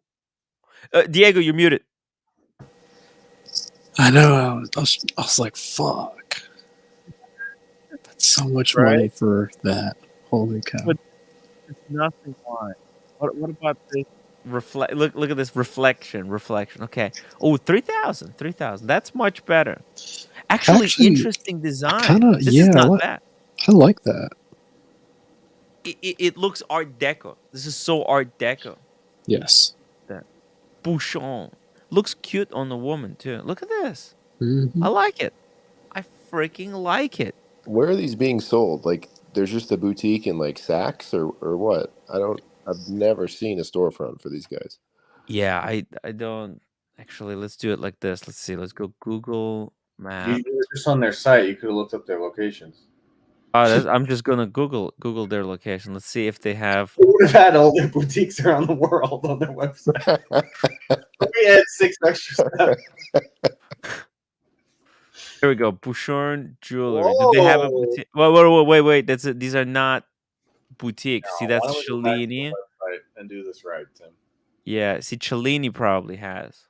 Chopard Boutique. That's no good. Diamond Oak. They don't have their own boutique. You see that? There's no. I'm Oh, pretty no. I bet if it was on the website. I'm pretty sure Google just brought up all the jewelry stores. Okay. Just now. Where do you think I should look for it? Go back up. Okay. Our Maison, maybe? No, Maison is their like. Okay, no, never mind. Yeah, because this is their like one-off pieces. Because Vacheron has Maison services as well. It just means maker. Maison just means maker. Oh, wait a minute. Up there, top left. Oh, this one, the planet? No, top To the left. left. Oh, this one. Location, yeah. Oh, here we go. Oh, here we go.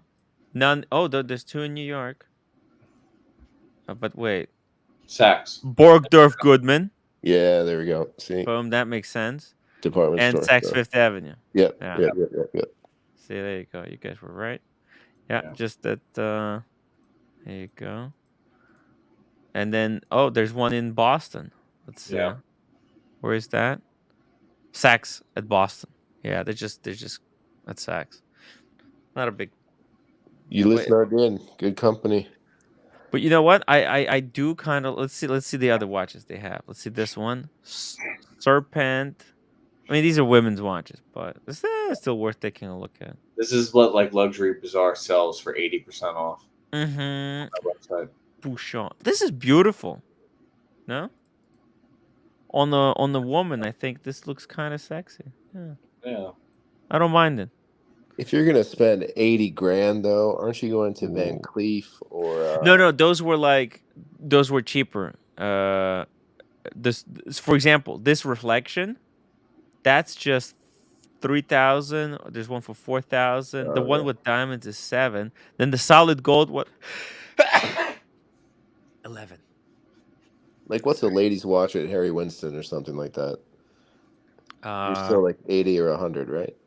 Yeah, Harry Winston is extremely expensive, and their watches are serious. They're actually serious watchmakers. They're not. Yeah. They're not a joke. I mean, that's where FP joins all the basically top watchmakers today. They somehow were involved with Harry Winston. Oh, Yeah, you're getting something there for your 80K, though. I mean, Jesus, these are ugly. I'm so this is too much. I mean, look at this. It's gorgeous, but fuck, looks expensive. Mark hashtag Omega sucks. Good point. Good point. Mark Gerard. Look at this. Moon phase. That's pretty. That is freaking beautiful. Learn more about pricing. Click on that. Oh, where? Right below. Oh, no. See, it has a one of a kind diamonds and shit. Okay. Yeah, they're not gonna. Yeah, this is probably 200K or something. It's insane. What's this Avenue collection? Oh, this okay. So this is the Avenue collection. I wouldn't be buying these. What's this Emerald? Okay. I think it'd be See, fun this to like reach out to dealers and be like, "What would you give me for this $200,000 watch?" Yeah. Well, 25K. Me and Tim were we were at Buckley, and there was a guy downstairs, and he had a Beauvais that it was all diamond except for the strap, leather strap, full diamond watch, and the retail of it was $300,000, and he was trying to get Booker to buy it from him for $60,000. Oh no! Jeez. Yeah. Oh, I have it. lost I a have it man here. I with have me it on here. that. Yeah. I'll play it. I shared it in the stream. It's an insane watch. I was mind blown how like this Bouvet is actually freaking insane. I kind of like it, to be honest. Buckley. I liked it. So I first of missed all, Buckley. I missed when you said what he paid for it. That watch is $300,000, and Oh he was trying to no! get $60K for it at Buckley. Oh no! look at it. 240 grand. Yeah. I'll take a Porsche 911 and forget the watch. Let's forget about it. Yeah. But look at that. It's still. I'm not. I can't even see it because That is. of what. That's not cool, Tim. I'm sorry. It's just I don't know. Holding it in hand, it feels like quality. You know, look at that dial. How intricate. That's shit ton of work. Look, it's. I wouldn't be buying it. Okay, I wouldn't be buying it. It's Look, just I it's a respect it, chandelier. you know, but Yeah, but I enjoyed looking at it. Okay, it's a guilty pleasure of mine. I would never pay money for it, but I enjoyed the experience of what it was doing. There are dozens of hours of handiwork, laying those diamonds and setting them and picking them, and you can appreciate that, but Yeah. At least this was factory and not just some shoddy 47th Street work. Look at how precisely all the diamonds are fitted. It it boggles my mind. And then baguettes for hour markers.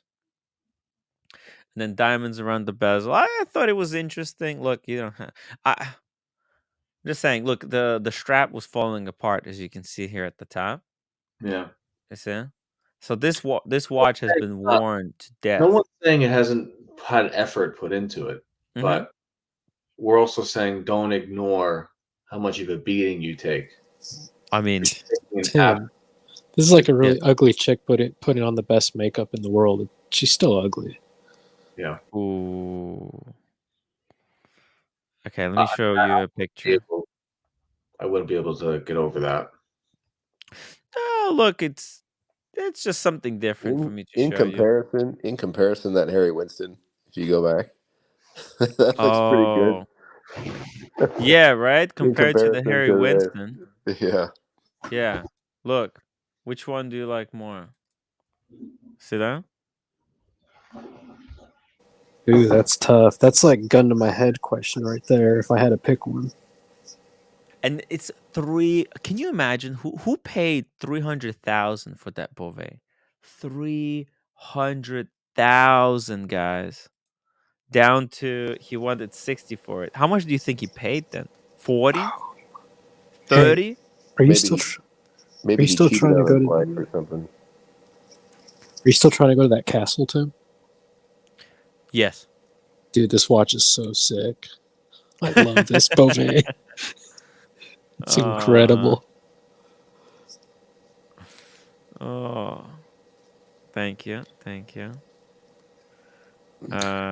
So this is the $1 million question, right? Mm-hmm. This is why Roman Scharf exists, so that you can buy that watch at $60K instead of $300. I mean, that's what his website is full of deals like that on the weird brands. True. That's kind of specialty. They definitely provide a service. There's no question about that. So what do you do, Timmy? What do you do? What do you do? That's a good question. I have one more picture, by the way. It's a really good. Look, That's a really good photo, though. Yeah, right. Well, look, I didn't have. It's not as good as photos with the proper camera, but I mean, when you look at it, like in video, it's a little bit because the diamonds really fuck with the camera. Yeah. So it doesn't capture proper diamonds really get messed up. But Can you this, pull up Sean's Beauvais just from the Beauvais website side by side so we can see what like a really proper Beauvais looks like? Yeah. His is amazing. Yep. Yeah, I agree. That's probably my favorite watch of the year that anybody's shown on the stream. It was awesome. I got to put it on at Cellini in the green version. And perfect fit. It's nicer in person than online. Mm-hmm. Like And way nicer. It's just perfect. Like the dimensions, the finishing, everything. It's just unbelievable. Yeah. I like the case design too. It's like really, it reminds you like a 50s car, you know? Yeah, I can see that. Yeah. Oh yeah. Sorry, I need to find it. My phone is a mess. I mean, I much prefer the Beauvais. I don't know. Would you guys call that skeleton what Sean has? Not really, right? It's got a it's like open work kind of. So I much prefer that of the Beauvais than the Breguet. Me too. I agree. The finishing, what gets me about the Breguet finishing is it doesn't look like they spent a whole lot of time on the individual like bridges and parts and things like that. They're all very like flat, and there's no, there's none of like the rounded edges. There's none of the. It just looks like they didn't spend enough time finishing the individual parts, which I get is that's why it's priced where it is. But yeah, I don't think it's as visually appealing. The Breguet is also like a lot of the finishes just like sandblasted, right? Yeah. Which I think looks cool, but it's technically in watchmaking, it's a shortcut. Right. It's quick. It's uniform. It's really hard to mess up. Tim, you can just go to the I got it. website. No, Just I've go got to the it. website. No, I got the picture. I got the picture. Right. Yeah, here we go. Bam. Jesus. Right yeah. There you go. That's awesome. See that? And I think the time dial on like the Breguet, for example, I think is also much smaller than the Beauvais. So I think the Beauvais is much more the balance is more on point. It's easier to read. Yeah, Beauvais is much bigger. Has much bigger dial, but it depends, right? Like it depends what you want out of your watch to tell the time, or to display the how the watch works. Yeah, that's right? an art. That's art. That's not to tell the time. Yeah. Yeah. By But the you way, still can. I pulled up some other stuff here that while I was looking for pieces. Here's the Daytona. When you do that, it always wins. Meteor. Well, that's okay. Sorry. Yeah. Okay, you put up a meteorite yellow gold Daytona. Okay. I had a picture of it, so because I was playing around with one at the European Watch Company. Yeah, it's nice. It's nice. I'll sell out right now and go with the Daytona. But I have something even better than that, I think.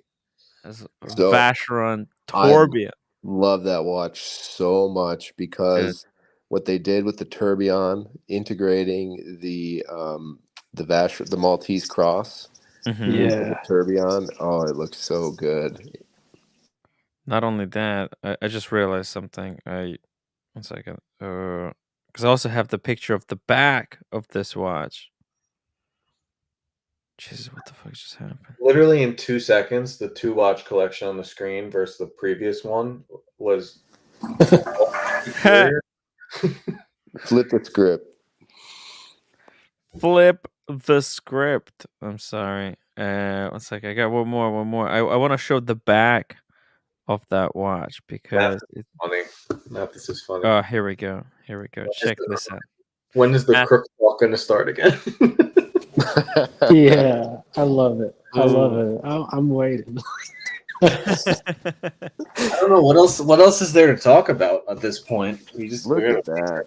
Well, we can talk well, about we're gonna the start. We're gonna Vacheron. start talking about the Oh my crook when god. we need super chats. Oh my god! All right, Tim, is that a peripheral rotor? What is that called? Yeah. Yeah. Peripheral rotor. Is that the technical term? Yes. Oh, I love that. I love that. Yeah. Because it goes on the periphery. Yeah, man. I don't mind. I think when a watch has a beautiful finish like that on the movement, even on my Aquanaut, I want to see the movement. I don't want to see this big gold rotor. So, but I like the ease of automatic watches. I think this is the way to do it. This is the perfect compromise when you want to have an automatic watch, but you also want to showcase the movement. Yeah. And you know what? Micro rotor, I'm all for micro rotor. I can't talk with this mask. I'm all for micro rotors as well. I think those are beautiful. But Can I ask you a question? I don't think I've ever heard anybody talk about this in particular. Mm-hmm. Like a tourbillon watch, okay? So you have the Vacheron Overseas here. It's in steel. It has a tourbillon. Mm-hmm. Is the tourbillon subject to shock and easily damaged and knocked out of sync? And like, is it something that can you actually wear a watch like this? I understand that it's meant to help keep time in different positions, but does that mean that you can actually wear it, or is this thing going to fall apart and need to be serviced every month if you wear it? No. You can wear it. I mean, this tourbillon, as you can see, it's very tightly secured. I mean, look at the back plate, right? It's got 3 points of contact there. This tourbillon is not going anywhere. Okay. Would you say it's as secure as like a standard hairspring, Tim? Because I mean, that's a very fluid part of the watch that has motions in both axes. So this one, Yeah, no, they actually went above and beyond. You should see some other tourbillons that are even more kind of free floating. But this one is, I mean, it's very secure. You know, like that's why like they have like balance for example, you look here. Let's look at this. Here you can see. Let's compare this. Look at the balance cock. I mean, it's only secured on one side. See? It's only secured right there. So I would say this watch is much more likely to go out of sync due to shock than let's see here, Speedmaster. Oh yeah, no, see Speedy, same thing. It's the balance cock is just secured with one screw. If you notice Rolex balance wheel, they secure it on both sides. Let's just see here. Rolex. Because if you could wear something like this and actually like not be afraid that it's going to fall apart in your hands after wearing it over a weekend, I mean, what an amazing Grail watch. Exactly. Yeah, and look, you see here, the Rolex secures their balance wheel on both sides. So the bridge has 2 points of contact. Oh, sorry. Whereas this tourbillon has the same thing on top. It's secured. There's 2 points of security here, and on the back it has like 3 bridges holding it in place. So yeah, this is a sports watch, guys. That's why this tourbillon is different from the way tourbillon would have been treated if this were just a dress watch. Which part's the balance cock? The thing that's holding the hairspring? That's right. You see, only one. It's just a single point of contact. It's the bridge, too. Interesting. Yeah. So it's not. It cannot be as well secured as if the bridge is just going. Got 2 contacts. All right, I'll take one in rose gold with the blue dial, and then you guys will never see me again. By the way, it's funny that you say that because we literally have a viewer who today picked up. Let me show you this. Let me pull this up. Don't He's not say in the it. chat. I was waiting to see if he's going to be in the chat, but I think it's going to be okay. Oh my god! Look at this. By the way, it looks like Diego's hand. Is that Q? No, that's not. No, it's not. That's Q. Q, right? No, it's not. It's not. Q's not into Vacheron, but that's the overseas 3-hander rose gold. Damn. That's pretty sick. I was deciding to go after this one or the Royal Oak in rose gold. I think this. Oh my god! This those is are good. this. You get 3 straps with this. My worry with the AP right now, with the 15500 10 release, is that next year they're gonna upgrade it to an interchangeable strap system. It's fucking coming. It's coming. I don't know why you would ever want your AP off of a Royal Oak bracelet. Yeah, that's like a Rolex. Like, you don't take the bracelet off. No. Sacrilegious. Frowned upon. I would go with the AP rose gold. They make the best rose gold in the game. Yeah, that's what I've been. That's what I think I'm going to be going after. But I just keep seeing this one, and it's so nice. Dude, this one's cool too because you get the blue rubber strap too, right? Yeah, you get blue leather and blue rubber. I have the steel one, but not the gold. Damn. Well, look, if you already have the steel one, then you should go for the Royal Oak. A Royal Oak is always going to be cooler. Like this is nice, but it's very kind of, it's cool. It's cool in the way among watch collectors. It's cool. AP is cool. AP's cool. Just to general public. Yeah. Rose gold AP is just, take Instagram, throw it out the window. And AP, Royal Oak and rose gold is not something that you see on a Here's not so much an issue, but when I'm comparing the overseas and the Royal Oak, I ask myself which one of these in 30 years is still gonna fucking be amazing, and which one is gonna be dated. And unfortunately, the overseas is gonna be very dated, because I mean you've got the version 1 and 2s. You don't see anybody wearing those, flexing those, unboxing those. But if someone were to jump on your stream and say, "Check out this Royal Oak from 1982," we would lose our shit. Yeah. True. We'd be like, "Holy fuck! Look at the box! Look at the clasp! Oh my god!" Hell yeah! Yeah, I agree. That's a very good point. When you're spending that much money, it better be a lifetime watch. Yeah.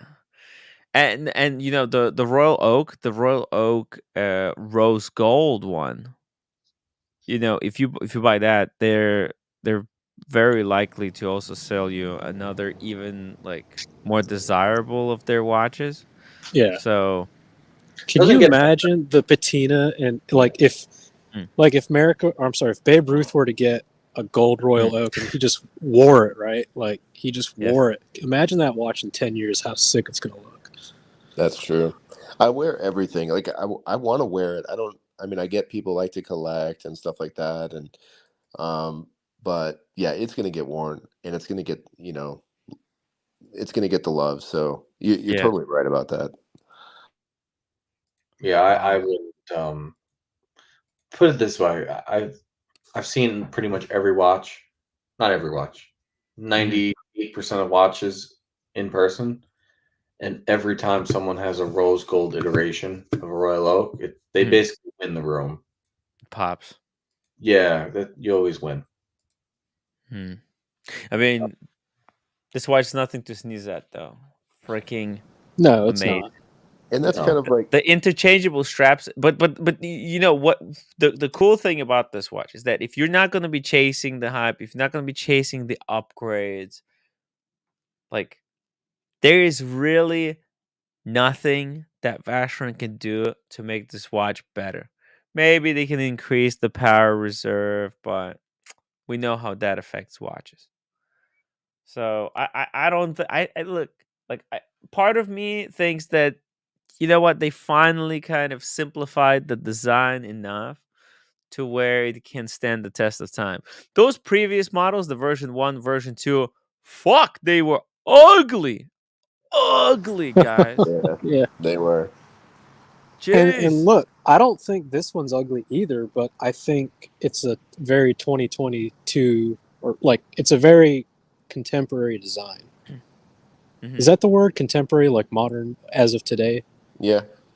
I feel like it's a very contemporary watch, and there's nothing wrong with that. I just think I don't know. I think people when they like one of you guys said when you're spending this much money, hopefully it's a watch you plan to keep forever. You kind of got to look in the future. And are you still going to be happy with it, or is there going to be a new version that you're going to want? So yeah, I don't know. Cool. Wait, what does Cyrus doesn't like? DCNOV, the Royal Oak is the more iconic model. It was iconic and then became uber hype. Good point. Are you allowed to buy it though? That's the question. Yeah. Are you And by the way, to buy this guy, his ultimate goal is the 222. He really wants that 222. Why do people like that one so much? I get the history, but it looks a little. It's talking about like looking dated. I mean, it definitely looks Like, look at that. It looks like a grandpa watch. That's how. You know what? I thought. Theo and Harris made a good point. They said the bracelet doesn't have enough taper, and that it wears more like a. They said it wears more like a bracelet than a watch. Yeah. And I kind of agree with them. It looks very thin too. Like I understand that, but if you're spending that money on gold, like I want some gold, man. Oh, it scratches. But look, the really cool thing about this watch is the construction. Okay, it's built like ground up. From scratch. This is like like the case, the bracelet, everything has been kind of perfectly designed for this watch. Here's the bracelet, you can see it. The taper is, and it's different look, Diego. I'm not gonna deny that. It's different look. Yeah. It's like a bracelet for a reason, because it kind of wants to flaunt this bracelet. I mean, look at the design on that bracelet, you know? Dude, the tolerance on that, every piece, somebody had to take one of those like little files, those polish Yeah. it with the wood. Like, all right, and they had to Yeah. probably test fit every single length. It's a perfect That tolerance. is true. Like the on machining every. on that is very, very impressive. It's definitely high quality. There's no question about that. Yeah. And by the way, look at there's no micro adjustment, but there's the half link. That's the half link right here.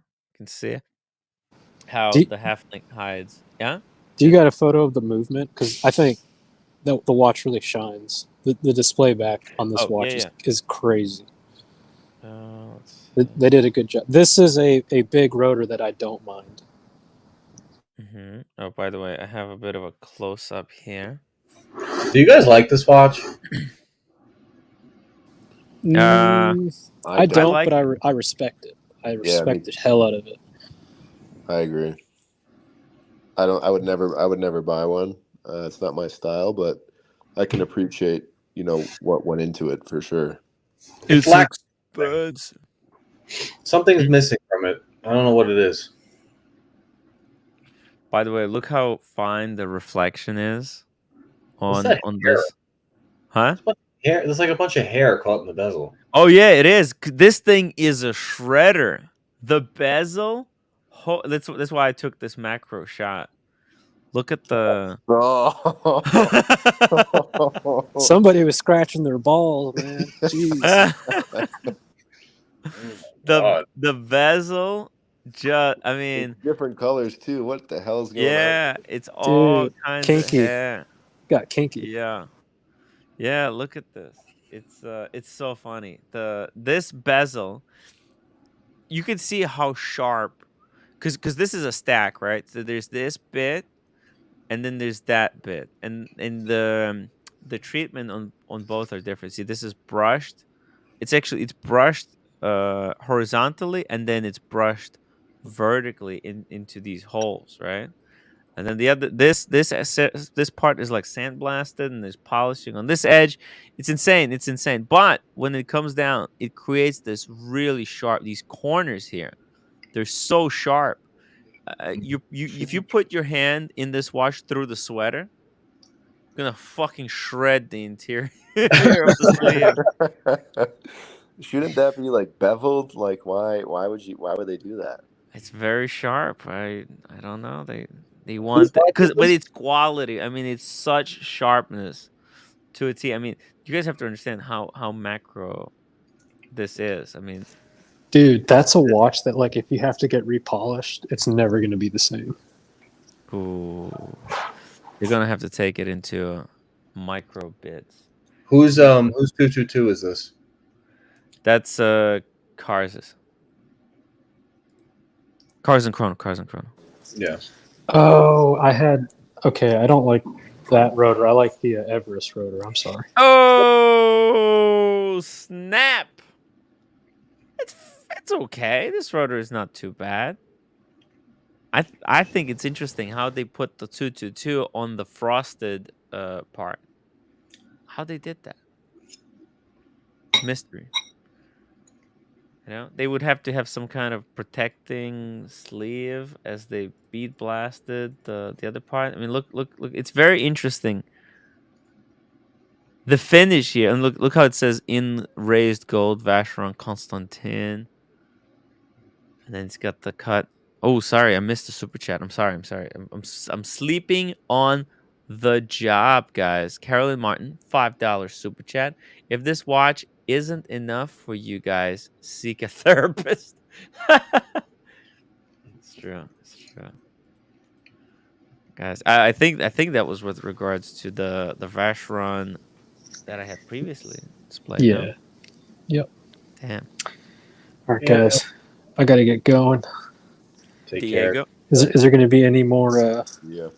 Rico conversations going on? Hey, if you want to talk about Rico, you guys got questions? I've got answers. What do you want? What do you want to? That might be dangerous. What kind of answers you have? I'll be listening to you guys. What kind of questions you got? I mean, I got millions of questions, but do you really want the answers to them? That's the thing. By Do I really want Tim to be speaking about that on a public forum? Ooh. Yeah, I think some of the things that were said on the community stream, man, it was pretty damning. It was pretty damning. Whose is this? This Now is nice. this is this was again this was a European watch company, but that's the Everest that Diego was referring to. He likes the rotor on the Everest because they I think it's like hand carved engraving of the Everest on the back. Yeah. These are limited to 150 pieces. They sold out, I think, kind of instantly. Yeah. Although the chronographs were not like the most desired one. Cars has the dual time version.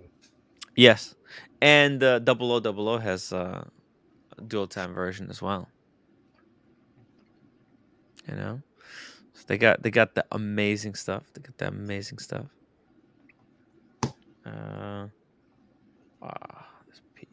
This piece is sick.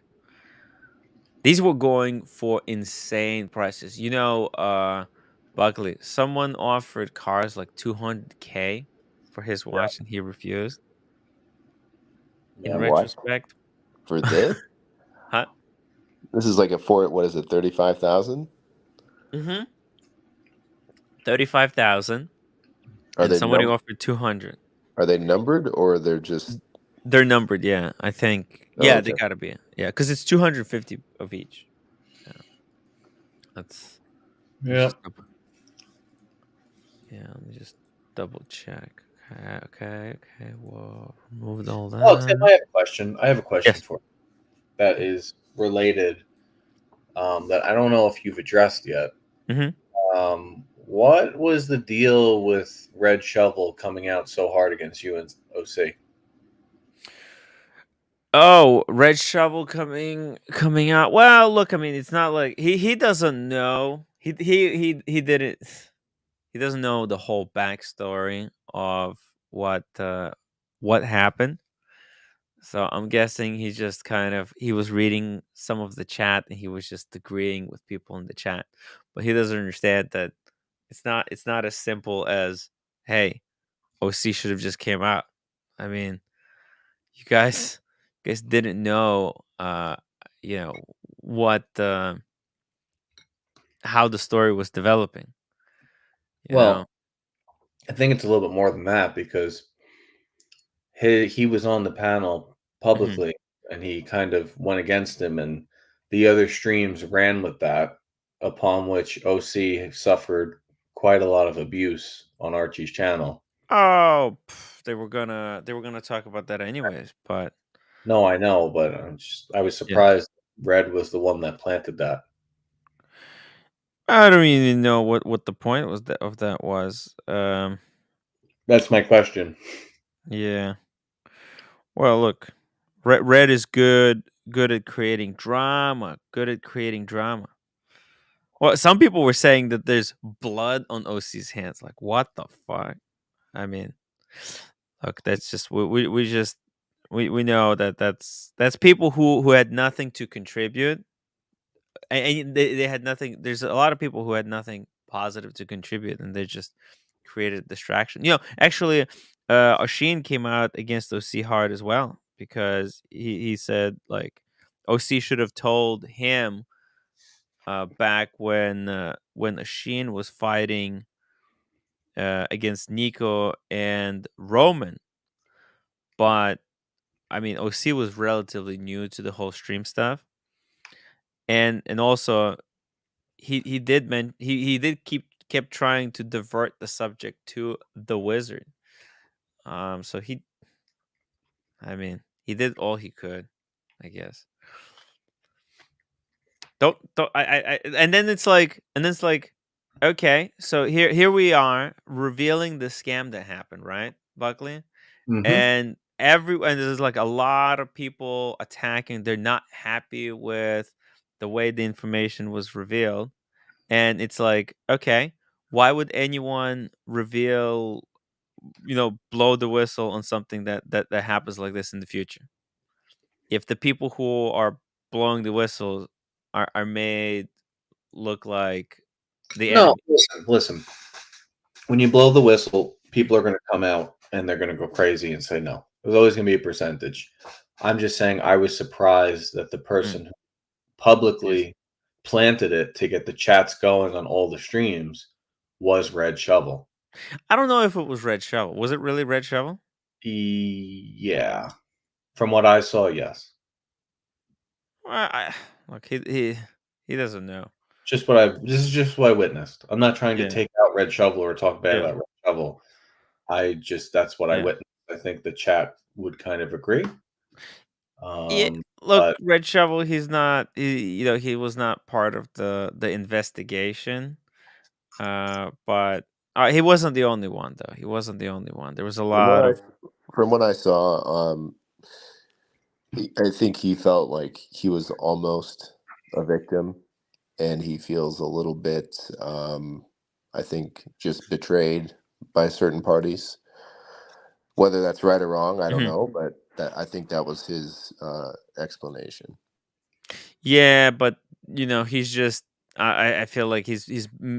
Because he mentioned that he almost made a deal with the Wizard, but then the last second he pulled out because he felt like, why am I wiring this guy that I don't really know $20,000 or something like that?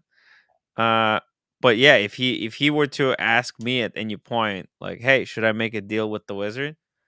I would have told him not to do it. As I told a lot of people who came to me,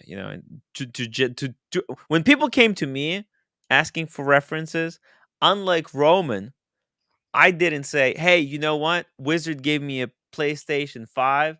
He's always take care of me. Good luck. I'm vouching for him, but I'm not vouching, right? I didn't do that. I told people like, people who came to me is like, there were people who I helped get their watches back. Like the Wizard was slow rolling and I contacted and I was telling him like, hey, this guy's been 2 months.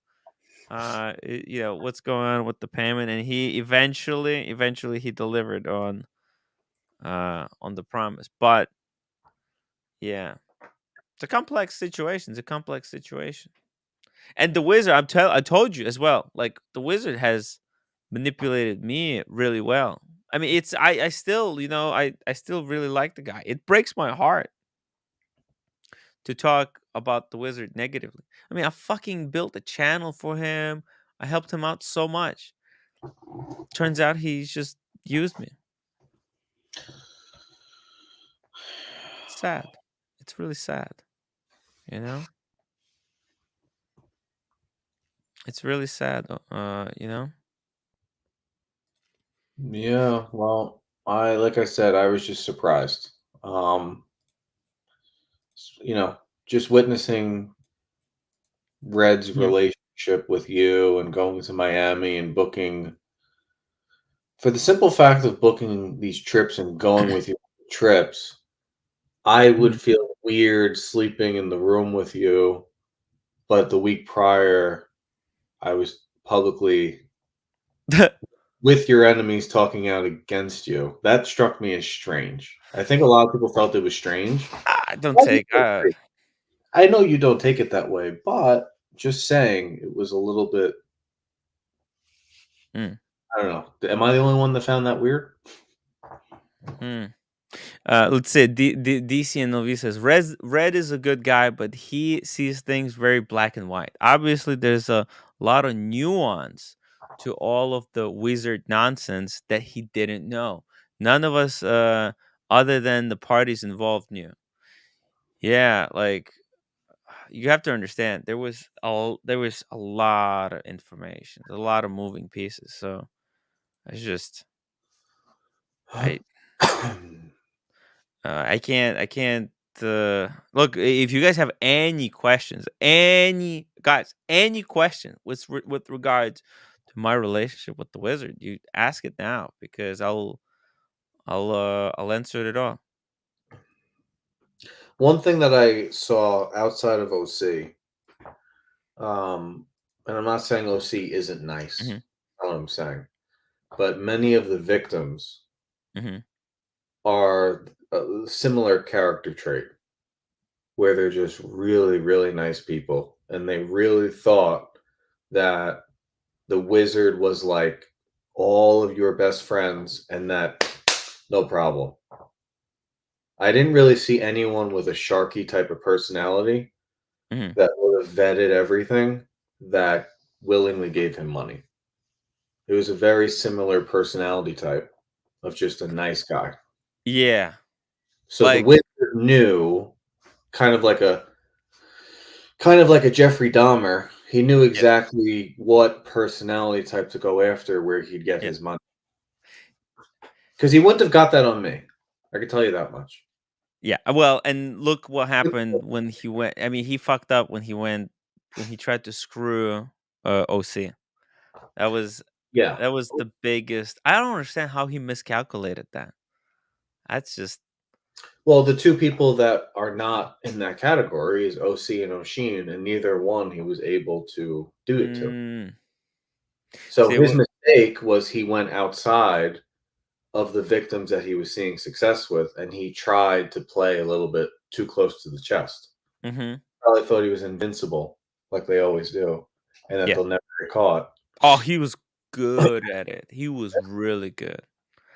Yeah. Casey Jones, thank you so much for the $2 super chat. Bernstein and Woodward didn't expose Watergate on day one. I know, right? Seriously, it's like, hey, so if do I come out when I find out that Wizard owes a first dollar, right? And also, like, Chris, he didn't know if he's gonna be able to get the money back, so he's like, he wasn't sure. He wasn't sure because, like, the Wizard is so good. He's very convincing, like, on his slow roll. So it's fucking tough, guys. But I was like following listening to everything, and when more people started coming over, I, started keep track of what's going on. I stopped promoting Wizard, stopped inviting him on the streams and stuff. Boston Collector, thank you so much. Sorry. He says Tim's explanation is not helping the issue. Tim and Lucia make it sound like they knew the whole thing for a long time and covered that info for no reason. It wasn't actually like that, right? Yeah, we weren't covering up any issue, anything. I mean, we were working with people behind the scenes. I mean, there's a reason why this is so exploding. Why Roman Sheriff and all these guys are Nico. Why all these guys are defending, and why everybody has to make explanation and run around with their hair on fire. It's because, like, there is so much evidence against the Wizard dealing, and I think what's most important is that dropping this news. This is like the worst time for I feel like for Nico and Roman, and these guys fucked up because when the news broke, they instantly jumped on the streams and said things that they probably shouldn't have said. They should have thought this stuff over, and maybe joined the streams like the next day when they had the answers, but they went in without thinking, completely contradicted themselves on a large number of things. Saying that they don't know Stefano, then talking about how, oh, he owed $60,000 then, and it's just it's they created a total mess for themselves. I think Chris last night made an interesting point. He was the first one, I think, in like September, October 2021, the 150K guy.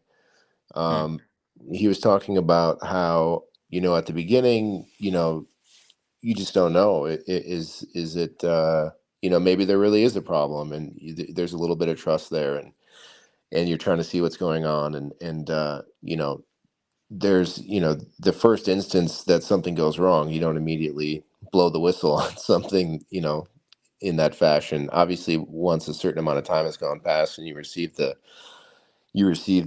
excuses and things like that, then there's an issue. But when something happens, you don't just automatically run and do that. So I think that's where a lot of that was coming from. Exactly. I don't know if anyone in my position would have acted differently unless they had more experience. I'm fairly inexperienced with this whole stuff, so gotta give me some leeway. It's not like I finished a detective's degree or some shit like that. Yeah, you know. Chris J. Red has the right to his opinion. Many agree. So you don't like or trust someone because he has a different opinion. In fact, actually, I like it that Red asked that question because we were able to address that type of question that later came from trolls. It's better to address it and answer it before, like, uh, the trolls come out and ask that question, right? We've got a chance. You see, like, because of Red, we were able to address that question on our stream before it had to be addressed anywhere else. Like they can't. Like if we already answered the question, why we didn't come out right away? Hey, we already answered it, and Red was the one who asked it. So I What's look. also I have no problem answering any question. Any question. any Whatever you question? guys want to know. Yeah. I have an extremely important question. Hmm. Was a phallus actually inserted into your ear? I don't understand this joke. Well, What is a that? metaphorical phallus. What does it mean? Okay. Well, it's like he told me to go fuck myself. Like I asked him to do me a Okay. favor. Because what happened was, I had this guy who used to come onto my streams, but he's just a real scumbag. And what he did, he falsely called my idea. He emailed him and accused me of being a flipper. Okay, and Yeah, that got I me blacklisted.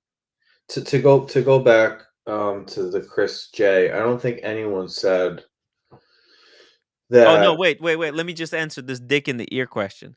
So what Okay. happened was, I just didn't know what that means. I didn't know if there was like a yeah. frat prank or So something at this a guy, hotel or what the heck is going on here. so this guy who freaking reported me to AD on false pretense that I'm a flipper because I made a joke that I'm gonna give it to a guy, the guy that this guy was saying is a racist, and now he's best buddies with. Like, dude, like this guy is so fucking sane. You have to understand. Like, there's this guy that was on my stream. And he was saying this guy is a racist, right? And I made a joke with that apparent racist guy, right? That I'm gonna sell him watch. So he reported me, not the racist, not the racist. He reported me for being a flipper, and then he becomes best buddies with the guy that was the racist. This community, Buckley, some people are fucked in the head mentally. And so what I did, I asked this guy who was, I was helping with the streams, like, hey, this guy he's a scumbag. He falsely accused me, of being a flipper to my idea. Like, can you not platform him? Like I don't want to, because I was sending my audience to him. And he said to go fuck myself. Like I was helping this guy out. And he told me, like, yeah, no, I'm not gonna stop platforming this guy who reported you to on false pretense to the idea. So Okay. there you go. That's I just didn't know if you've had phallic assault or if it it was a definitely metaphor. felt like a phallic assault in the ear. Definitely felt like it. Oh man. And it was a big one. This guy who stuck a dick in my ear, he's a fairly small fella, but it was a big cock. Can you read Jay Gray's message here? Jace Gray, Red is innocent. Almost a victim. Yeah, he was almost a victim himself. He was one of the potential victims. And dismayed by the bullshit. Red is an honest punter. Long live Red. I agree. Right. And this guy Chris J is saying something that I didn't say. I didn't say I didn't like Red for disagreeing. I'm saying that you and Red have a very different relationship than most of the people on your panel. Yes. When you're clearly at a very crazy time and almost a war, right? Yeah. It was strange to me that he was the one that started planting ideas. He's not the smartest guy on the planet. He's a question plumber. UNOC when the goal here is to help victims, not to point the finger and try to figure out the best. It was strange. All I'm saying is it's strange to me. That's it. And I just wanted to clarify a little bit because I got the sense that Red was very upset by the whole situation, and Oshin also was very critical. Yes, both guys, and I think that it was misplaced, and I'll explain why. Mm-hmm. Not that anybody can have their own feelings or whatever, but in these situations, I think that sometimes the circular logic can bite you a little bit because that's just made up. There's no such thing as circular logic. No, I'm just saying you guys almost when people bring up like, oh, Tim, you should have told everybody, right? You're like, well, I don't know. Should I have told people? The answer is I couldn't tell anybody because I didn't know it was a scam at the time. Yeah. You just thought that a dealer was slow rolling. So that's your answer. It's not, oh, I'm not the best at this. Maybe I should have, right? No, that's a good point. Boston Collector, you're right. And Diego just made it. What did he say? He said something about that. He said, it's not a scam until they stop paying. He was slowly paying these guys. Right. And also, look, when Chris came, right? Chris said, listen, he was like, okay, I'm pretty sure I'm not getting my money back, but I'm collecting evidence. Can you help me get me in touch with Roman? Mm-hmm. Okay, because this guy always drops Roman's name. Maybe Roman can help me out. So that's what I did. I when I was in LA, okay, that's when I invited Chris to come with me to the Lily Bar. Yeah. And that's that. And also I gave Chris Roman's phone number that day. Yeah. So I set them. I put them in contact with each other on that day. They got introduced, and they got Chris got his number. So that was like first step. We like what can I do?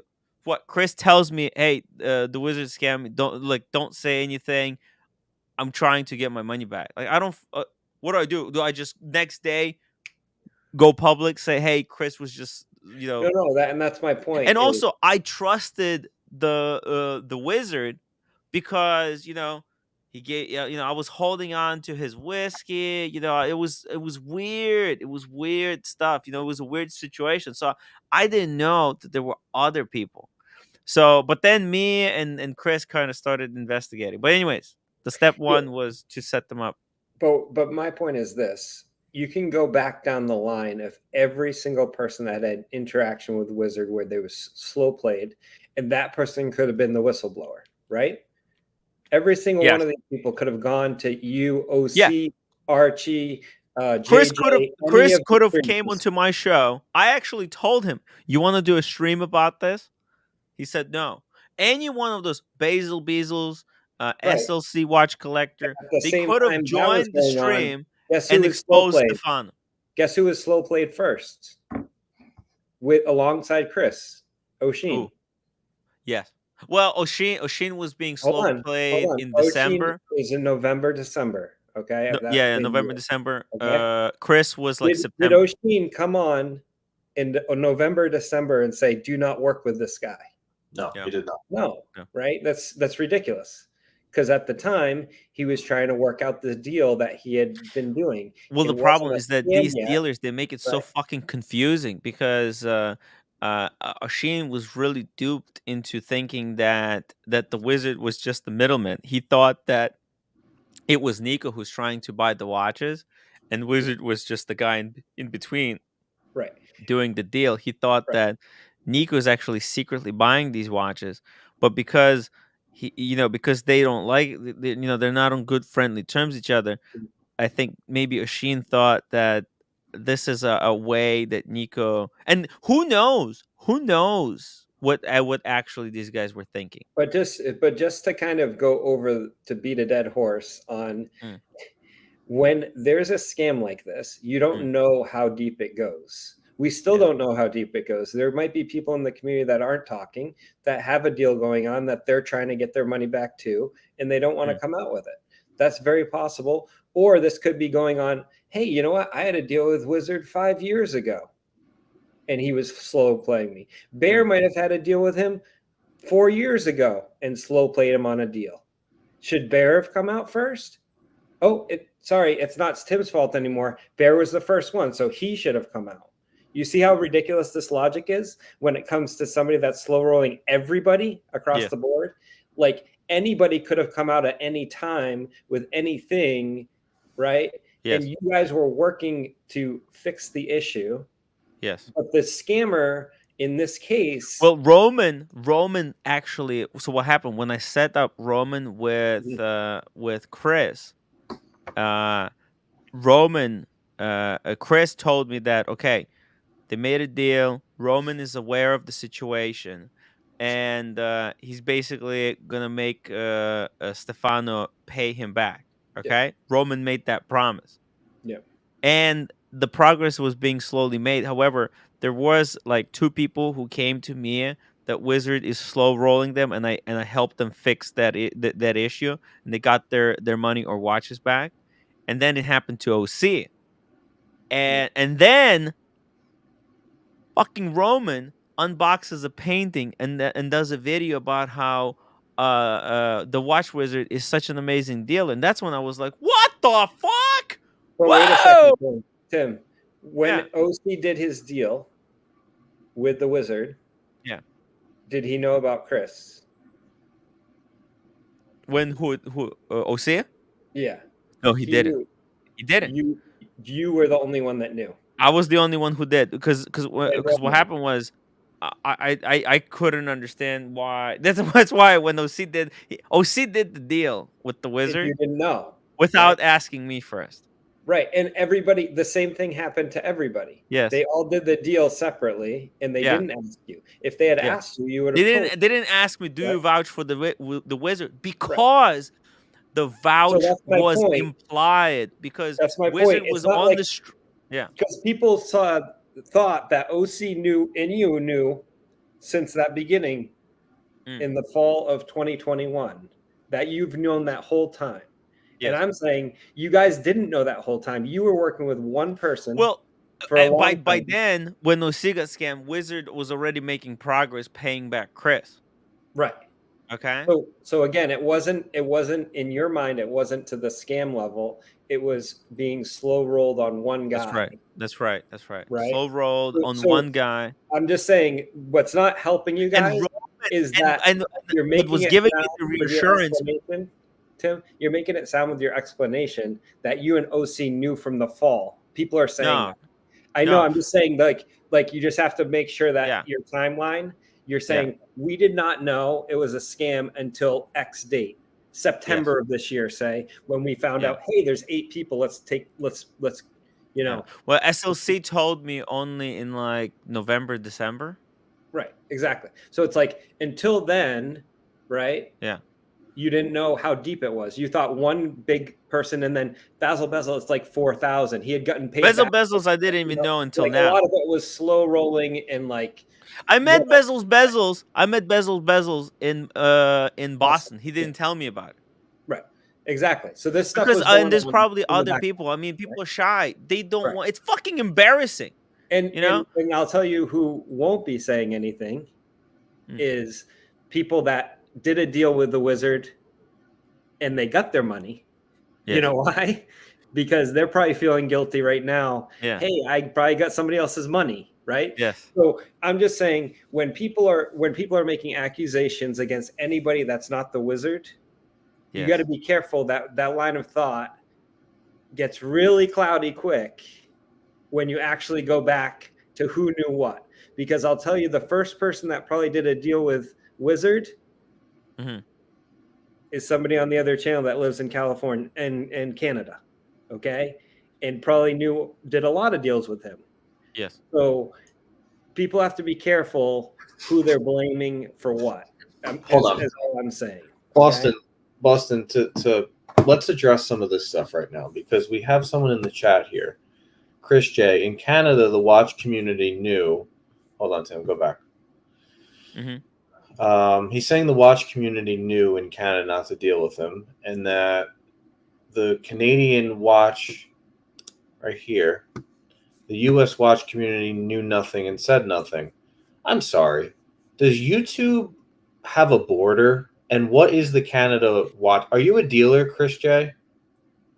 Would you like to come on and explain what you're talking about? Because I don't understand. Maybe I'm too insular and stupid, but I never heard of a Canada Roman knew.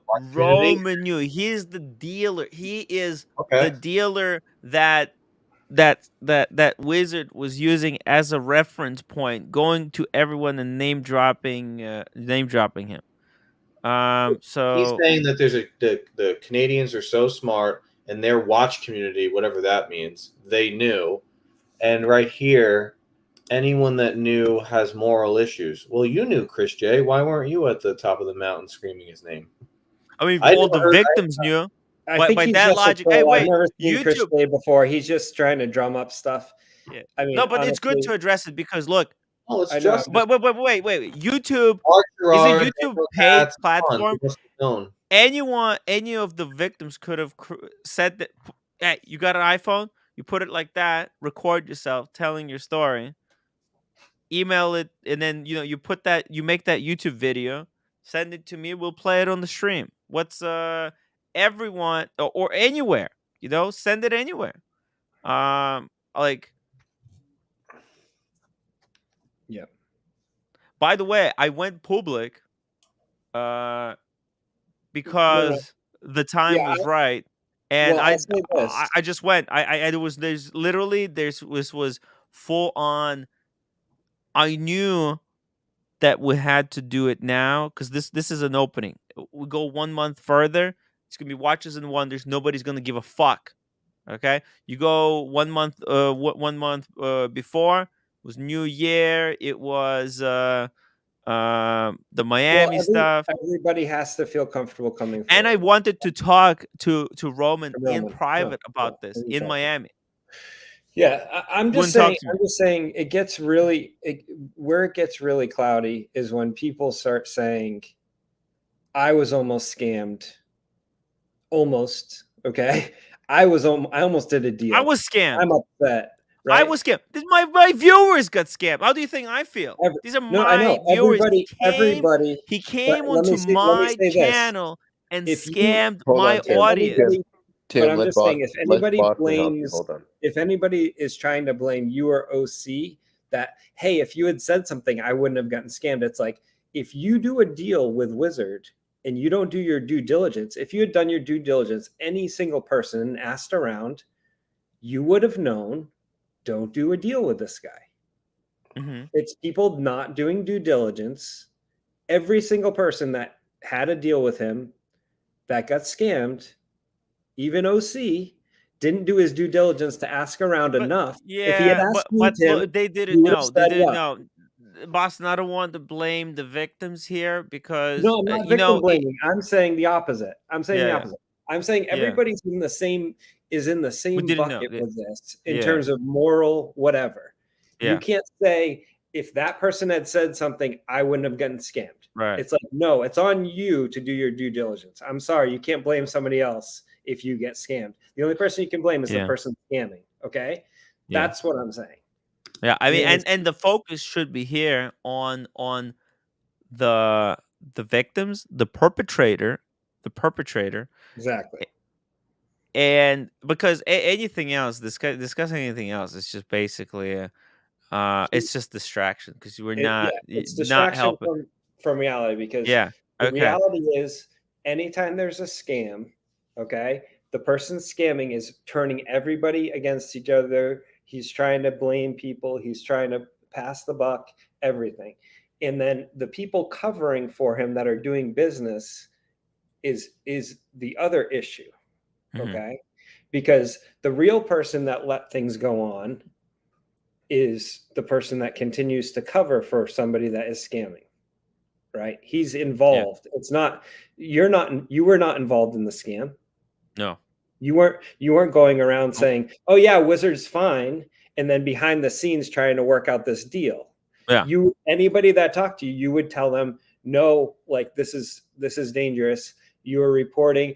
OC was posting. Well, to be fair, if let's say you go back to the time before Chris got scammed, right? If you were to ask me, hey, would you recommend the Wizard? Yes, I was recommending the Wizard. I mean, he was on my streams. He was projecting all of this, like he's a very nice guy. He was very generous, you know. He was helping the channel, you know. He was providing content. He hired me to do some work for him, you know, to make some videos, you know. Hired me, but then he paid me with the PlayStation. So, you know, I helped him, he helped me. It was very good to me, but he used me.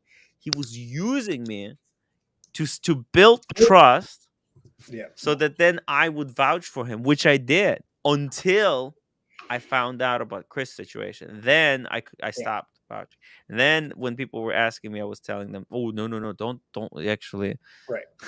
Don't do any deals if you don't want to see your watches ever again. Yeah, and I think that actually Vince has a good point here. He said the same thing happened with TPG. People were recommending him. They were saying, "Oh, look, he does good deals, good margin for you. It's easy to consign through him. Just throw a TPG, right? Roman backs him up. All right. Well, after the blackout, does everybody all of a sudden become a scammer because they said that? No, at the time, you're going off the information you have. You're not a scammer until the person does the scam, right? Like, and that's the point I'm trying to make here is the scam just happened. He stopped paying people back. That just happened. Up until that, he's just a bad business person slow rolling people, which happens in the industry. And when you're doing these kind of deals, because for Basil's, it wasn't just a slow play. It was, hey, here's a watch. You're selling it for me on consignment. That can take time, right? Yes. Yeah. Not like a, overnight thing all the time. Look, to be fair, I took some time to handle Basil's Accutron. You know, he sent me Accutron I made a video about it, and then I tried to sell it. You know, I was talking about it on the streams. Eventually, it sold. You know, I took some amazing pictures of it, and we posted, and eventually it sold, and I sent it to like Basil sent me a label, and I sent it to where the watch had to go. Right. So, and at the time there was. It took time. It took like 3 months. Right. And I bet he was worried. Like, hey, is this Tim guy? Important to say, based on the information that you had, right? Nobody, Baron Archie never told you that the Wizard is a problem for deals or anything else. They're still platforming. They were defending him. I'm just saying, to be fair, it's not like everybody was saying that he's a scammer and you had him on your show and you're giving him a platform. You know what I'm saying? Like, I stopped platforming him. Yeah. Right. It's the opposite. So they were platforming him like a couple of weeks ago. He was on. So the real issue comes down to people weren't doing their due diligence. He was allowed to operate, right? Because he was getting covered by Roman also with these deals, getting money to cover up instead of I was reassured falling apart, right? I was reassured by Roman that the situation is known. Roman told Chris that, you know, he's taking care of the situation. He's got nothing to worry about. So for me, it's like I've done my job. Chris asked me to make this thing happen for him. I got it done, and I was keeping a very close eye on the Wizard and with his shenanigans. So and I think that, to be honest, I think something that Paul Thorpe said today Mhm. applies to you and OC. The more you're involved, without even you, it's not like you sought out Chris and asked him and got the information and did this whole thing to try something for yourself. You actually did the opposite. You're trying to help him because he Yes. came to you, right? Same thing happens with Paul Thorpe. He's doing his little side gig, and then all these dealers get into issues, and he's like, hey, how do I put the fire out here, right? And by just your place in the community, Yes, by default, you're in the line of fire because you're going to be involved in everything. Just right. Well, so people can criticize anything that you do is what I'm saying at some right. It's some fair. level, Listen, I want to be criticized because how else do I get better at this job? I want to make sure that every question that can be asked of me is asked, because I want to address everything, because I want to know, because the more, like, I love interesting questions. I love learning also about how I was manipulated. Because I feel like, this is kind of it's almost, we got this because this kind of, Higgins did the same thing to me. He wanted all the people's emails, he wanted everyone's contacts, and then he started, like, tried to scam the 0000. So I wanna address everything, because I wanna addressing things. It allows me to think about the situations, and then implement the change that would make sure that this situation doesn't happen in the future, because this is Right. like already second time. Technically, Higgins was the first guy who did this, and then the Chris. Right.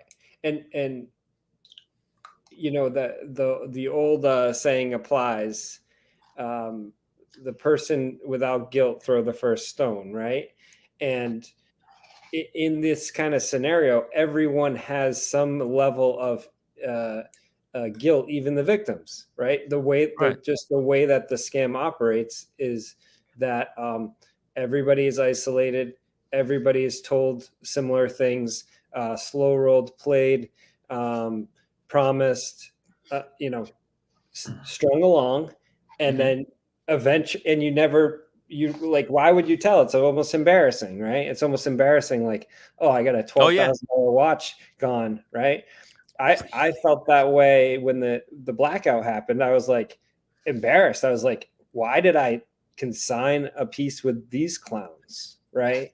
Like I'm gonna lose this $20,000 watch, like it's gone, right? And I'm like, wow. Like I was about to tell my wife that I had lost a $20,000 watch because I sent it to these clowns that are driving around in Lamborghinis that they're renting and Yes. eating $15,000 steaks. Like, of course, like in hindsight, it looks bad, but like in the moment, you're like, "Hey, this is easy," it all looks easy. But yeah, you gotta take a step back and say, it's good that everything's coming to light now so that it stops what's going Right. on in the community, number one. And number two, try to kind of get people's money back the best you can. But some people are screwed over. That life isn't fair. Okay. Some people are going to be screwed by this. Some people aren't. Yes. And the more that Roman and Paul and those and Archie and Bear and Spencer and Nico, all of them are involved to some degree in this. Some a little bit, some not a lot. Okay. And all of them have an ability to turn this around, and it's not going to make it right, but they can certainly make it better for those people that get taken advantage of. I think Roman and these guys should make the victims whole, and then they can figure out amongst themselves how to recoup it. And I think really going forward, they can't do, because look, that's the confusing thing about this whole vouching, and the lies. Look, if it this is you can't keep these guys around. It's a one strike, you're out. You can't. I mean, there's supposed to be all these. I hear all these stories about these amazing trusted dealers. It's just all crock of shit. Just all fucking scam artists. Hey, AKB, how's the super chat going? Which one are you smoking today? The $50 or the $20? Just remove that comment. You'll see. Oh. $50 cigar over super chat. Boom. Thank you. Great day today, boys. Hey, I'm glad to hear you're having. I'll tell you a story. That goes to the people that feel like I was almost scammed. Okay, type of story. Yes. I worked in Boston, and my sister-in-law was running in the marathon. Okay, so I went to go watch. So I was standing there for probably like half an hour as people were crossing the finish line, and I was like, she came through, whatever. Watched a couple more runners. I was like, let's go get something to eat. Okay, so I left, and it was the bombing. Okay, so I was standing right where the bombs were, literally like 30 minutes before. Okay, and a lot of those people didn't make it, and my wife was pregnant at the time.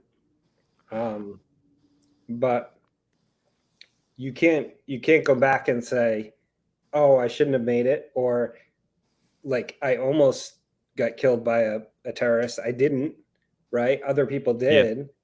But you can't look back and say, it's okay. Like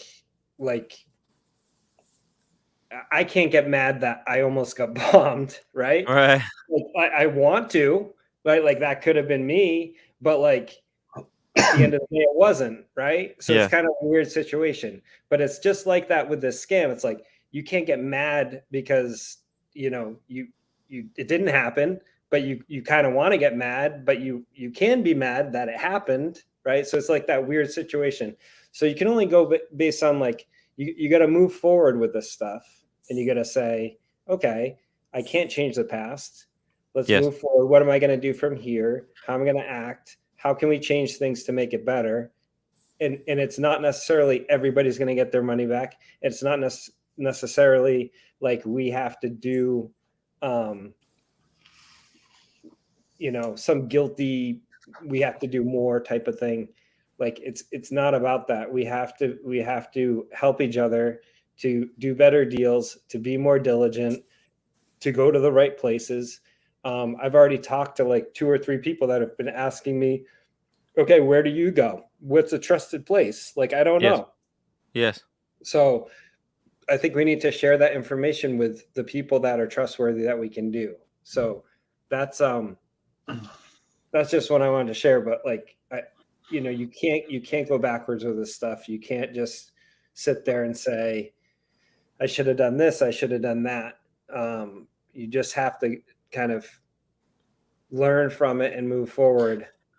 That's why I want all of these questions, Boston, because it's good. I guys, any question regarding this situation at any point in time about Wizard, about OC, or Sheen, Roman, any questions at any point, any timeline questions, anything, ask me, because it kind of, I like answering these questions because it puts things in perspective for me more. And how do we learn if we don't learn from our mistakes and get better in the future? Right. Hey, gentlemen. You have to remember, Sean. By the way, Sean. Hey, guys. We got the gentleman who got the Vacheron Constantin overseas. Addis, congratulations on the latest pickup. Yeah, that's beautiful to watch. That's And beautiful. his Watch. wrist look exactly like Diego's. Holy shit! It doesn't matter. It looks good. The watch looks good on his wrist, Diego's wrist. Anyway, that's a beautiful piece. Congratulations. Perfect match. Like Yeah. it's not too big because it's a big watch. He's got And hey, you're saying it's his wrist is like Diego's. That's not a negative thing. That's hey, I don't know. Don't make I it don't know sound if like they're a small or negative big. I just look at the watch, the way it sits on the wrist. It's the lugs don't go over the wrist. Boom, it's perfect match. Yeah, I have a question for you gentlemen. Hi Boston, how are you? Hey, how's it Buckley, I believe Babe Ruth's still on, and AKB brother, how are you, man? I think I covered everybody. I have a question for you. If you know, we had a lot of collectors that got gypped in this, right? They lost their money and they were taken down. If these were dealers that were taken down, what would have been the reaction from the people that were in the know?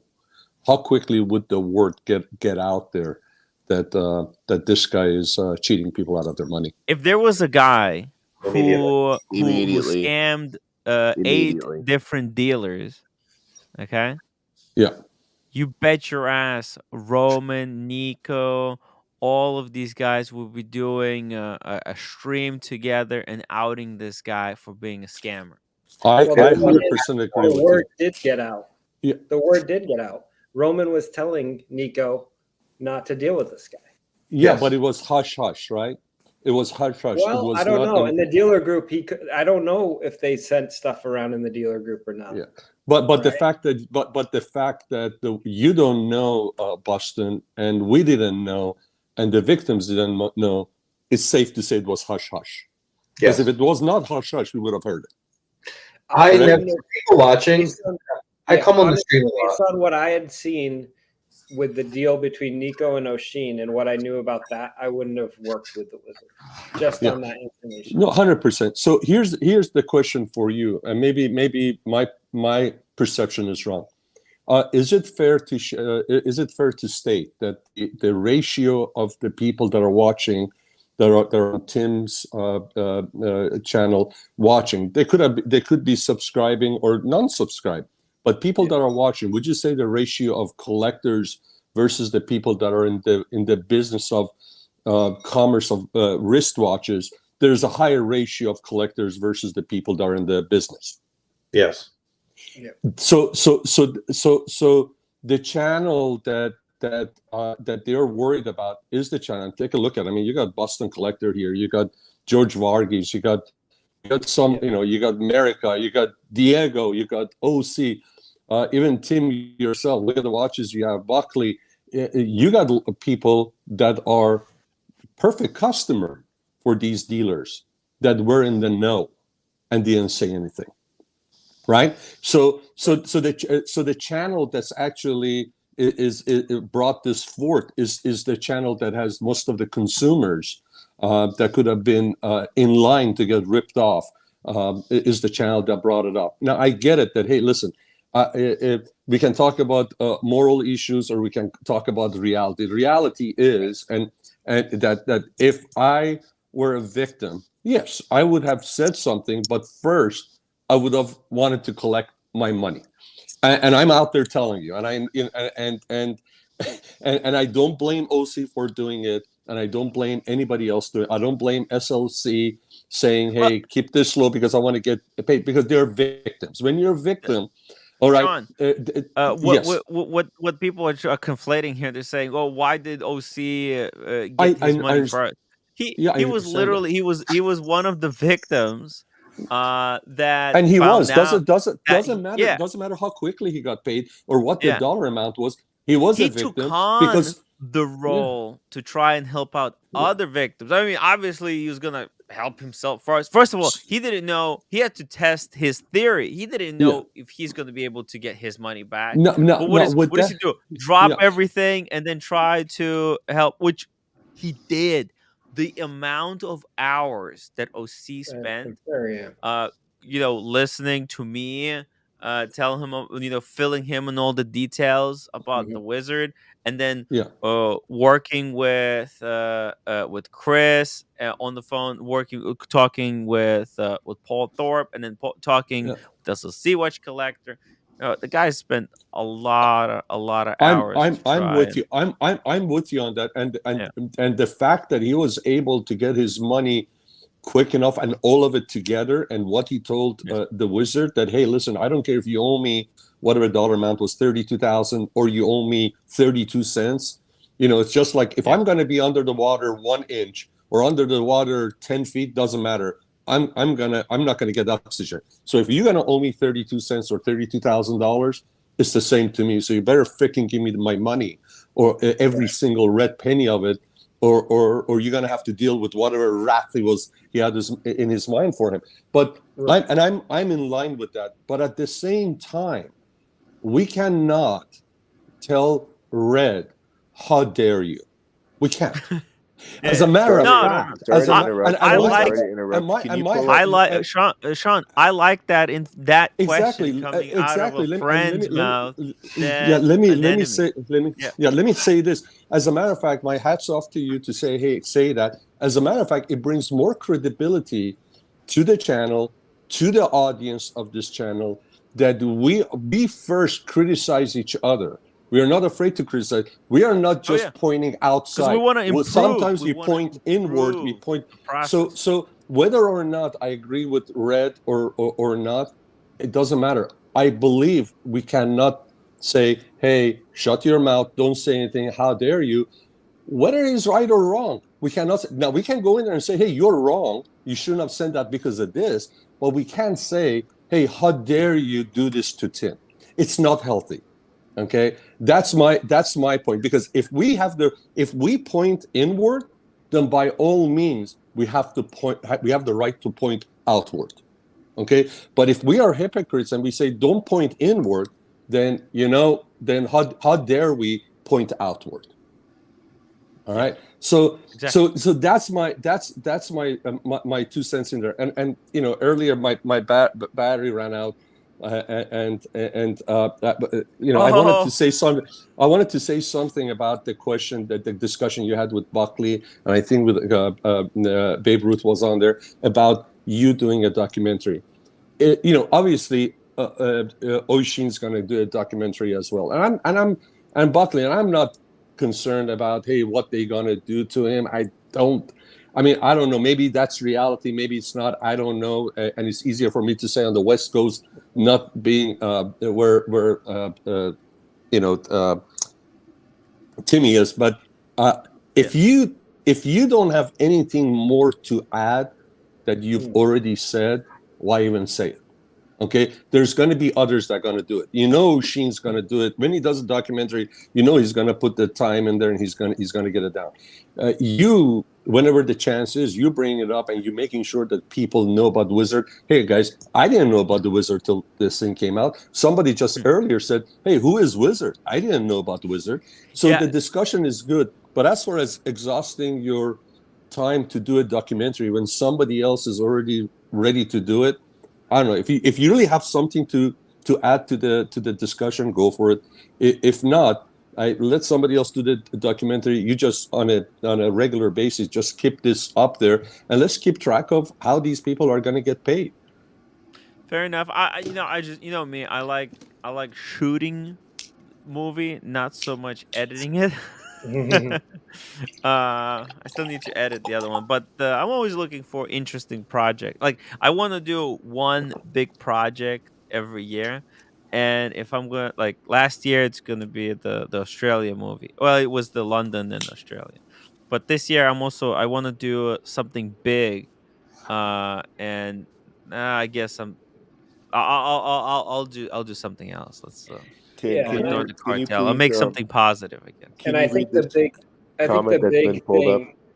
Let me read there's two comments I want to address. DC and LV America asked me to pull this one up. This industry doesn't exist without the customer. Some of these dealers have proven that the customer isn't valued at the same level as the dealer. 100%. That's why there is a vouch for the customer, and there's a vouch for the I dealer. think this Exactly. really Exactly. gets to the crux of the problems here. And this Yeah. can't go on. This double standard is done. This double standard has to change right now, because these scams they're gonna get even bigger, especially as the newbies into gray markets, start feeling the pain or whatever. They're gonna resort to scams. Well, So this is my thought on that. mhm. Um, going forward, it's not up to the gray market to decide. It's up to watch collectors to know how to vet dealers and to make safe transactions and not get sucked into these situations. And it's just this easy process. You have to do the work to vet the dealers first.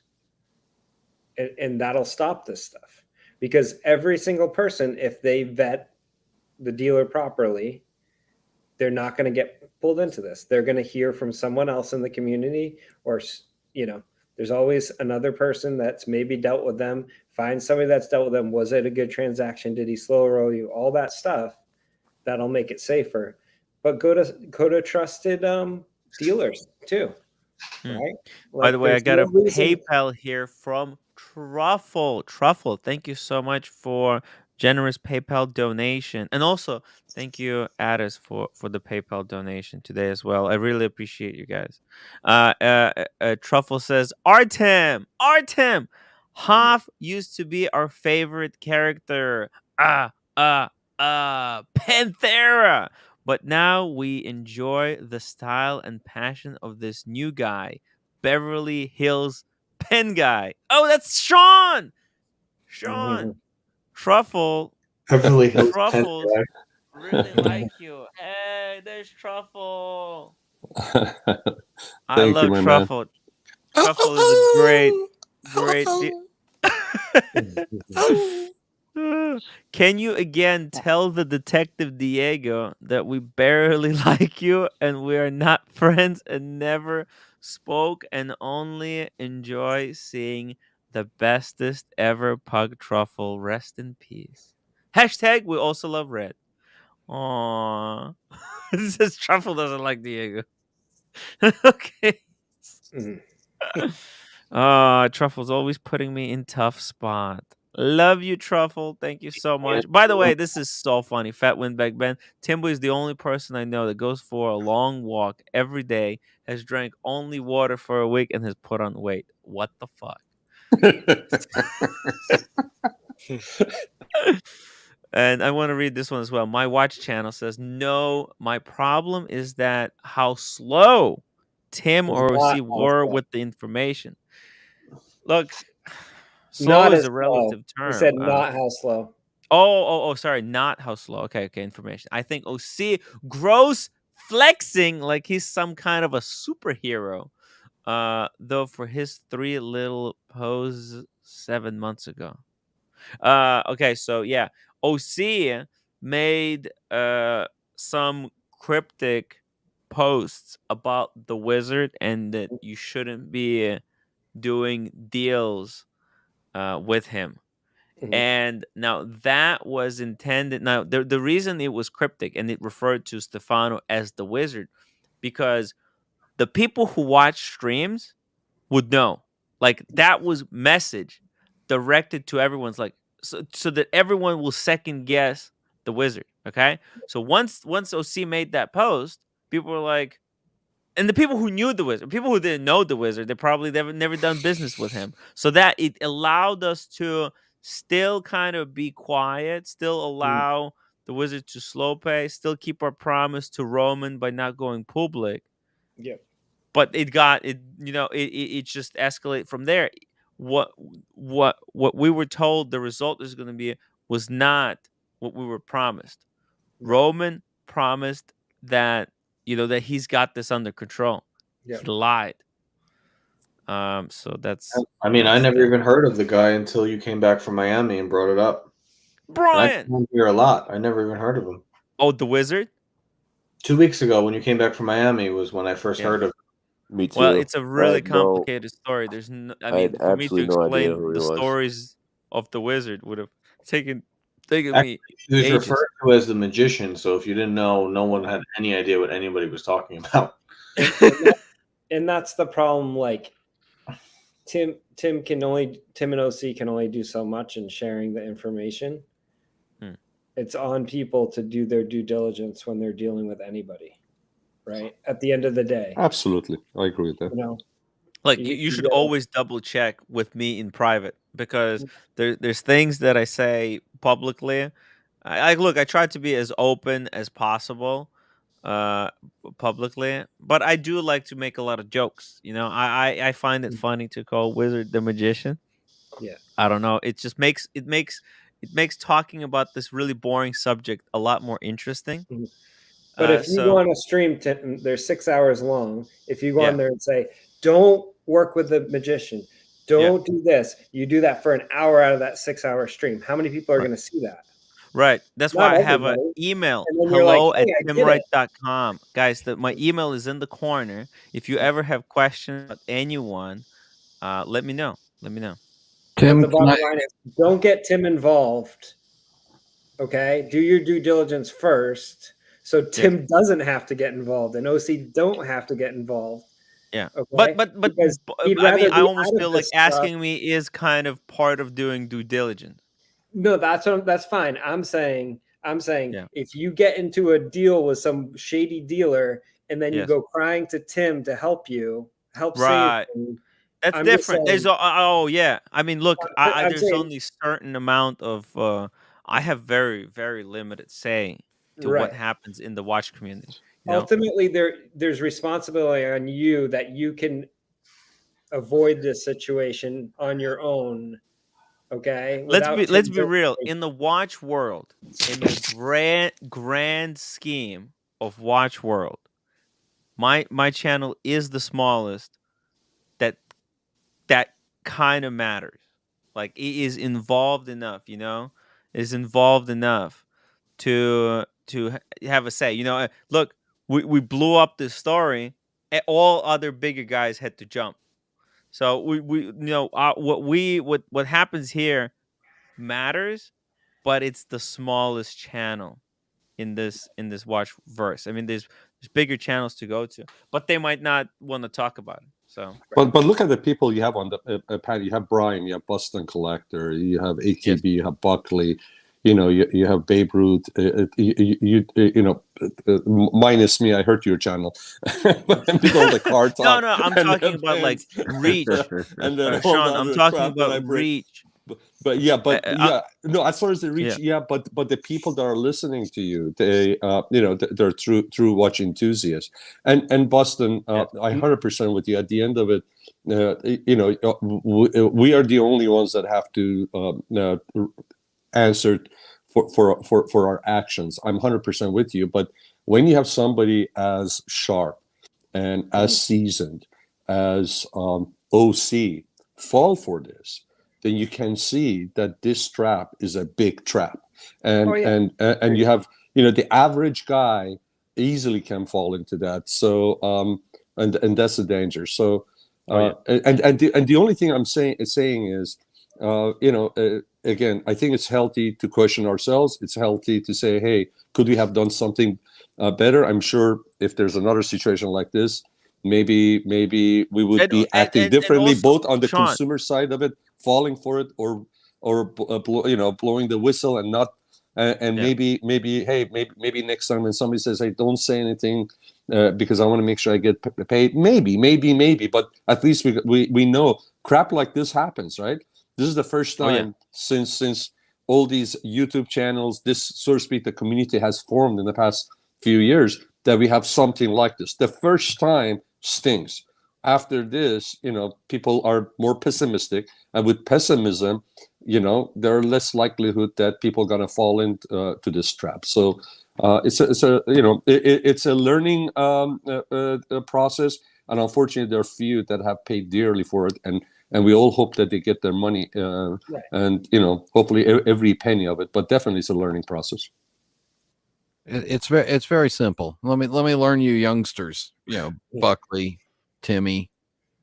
The others were Yes, old. Brian. We already know this.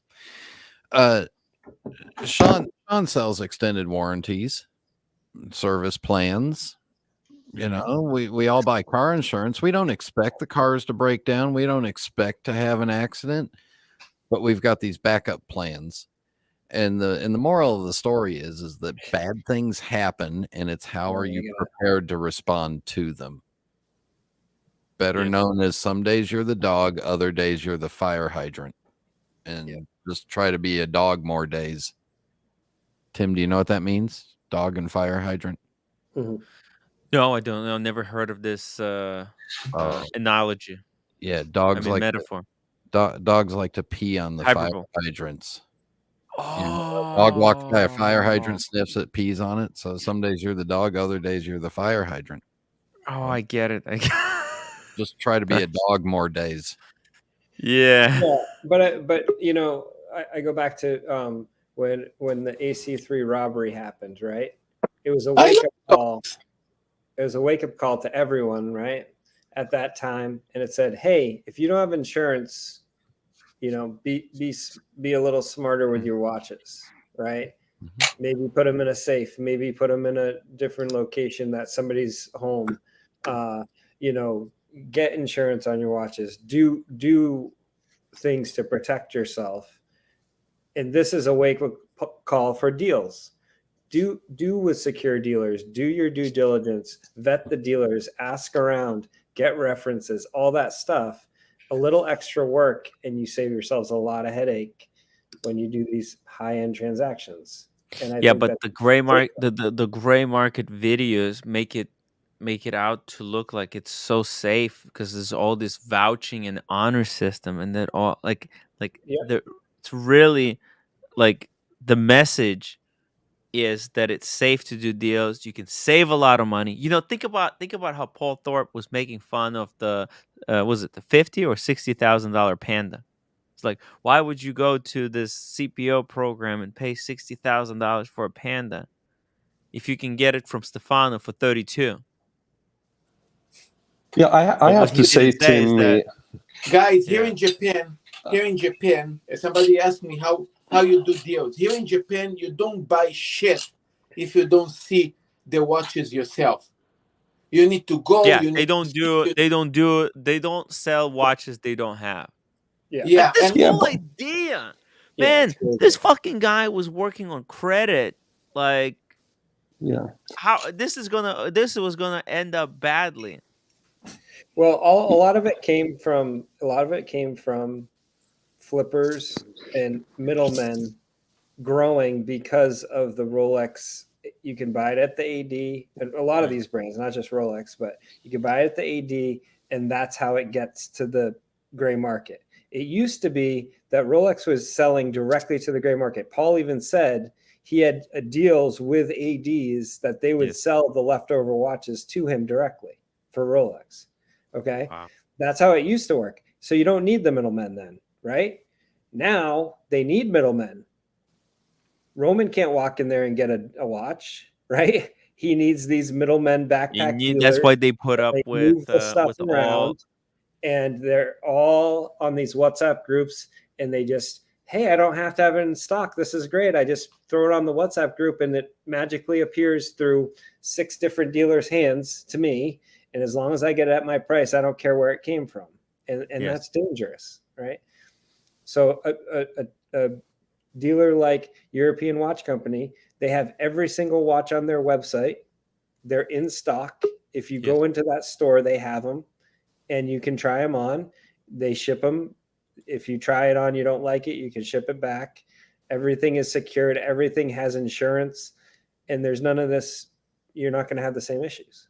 Yeah, Boston. I mean, take a look at the watch that you got. Your beautiful Paul Newman. The person that you dealt with, you knew about the guy, right? But you still, overnighted to LA, and you picked it up, and but you were there.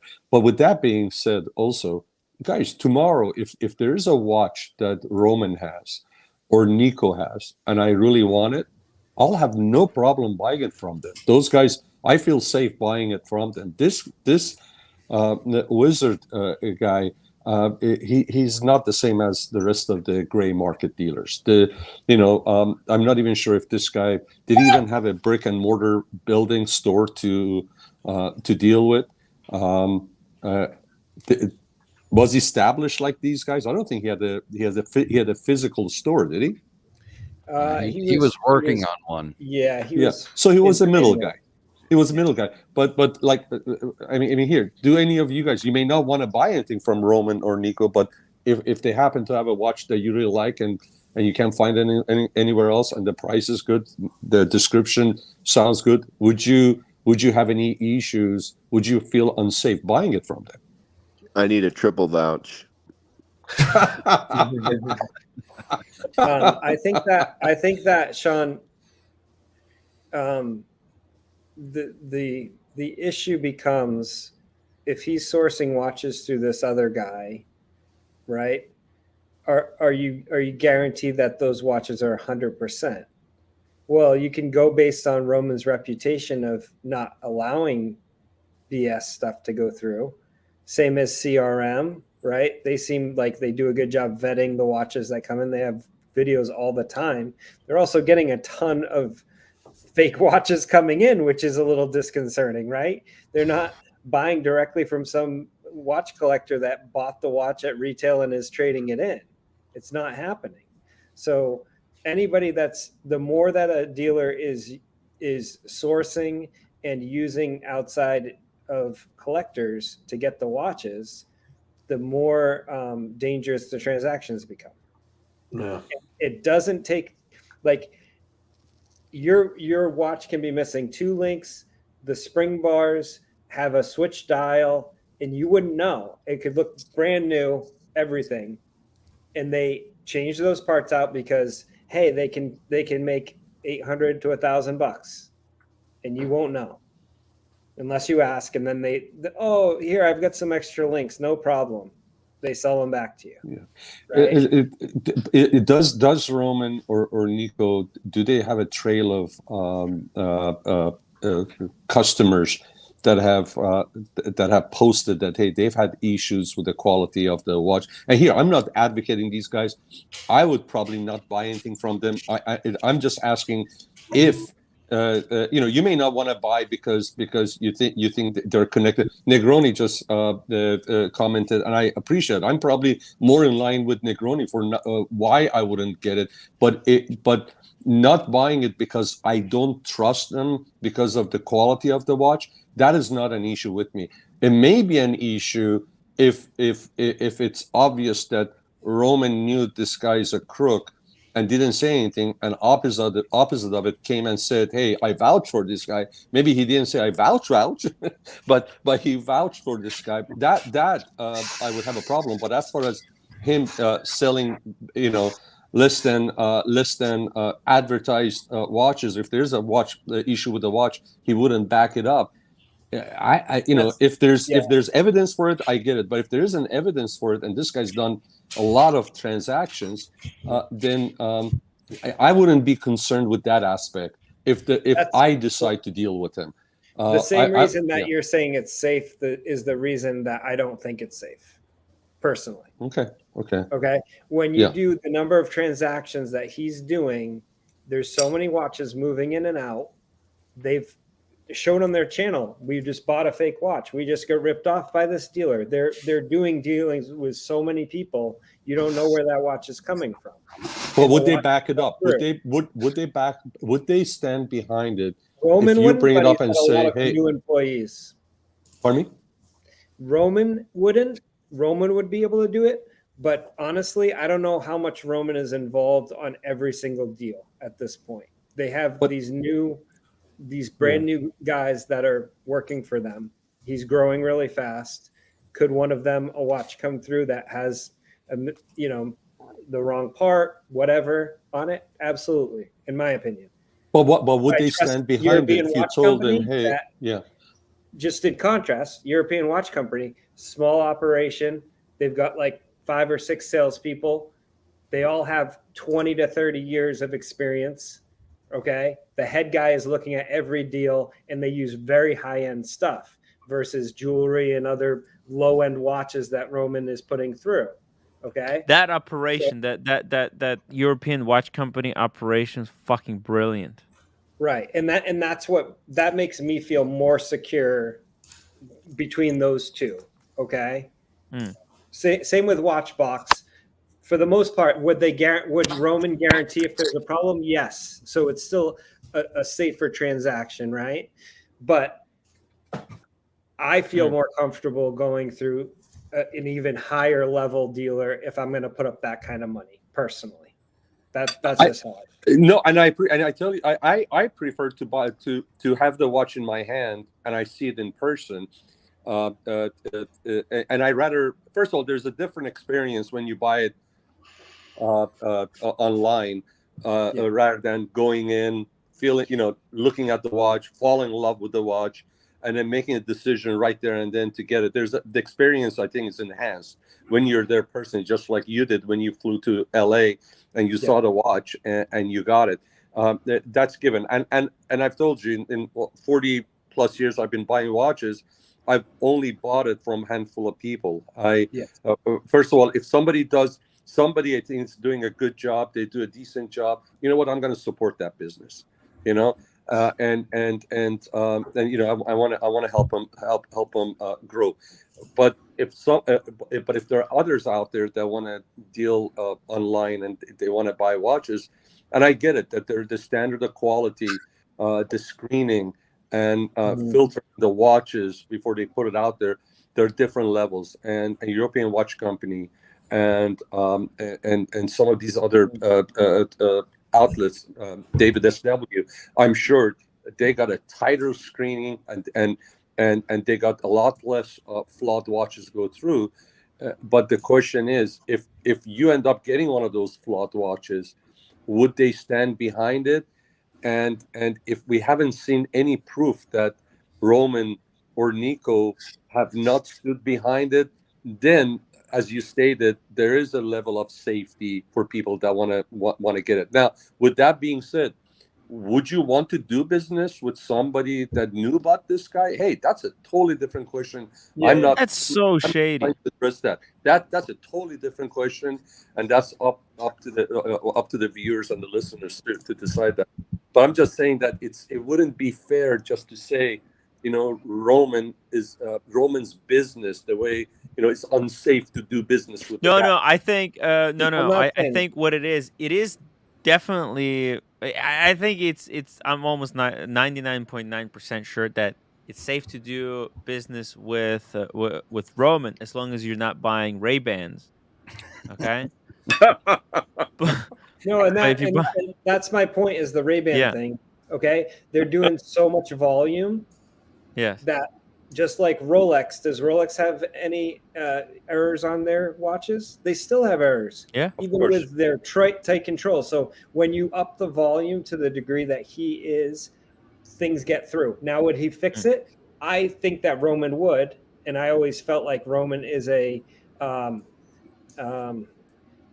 let's say, trustworthy in terms of would he, make sure that when it comes to doing business with him. But if you're doing business through one of his affiliates, right, or if you're doing business with one of his sources that he uses to get the watches, then it's a completely different story. Because just like he told, actually, let me play this part here about vouching. This is about vouching, that there's two types of vouching, guys. And by the way, let me read this super chat from Andrew Volkovich, $5 for Timmy to take an English and a second language class. Thank you, Andrew. Let me tell you what I consider vouching. If I vouch for someone, when I vouch for someone, I do it one of two ways. If tomorrow somebody asks me, hey, Roman, would you vouch for Nico? I would tell people, yes, I would vouch for Nico. And if he doesn't pay you, I will pay you. When people have asked me to vouch for Stefano numerous times, my response is the following. It's a second type of vouch where I simply say, hey, I've done X amount of business with this gentleman. I've never had a problem. And this is what I've told numerous people because the truth of it. I mean, there you go. That's bullshit. Last night, Nico completely contradicted that on Paul Thorpe's stream and said, I went to Roman about this guy, Stefano, And Roman said, "No go, no good. Don't do. He's Yeah, full see, of shit." to his own. He's lying. No, he's protecting his own, right? Because he'll tell. Oh yeah, he's lying about lying. what he would say. Yeah, because he warned. Because Nico is his friend, so he warned his friend that, hey, this guy is no good. Don't do business with him. And Sean, I'll just add something in terms of the safety. Okay, you deal with a dealer near you. You like to have it in hand. Tell your dealer about a watch that Roman has. Have him go source it. You pay a little bit extra, maybe, but the watch comes. Your dealer comes. You get to see the watch, try it on. They can check it over, double checked, right at that point, and you can do the secure transaction. We sometimes we want to get a deal, right? And everybody likes to get a deal. People love the deal. Oh yeah, that one. The art of the deal.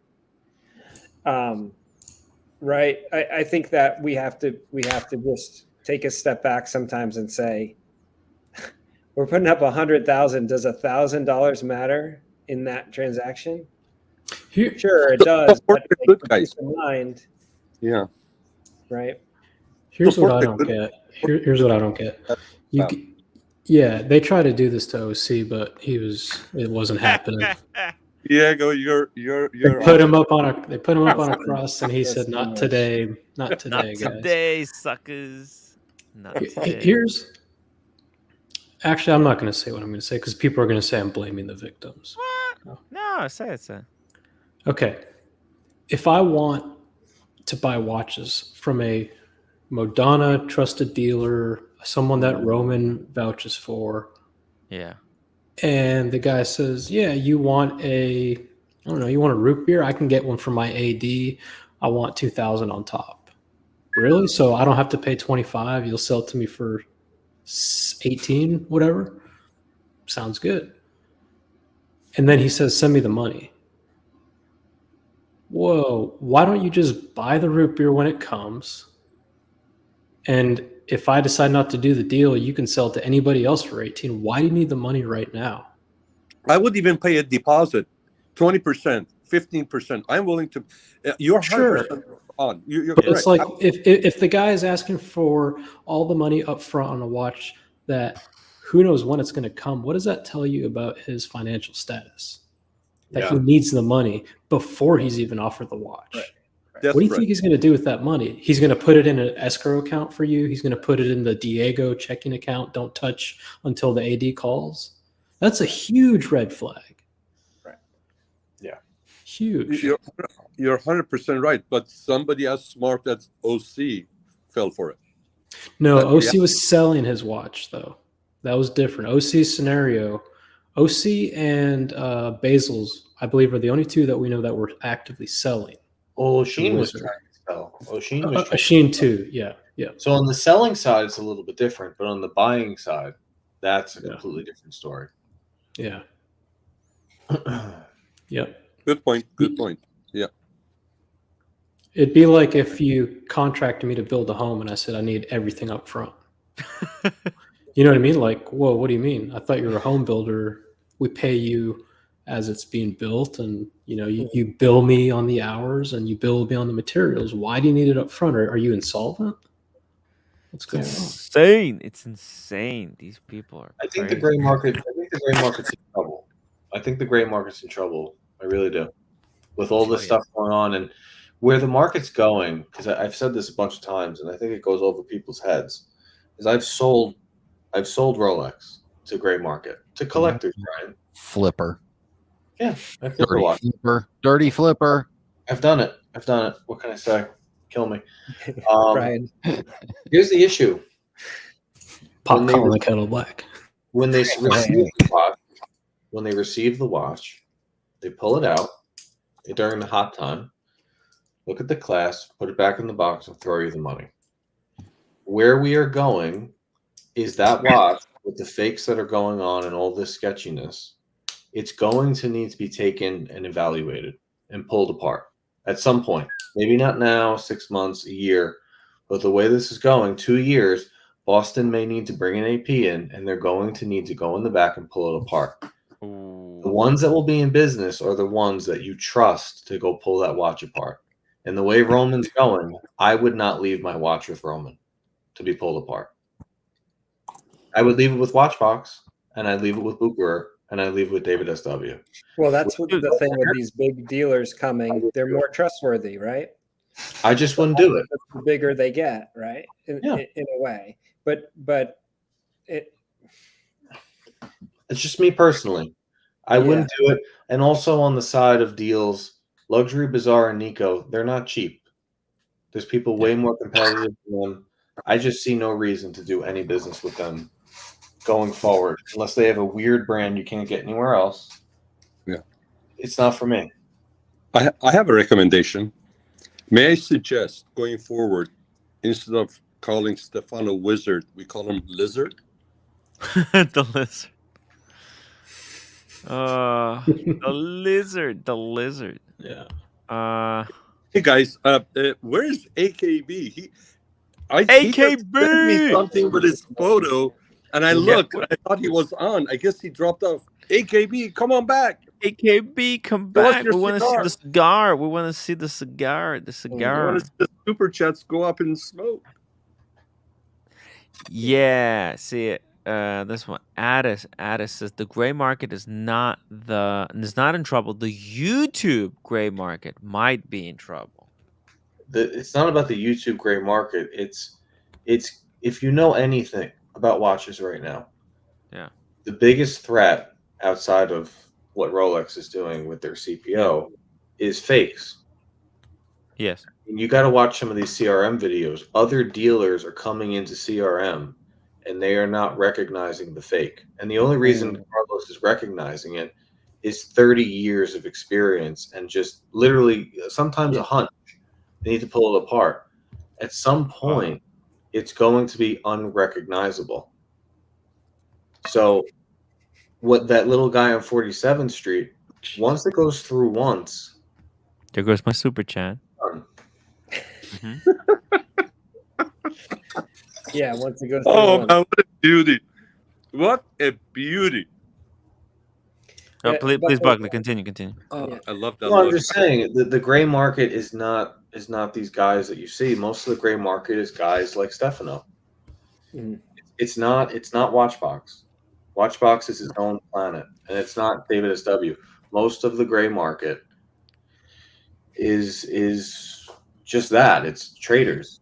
It's That's what it is. What Roman Sharp seems to fail to understand is that social media it's double-edged sword, right? Look at Timepiece Gentleman, right? He was made by YouTube and destroyed by YouTube, and then he's back, but it's not the same. He's been destroyed. I don't think he's going to have any issue. If I'm being honest with you, Tim, this is not even going to be a blip on Roman's radar. You know what though? I'm sorry to tell you. In this community, there's 200 people watching, and let's say 500 saw it. Sure, we weren't buying from him anyway. Maybe a few, but like I said, all he's got to do is take Luxury Bazaar and put it in other places. Market goes back up. It's not going to make any difference. Here's where, in my opinion, the gray market is in trouble from what has transpired. If this is an isolated event, no big deal, right? People will be astonished, baffled, and they'll forget. They'll continue to buy from Watchbox, CRM, Watch Eric, all these guys, even Marco from Grand Caliber. But if this continues to grow like we suspect, and it becomes a big story, even potentially a national story, maybe, that affects everybody, whether they were implicit or not, because now you have potentially the biggest gray dealer in the United States who is not a corporation. You have one of the largest ones in Europe, right? Mm-hmm. And then you have who else? So Nico, Roman, BQ watches.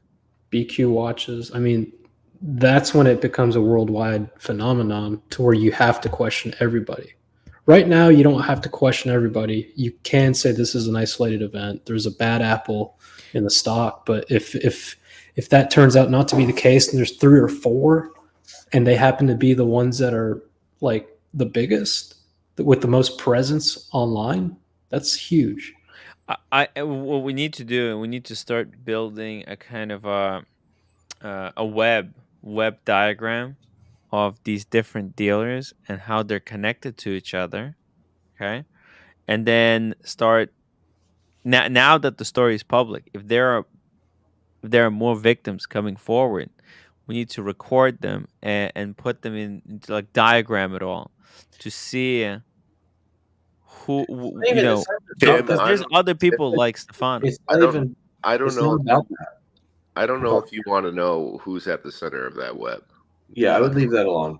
I think your ideas are good, Tim, but I really do think that you're getting close to an area of danger. How deep does the rabbit Tim, hole you go? want to do Are your you little guys- documentary? Here's how you do it. You ready? Where's my ears? Okay. You reach out to every one of the victims. You gather every message they ever received, every voicemail, every photo. Yes. You put it in a time graph, and then you black screen and the date. So this is going to be a scale from, let's just say, October 2020 to present. Yes. And every fucking day you go through all the, like, this is when the deal was initiated for this guy. The wire was sent the following day. And then here is the excuse.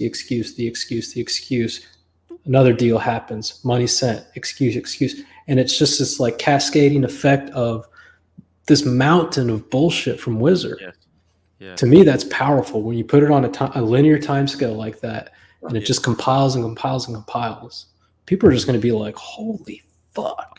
A documentary about the Wizard is one thing. A documentary about Roman Scharf and the webs of the gray market is something you don't want to go near. Here's why, Tim. Yep. This guy that we're finding these things, let's just call it speculation for video purposes. Let's not call it facts. But all these border Diego, before you go. Hold on. I'm not going. Tim, you're finding border Give me the number. Remember that guy who came to have whiskey? Remember when you, me, and Bondage were doing that stream outside? And Tim, I have it. Tim, I have it. You have his number? The guy with the Explorer 2? Yeah, exactly. I need his number because I want to return this to him. Okay. He forgot it. I'm being serious for a second. Okay. Yeah, no, let's. Okay, being very serious. Like, no jokes here. Okay. You want to do a documentary with the guy that allegedly may have all of these trades going and this route through Canada and is willing to turn his head in all these different directions and associated with these people. You didn't cost him any money yet. He's willing to turn a blind eye to that. But when you cost him money, what do you think he does to you? What will happen if I destroy his business? You're going to be off. I wouldn't want to be associated with you. Yeah, that timeline I was talking about does not include Roman, Nico, nobody. None of those guys. It's just the Wizards. I don't think you want to go there, is all I'm saying. Yeah, that's not a joke, Tim. That's not a joke, man. Yeah, you don't want to be off YouTube. Fair enough. I'm just Fair telling enough. you. It doesn't help anybody. It would probably take to be booted off YouTube, is what I'm saying. Okay. I agree with Buckley on that. I don't think it has anything to do with being booted off YouTube. I think he'll be booted off the earth. Well, I'm just saying at minimum, that's one thing that they tried to basically do that to O'Sheen, right? They gave him strikes. I don't know. I see O'Sheen's was really no, they can't strike it. They can't strike because it's not copyright material. You can only strike copyright material. O'Sheen's situation with such little money, Boston, it was $9,000, right? I know. Oh, it was a joke. I think that their whole deal, their entire deal there was, obviously they never acted with their threats, even when Nico doxed them, but it was more about reputation. Some YouTubers not going to come on and badmouth the cartel. That is not going to happen. You are not going to, we have $100 million business. We got a good thing going with Nico. We got Paul, we got BQ. This is about serious money. You're not going to come in here and mess with serious money. All of your righteous behavior Well, I don't necessarily need. I don't need to talk to. If they don't want to talk to them, that says more about them. Like let's say I tell them, hey Roman, I'm doing a documentary on the cartel. I want to interview you, ask you some tough questions. If he doesn't want to, he doesn't want to talk. He doesn't want to talk. Listen, I'm not Tim. I know forcing him. there are some really great gangs here in Atlanta. You should fly down here and start asking them to talk about their crimes. And when they don't want to talk to you about it, start making YouTube videos about them. Why wouldn't they want to talk about their crimes? Dig deep and then figure out like all the kingpins in their gangs and then expose them and see what happens. That's what we're saying. That's what we're saying. Roman Sharf came on yesterday because you may potentially start costing him money, right? Mm-hmm. When you actually start costing him money, you're not going to want to be on the other side of that. Dude, costing him money. Come on. He's costing me money. Hey guys, who cares about a little bit of money? I'm going to say good night. I'm sorry, go ahead. No. Go ahead, Sean. I'm going to say good night, but I have to tell you, you guys got Blondie questioning her safety because of the videos that she posted. Oh, yeah, the Blondies. Good night, guys. Blondie. Yeah, ooh, I totally forgot to tell people, guys, please hit that upvote button for God's sake. I need the upvotes. They're free. Upvoting is free. Come on, guys, don't be stingy. Andrew Volkovich, $10 super chat. The FBI has a deal with Canada that if they want to arrest a Canadian, they can do so. Then notify Canada after the arrest is made if alleged crime fall under U.S. federal laws. The problem is that like all these people, they sent their watches willingly. So it's very, the gray market is seriously gray because they operate on the gray side of the law. PG, $2 super chat. Listen to the boys, Timmy. Listen to the boys here. The boys. The boys. Tim, this older boy wants to explain some numbers to you. Okay, let me read this one more final super chat from Negroni. Guys, if you haven't checked out Christopher Negroni on YouTube, go check him out. He's amazing. He's just got that Leica, that Q2. It's fucking sick. No, F that, Tim. We don't back down to anyone. You're Tim fucking right. The Uganza stream with 30K watch. You're not scared. Exactly. I'm not fucking scared of these bitches. Look, I said my piece. That's all I'm going to say. They just want to be gangsters, guys. These guys, fuck me.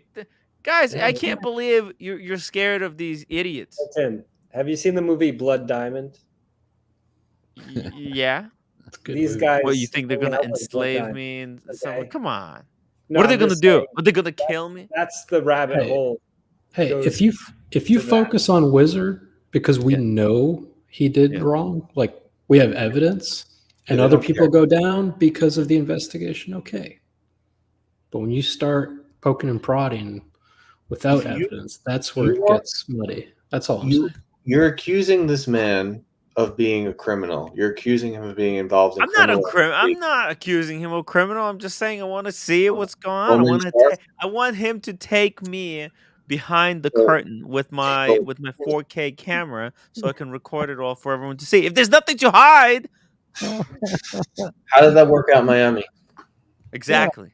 Yeah. Tim, let me tell you some numbers. Are you ready for math? They jumped on their mobility scooters and ran away from me. Hold on, let's hear from Brian. And I'm supposed to be scared of guys in mobility scooters. Let's hear from Brian, please. Hey, joking, right? Hey, fat kid. Sorry. Yes, yes. Shut up for a minute. Or I'll mute you. All right, good. Now you're muted. All right, here's some numbers. But I'm going to unmute you, and you're going to answer the questions that I give you. Are you ready? Okay. How many subscribers do you have to your channel? It's like 8,000 something, but active. Okay, wait. No. I'm just asking subscribers. How many subscribers does Roman Sharf have to his channel? 250,000 probably by now. Okay. How many does Nico have to his channel? 1 million. How many are there on BQ watches? If you want to do this holy trinity or evil trinity, how many does BQ have? Like 5, probably 5,000. All right, you are peanuts in comparison to the rest of their reach. Their reach and their business through their YouTube channels is not all of their business. So you are talking about a percentage of a percentage of a percentage of their business that you could affect because of your reach.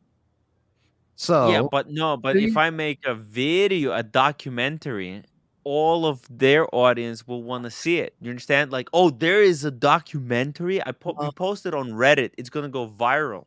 No, Everybody will want to see it because there's a shit. That's how you get 1 million subscribers, Brian.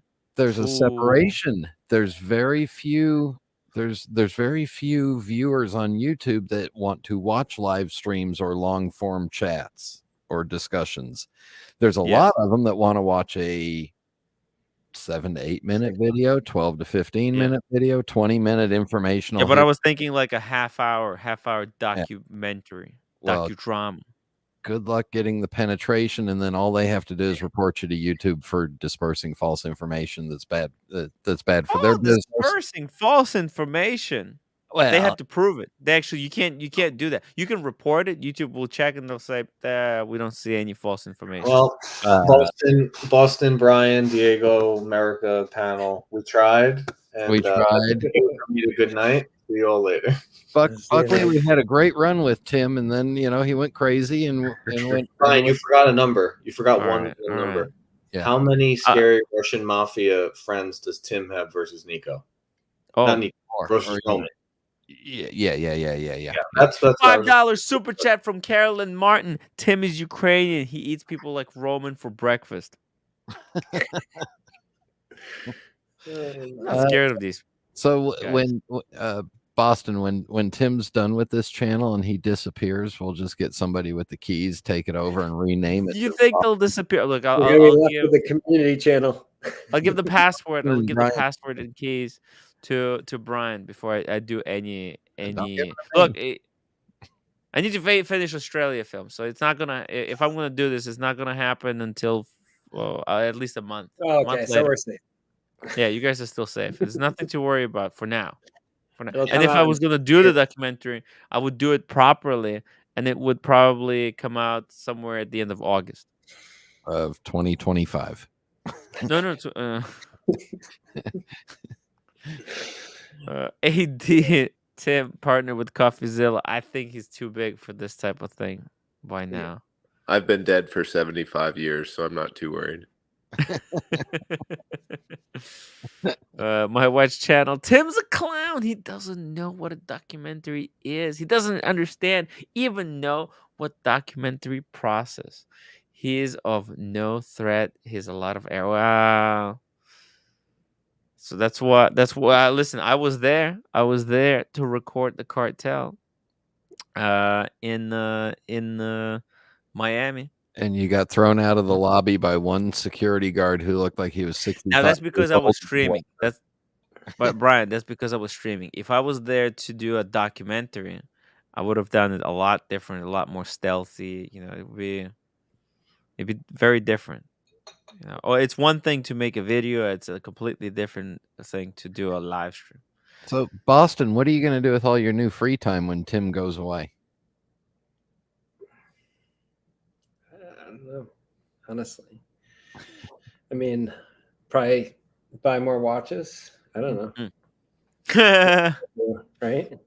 Do you count the hours that you're on the streams on your spreadsheet towards your time invested in? I'm usually multitasking. Okay. But Tim, I call dibs on the Panda. Is that okay? That's fine. But Buckley calls dibs on the Pepsi. Safety fast. Tim and Ponticello will enlist the Yakuza. Shit, I want the Grossman. I need a watch. I need a watch where all the Geneva stripes line up on the back. Oh no, there's no Geneva stripes on the back here. The Ming goes to cats, right? Yes. Marcelo can have the Cartier tank because he doesn't have one. Hey, Marcelo time. How are you doing? Fine, I just had a phone call with the Yakuza and contact them, so they're in the way. In the way. Don't worry, guys. Oh, can we talk serious? How's a good way? Serious watch talk. No, I was gonna say, how does this resolve? Like, what are the scenarios?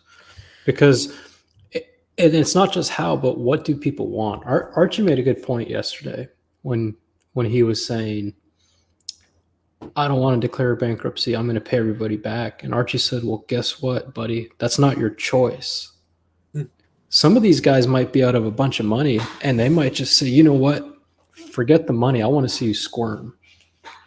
I want to see you suffer financially. I want to see you have to move out of your home and sell your car and all this kind of stuff. I don't think he can pay back the money. I did the math. I mean, if he's able to save $1,000 a month, that's 4 years, 5 years. He has the money. He just embezzled it. Let's assume he doesn't. Let's assume he doesn't have the money. Why would we assume it? Literally, he got because we don't have proof. We don't have proof. No, but he got the wire. What do you mean? We have a receipt from the wire transfer. He got the money. Objection. Leading the witness. Oh, you actually think that he got scammed? Objection. I'm saying we're playing in this plane of what he has said right now. Diego, how you lose $3 million? Oh my God, the bailiff's weighing in. I'll mute him for you, Judge. I'm just asking, what are the outcomes? What are the possible outcomes? One, that he pays people back and it takes 5 years. Okay. 2, bankruptcy, nobody gets paid. Does anybody want that? No. Well, then what's the third outcome where everybody's happy? Roman pays, and his dealer network, the people that Wizard is associated with, those guys pay, and then Wizard pays them. And let's take what Roman said at face value, that I'll flip you a watch and you sell it and we split the profits. How long is that going to take? 3 years, 2 years? So that's scenario 3. It'll take as long as it'll take. That's Roman's problem. He's the one. And if that's a scenario, are all the victims fine with that? Is SLV collector fine with waiting 2 years to get paid? The point is, once the debt is transferred over to Roman, then the Wizard can sell some of the assets that he's hiding and pay off the Roman real quick. Like, okay, he's never gonna pay. Scenario. He's never gonna sell those assets if he doesn't owe this money to Roman directly. If it goes to court, do the victims get paid out? Yeah. If it's Who pays it? They seize all of his assets and then they split it up based on what he has. And assuming he doesn't have any assets, what happens to the victims?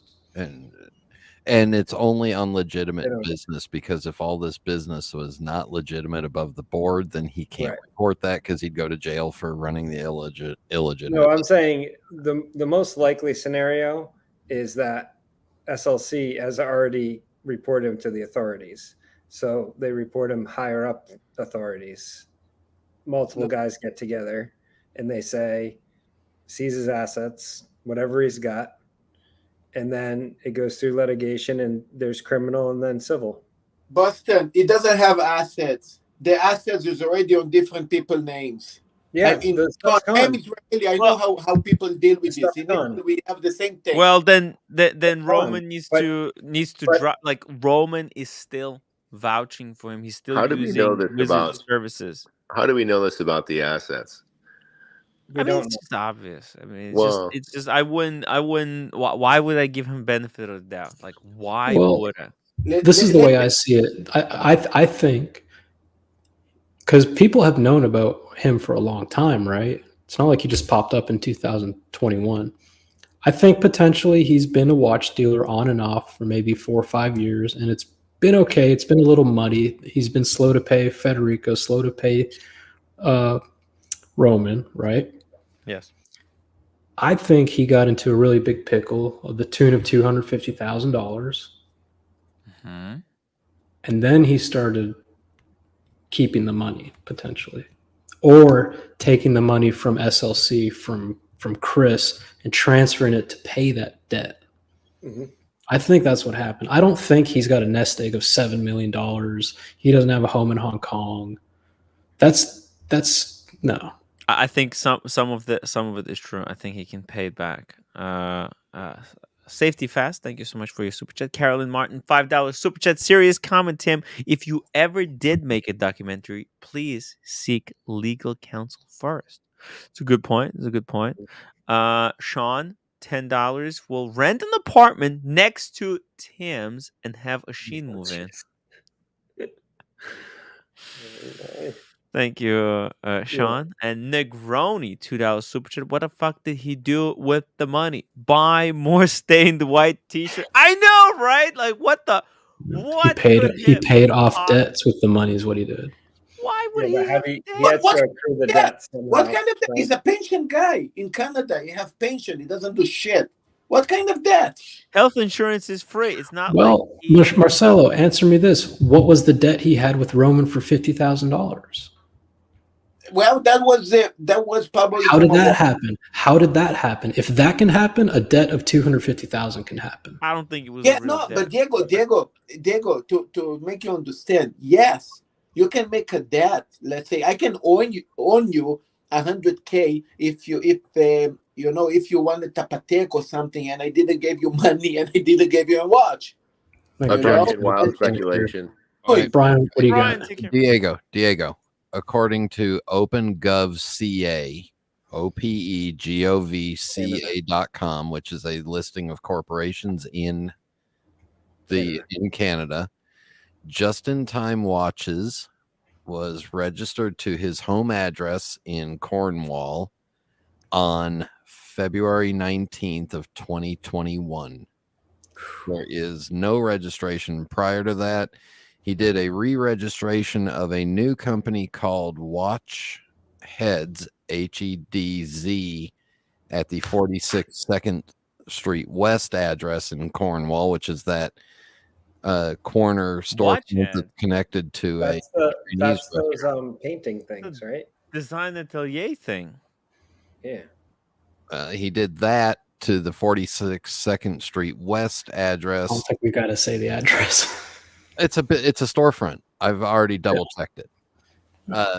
On September 30th of last year. So what does that tell you?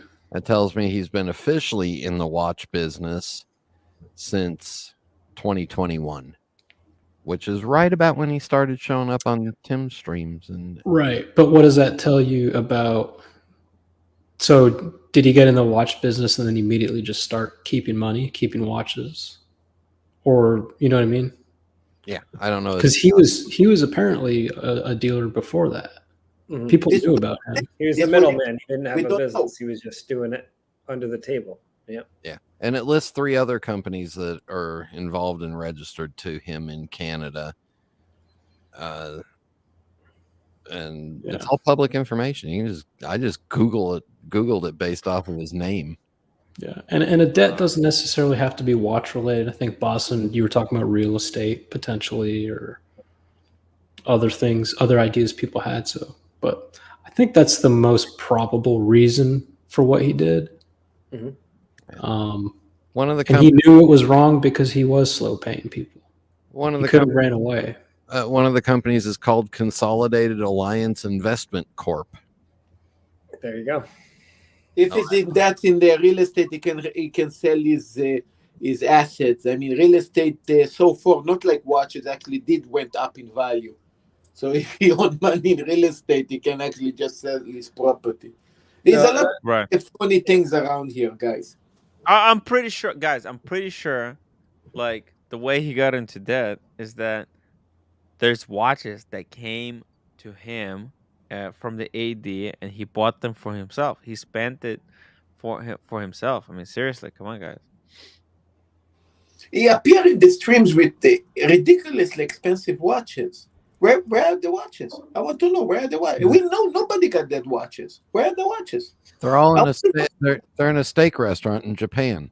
Yeah, right. No, we're serious. Think about it. He showed Cookie Monster last time. By the way, Brian, can you check if Stefano has an architect license in Ontario? Right. Yeah. Now there's a business called Global Design Consultants. Yeah. Oh. Here's the last thing I'm going to say before I leave. I hope I'm right, because if I'm right, that means it ends with him, and this isn't a bigger thing. I think that's what everybody needs to hope for, or should hope for. Obviously, we want everybody to get paid out. That'd be great. I think it's going to be difficult, but I don't want Roman to be implicit. I don't want Nico and them to be like, that doesn't help anybody. So if you want everybody to get paid by the damage that Wizard did, the only solution is to make noise that Nico and Roman, they are the guys that actually take the responsibility. They propped him up. They propped him up. When those guys vouched for him, Roman with the putting up the painting and saying how amazing he is, Nico being so buddy with him. I mean, Nico has 1 million subscribers. He goes on the stream with Stefano and says, "Hey Stefano, how amazing you are! Thank you for the gift for my unborn son." Like, dude, that's pretty strong vouch. This is hypothetical, and this may be way left field. The other day, you said you'd vouch for me. If I started screwing over people for the next year, and then it came out that I owed $100,000, what would you do if someone said Tim needs to figure this out? Well, look, I'm vouching on a first person basis. Like, one I said, so it's hey, not a vouch. I've got no. Single vouch. Wait. I mean, like, I can you see only what I'm vouch saying? for one person at a time, because the only thing that I have of value is this Grossman. Okay. Yeah. But you see what I'm saying? Hold on, Marcel. What I'm saying is, but I can vouch for But look, if you sell a watch, right, to someone, they get it, they're happy with it. I guess that's where the vouch ends. They got the watch. It's all fine. Diego, you did good. You mean, like maybe you sold this person like a super fake or something? But like, no, the point I'm making is that assuming nobody else is implicit, and asking those people to pay his debts is ridiculous. No, it's not. I think it is. How are they not implicit? I don't have proof that Roman has anything hold on. to do. I had a really big PayPal donation from Truffle, guys. Artem, LOL. Good job on the last reading for Oxley State High. We weren't fans of OC before, but you and OC did an amazing job revealing the fraud of the Wizard. Pinky swear, double vouch. Now, I want to answer Diego did. No, Diego. No, wait. Let me finish, Marcelo. Yeah. Let me fucking finish. Okay. God damn. Just reading the thing. Just give me a second. Sorry. But no, I love you, Marcelo. I'm sorry, Marcelo. No, Marcelo. I'm sorry. You can interrupt me all you want. I really love you. I'm sorry. No. Diego was right in one thing, but here is what he went wrong. Right. Is the Roman and Nico and all these guys actually they vouch for Wizard. It means that trust Wizard. Wizard is the person to be to be trusted with. I mean, if not, I would pay. It's basically almost like that. Right? Like, they should pay. It's not ridiculous because that's why I brought up the asking you, Tim, if you would pay my $100,000 debt. That's why I brought that up.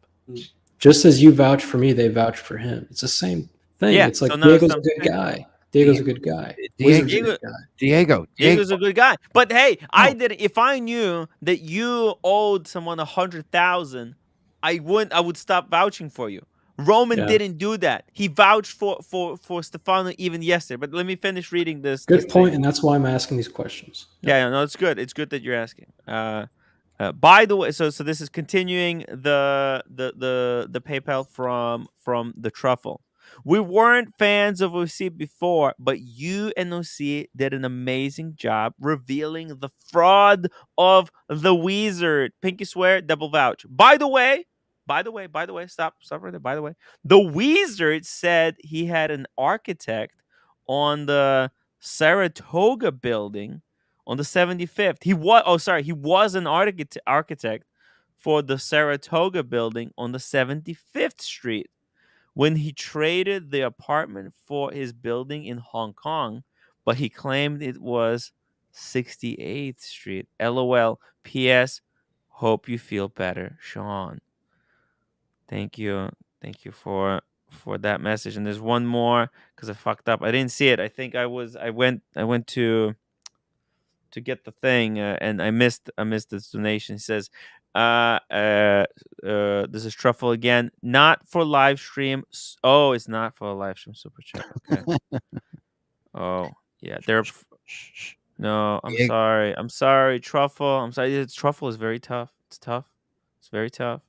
I'm sorry, Truffle. I looked away and I didn't see the pop up. Thank you for the re-update though. I really appreciate the Truffle. I love the Truffle. I'm listening, Brian. Diego, here's what we do. Are you ready? Let me make sure and mute Tim so that he can't interrupt my brilliant idea here. Out of control. He's not even. I love the Truffle. Tim, you're muted. Tim, I've muted you so that you can't hear what Diego and I are going to do. That's a beautiful dog. Diego, you ready? Mm-hmm. Are you ready? Tomorrow's Tuesday. Oh, yeah. We call 3 different dealers each. We'll figure out which one. So it's 6 different dealers, right? And tell them that Tim Wright vouches for us. We buy, $100,000 each in watches. And Tim Wright vouches for us. And then we just, hey, all we do is just go. Well, it can only be 25,000 at a time. No, but see, they don't know. They think, no, Tim, you're still muted. So you're talking to yourself over there. They think that he's got a Moritz Grossman and he's got a Rolex Panda something thing that he doesn't know how to set and all that other stuff. So we just go, get $30,000 per watch. Boom, 3 dealers each. Got it. We get 6 watches. Boom, and then we just sit there and Yeah, I mean it could work, but yeah, nah, I'm not. I got all the watches I want. Let's all ship them to Tim's mom's house, and we'll. Tim, I need your help. All right, let's listen to what Boston's got to say. So Diego, the reason that Roman would do something about this is he wants to keep Wizard operating. That's the bottom line. He's vouched for him in the past. The only reason he didn't cut him loose then is he needed whatever Wizard is doing for him to keep going. This is the same situation. Keep going what he's doing. Okay. Cover it up, have him pay you back, Roman, and then it's all set. And he'll keep operating. But what I think Roman's going to tell him is don't mess with people in the watch community. On a speculative basis, behind the scenes. And I'll just say this, on a speculative basis, I agree with everything that's been said on this stream and the community stream. I'm trying to look at it objectively from what we have right now. That's all. That's where my standpoint is. Because I don't mind speculation or theories. That's what Roman said he would do, though, right? Yeah, exactly. Yeah, he did say that. He would do it. So yes, but he didn't say the reason, which is the speculation. Hey, guys, the Canada, New York City, Canada, New York City thing, which is whatever. I'm not saying that. I'm saying he wants to keep working with Wizard, right? That's the only reason you'd vouch for somebody is to keep. Otherwise, you just say, "Hey, you pay this off, or I'm cutting you loose." That's what they do in the industry, right? That's their 2 options, really. And he's covered for him in the past, and if he wants to keep using him, he'll do that. If he says, "Hey, that's too much. Sorry, bud, you're out," he can do that, right? Yeah. And that's his decision to make. But at the end of the day, Wizard's either going to do one of 2 things. He's either going to have, litigation against him, criminal stuff taken against him, or he'll pay back the money and disappear. And I think Roman's solution is going to take a really long time. But if the victims are fine with that, then whatever. I think he'll just go back to operating in the background and not be messing with watch people in Roman's playground. That's why I don't think we can we can't let them off the hook. Oh, hey, is this different Marcelo? Hey, No, Marcelo. no, no, it's me. It just sorry, Tim. I needed Yeah. your help. Could you fix the community? I want to put the link and also fix for me the fan mail and the stuff there, please. Oh, you want to do stream on the community right after this one? I know it's going to be. I want it 11 o'clock in the night in the evening. Oh, okay, I see it. Okay, I'll set it up. Yeah. Yeah. Thanks. So, Marcelo, I'm sorry I yelled at you. No, I it's lost my okay. calm. Yeah, no, because the Forget truffle about it. said It's the okay. It's truffle good. is really upset at me, and I was trying to read this message that they were really upset at me that I didn't read, and you're interrupting me I in know. the No, middle it's of the okay. Don't thing. worry I'm about it, sorry. man. It's okay. It's bullshit. It's nothing. It's nothing. No, because I already made Rolex upset. I'm sorry. You guys already know me. It's okay. No worries. It's okay. Okay. Just I I love want you, to. Marcelo. Yeah, I know. I'm going to make some noise later tonight. I hope 11 o'clock is good time. I Okay. hope we'll be able because actually busy today. Fuck. You want me to change the thumbnail, right? Yeah. Thumbnail and make it more nice. I'm going to make some. Okay, I'll do it. Here's another question. Assuming that all the victims say, I don't mind being slow paid for the next whatever the time period is, and assuming that these events are caught by an investigation, does it matter that the victims are okay with being paid? Is it still a crime that will be pursued? What's the legality on that? If all the money eventually gets paid back, well, if there's an actual scam being run where one person's it's a Ponzi scheme. Okay, he's using one person's money, and forensic accounting would look at his books. There's some kind of criminal thing. Whether if he's keeping the books, it would prove that he's doing that. If he's not keeping books, that's also a legal issue. So he's either illegally doing activities without recording them, as a normal business has to do, or he's, what I'm saying? So there's no way. I guess what I'm asking is if the plaintiffs or the victims say we don't want to pursue any charges, is it out of their decision? So for criminal, no. But for civil, yes. For civil, yes. They can decide not to press. It's too costly. Seek damages. But for criminal, it's right back. With the state and stuff. So it's not as costly for them to do it. If that makes sense. But again, we don't know what's going to happen. We're not, it doesn't. It's some heavy shit, man. Well, you don't mess with this kind of money. It's serious amounts of money, and it's serious implications for the people involved in it. That this money is getting strung along. It's not an insignificant amount that's getting pulled out of people's ability to operate. It's the same thing as if what's the action if you don't pay your mortgage? The banks don't just say, oh, as long as you pay it back, right?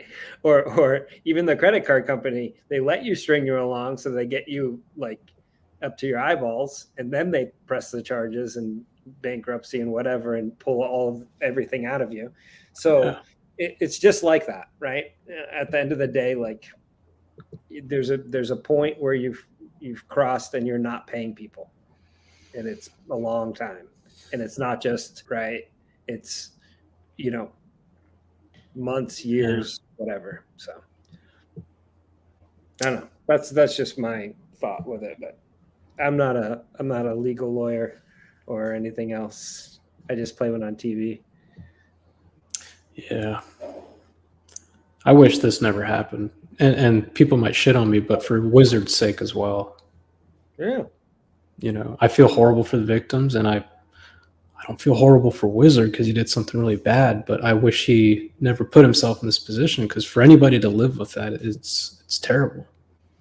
Yeah, I mean, I think all all these situations that come up, I think everybody kind of is like, oh, I wish I didn't do that, right? But stuff happens, and you kind of have to pick up the pieces and move on the best you can. I'm pretty sure Oshin, going back, he might not say it, but I'm pretty sure he's like, if I wouldn't have done that deal, like way back, or I wouldn't have wired that money or get into all this mess. Like, it has nothing but hurt his channel and in the reality of it and what he's trying to do. So yeah, well, that's why you go to Brian if you want to do anything. He's the eBay guru, plus he's done transactions forever. So just ask him. Yeah. Yeah. Ask me how to buy high and sell low. I'll tell you. Exactly. But Boston, this doesn't make sense. If you don't have money, you don't play with other people's money. And you don't do that. Right. And that's the criminal part, right?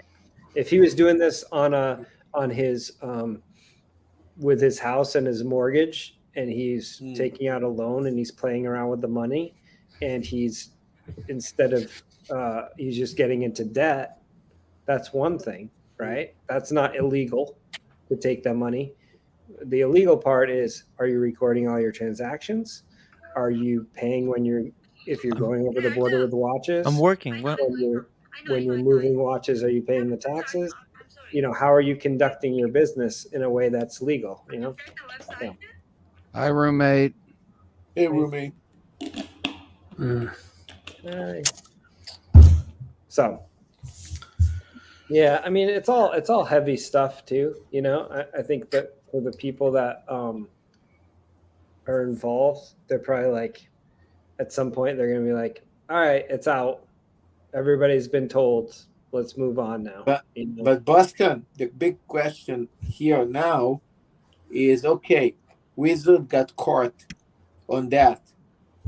How we know if others don't do the same thing as you can't stop it. Wizard did, and they didn't got caught yet because maybe they got lucky. So and that's why Roman shouldn't be covering for somebody that's operating like that. You do business with people that are trustworthy, and then when you find out that they're not being trustworthy, that's why they usually cut them loose. And he chose not to, but that's his choice, right? Unless there's a benefit. Yeah, exactly. Yeah, I was a little disappointed. I mean, I might have to go back and rewatch it because I might be speaking out of turn, but I was a little disappointed with how nonchalantly Roman reacted. Like, this kind of thing happens. We'll figure it out. Don't worry. We'll sell a watch for 12. You keep 1,000. I keep 1,000. It's like, where's the shock? Where's the? I mean, I'm sure he said, "I feel terrible for the victims." Right? He had to have said that. But man, I would have expected something like, Stefano, what the fuck are you doing? Yep. Yeah, but this is you can't blame Roman for what Stefano is doing. But you can blame Roman for what he's doing to enable what Stefano is doing, right? And that's the part. He keeps going with covering for him, doing these deals, letting him operate, knowing he's not doing it, letting him. And you know what? Maybe he did have that conversation off screen. Kent Daigle said he was in a public hotel lobby. Yes, okay. So maybe he did have that harsh conversation, and we didn't get to see it. So we got to give him the benefit of the doubt. All these guys have talked off screen and said more like, "Get your stuff together. Like, let's figure this out." Stuff. What they showed on the screen is damage control and downplaying it and that kind of stuff. So I think Roman had a very much serious conversation with Wizard off screen. Can I tell you guys a story about a firing that I had to do that I had to cover up? Sure. I was working for a company, And we found out that one of the ladies in our customer service department was using our location as a pickup and drop off point for ill-gotten prescriptions of a scheduled narcotics type. Mm-hmm. And we found out that it's quite possible that maybe our UPS shipping account had been used inappropriately for sending some of these out. Yeah. So when I discovered all this, the first thing I did was reached out to the lawyer, and the lawyer said, hold on, we've got to check because this is not good. Don't do anything. And then I called a friend of mine that worked for the FBI, who is now deceased, and he said, don't admit anything. Find some other reason, fire her, and when you fire her inappropriately, fight the unemployment claim if you have to, but pay the unemployment, but do not ever state that you knew what was really going on and what the real reasons were, because then the company becomes complicit in the matter. Right. Yep. So 3 days later, we figured out a reason, set her up, and got rid of her, and never told her what the real reason was. And then I started parking my car around the corner and in different places for about 2 weeks. You can't, there's times when you have to put on a forward-looking face, and there's times for an inside face. Right. Right. Yeah.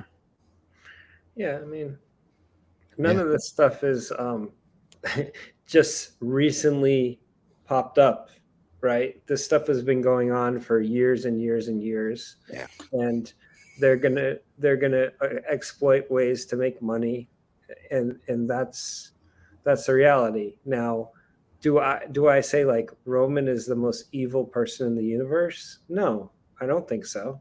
Right? I don't think Roman is actively trying to scam people himself. Well, he did got the scam people with Ray-Ban glasses. No, I don't know that he knew, but that's another story. But what I'm saying is actively trying to scam people in that this particular thing was the Wizard, and Roman's not happy about it. And Roman did not want him doing this. And Roman didn't even know he was doing this until it's been brought to his attention. But right? Boston, So, I cannot. We cannot forgive Roman for every. I'm not saying I'm forgiving him. I'm just saying, painting him as him being the criminal here. Okay. He's in up to his eyeballs involved in it because he's been covering for this guy. But I'm going to say like this. Wait, listen, there is a lot of people also with the Wizard case, and I believe that maybe even with the Roman Schaff or maybe even Nico, a lot of people in this community that lost maybe $5,000, $10,000, how we say $10K and so on, that feel ashamed or embarrassing to say and to admit, hey, I have some bad business with this guy. I didn't get the liver, or things went wrong, or things like that. Because we are a very pride community in this watch community thing. We are very pride. If we would be a community talking about T-shirts, or I don't know, maybe maybe pens or whatever, maybe we would expose more about the nastiness that's going on here. Mm-hmm. So I would want to hear people that had bad experience with Roman, bad experience with Nico. I want to hear these people jumping on and saying that. I want to hear not only the Wizard thing. I think there is a bigger picture here than the Wizard thing. Wizard just opened the Pandora door. That's all. That's all. No, I hope you're wrong. Yeah, I would never buy from Roman. Never, because it's not because you can't do a legitimate deal with him. I just don't want to support that he is covering for people that are illegitimate. And that's my decision. And people can make their own decision on that. But I would not, because of the TPG thing. I don't like the way he handles the boxes either when he does his unboxings. It's just collectible. He's just like throwing them around. Come on. Yeah. I'd imagine, Diego, it might have graded on you when a certain somebody would take consignment watches to the gym and be wearing them while he was pumping iron on his screen. And I mean, I wear my Zeniths to the gym, so. But consignment watches, I'm sure. Oh, yeah, no, definitely. You the wrong way. With your was yours one of those in the gym? Could have been. I mean, who knows? Who knows? Tim, the gym. I got rid of that thing. I couldn't possibly wear that thing after. Who knows what was done with it? Tim, the gym is the place where people go to exercise and get fit. I think he's heard of those before. I heard of those before. It just doesn't work for me. It just doesn't work for me. It's too hard. I was just making sure because I know, English is your second language. So, yeah. Dude, what's up with the Johnny Bravo hair right now? I don't know. Jesus Christ. Out of control. Oh no! It does its own thing. Your hair's all gonna fall out, Tim. Buckley didn't tell you, but that stuff has just nuked it. It's you just should temporary. just go full mohawk next.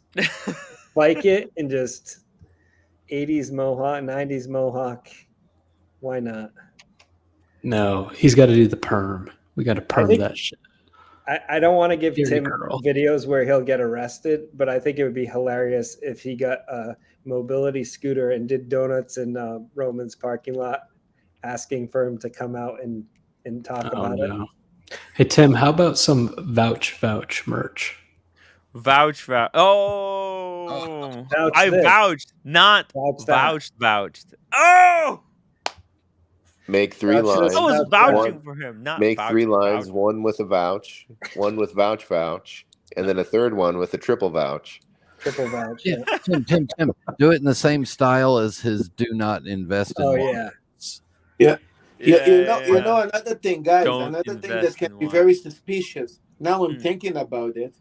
Is some people, and it's actually funny when they actually send watches to Roman or to Nico. Especially Roman with the gray market now, that actually they check the watch and this watch turned up to be fake. Maybe the watch was actually real and they just screw up the person by actually showing a fake watch and then returning a fake watch. Say sorry, your watch was fake. I got a real question for Babe Ruth. Did you prefer pitching or playing every day and being an outfielder? Mostly the beer. Oh, okay. Yeah, guys, think about it. How come you send your watch to be checked on Roman shelf if the watch is real, instead of checking yourself in the company, trusting somebody that maybe your watch was real? And he just flip it to a fake one, and he just give you a fake one and like, sorry, your watch was fake. Yep. I vouched for the Wizard. If Wizard invented the gray market, yo, there's so many.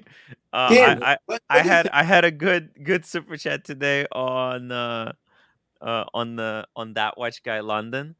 They were talking about AI, and I put in Wizard invented the AI. Tim, great. What do you think? You think it's possible? If you are nasty, son of the bitch person, you can do that, right? Yeah. If I send you a watch to check, and you want to be a bad person, you're going to flip it to a fake one and give me a fake and tell me the watch was fake. You can do that, right? It's possible, right? Yeah, but there's no evidence that Roman or Luxury Bazaar is doing that currently. So I don't. And there is no. Well, why is the warranty here? How you know?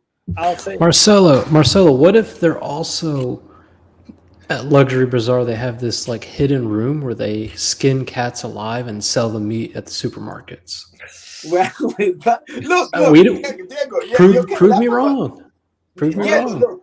Wait, shit, don't you're outing can't prove a Marcelo's negative. secret ingredient. That's Marcelo's secret ingredient.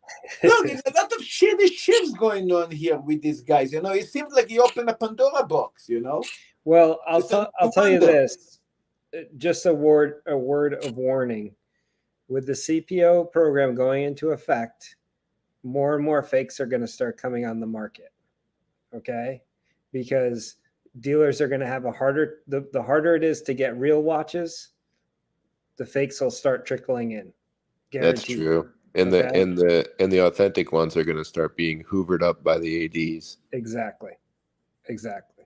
So just be extra careful with these transactions. I can see it coming with the CPO stuff and them taking more of the transactions away. There's going to be more of this fake stuff going through. Again, the trusted dealers you can trust, but some guy on the street with a brand new Pepsi for $16,000, I'd be careful. Suspicious. Right? It's suspicious, right? Every time there's a deal, look, there's only free cheese in the mousetrap, right? Yeah. Every time there's price to be paid somewhere. Yeah. So if you try to get too good of a deal, you're most likely getting screwed. When you go to Wisconsin, all those roadside cheese stands that sell stuff, they all give you free samples there too. That was deep, Tim. There's only free cheese in the mousetrap. Some of that I like cheese that. is coming from Minnesota. Sorry to tell you. It's fake cheese. Fake cheese. Fake roadside cheese. Probably getting smuggled across the border from Canada too. Yeah, huge industry. Happy cows come from California, actually. I would suggest everybody that have a watch for whatever company it is, if it's a Patek or a Rolex or whatever, to check first in the company the legitimacy of the watch and not trust these guys blindly, give them watches and to check it out and to tell you, the watch is a Frankenstein watch, the watch is whatever. You should double check in the brand. Or in case you're Diego and you are a specialist in what you know, it's a different story. But normally you should, not trust these guys. This is what I say. And that's what Roman's saying. The number one enemy of his business is people not having confidence in gray market and going to the CPO. And the more fakes. And I don't know if they realize that they're scaring people with the fake videos and those fake videos are scary for people. They're trying to say, oh, we can tell the fakes, but it kind of makes you wonder. If you're making quick deals, it's it's very tough. I've seen I've seen a really scary Panda Daytona. Someone showed me like a fucking super clone, and I was comparing it with the real one. I almost mixed them up. But Tim,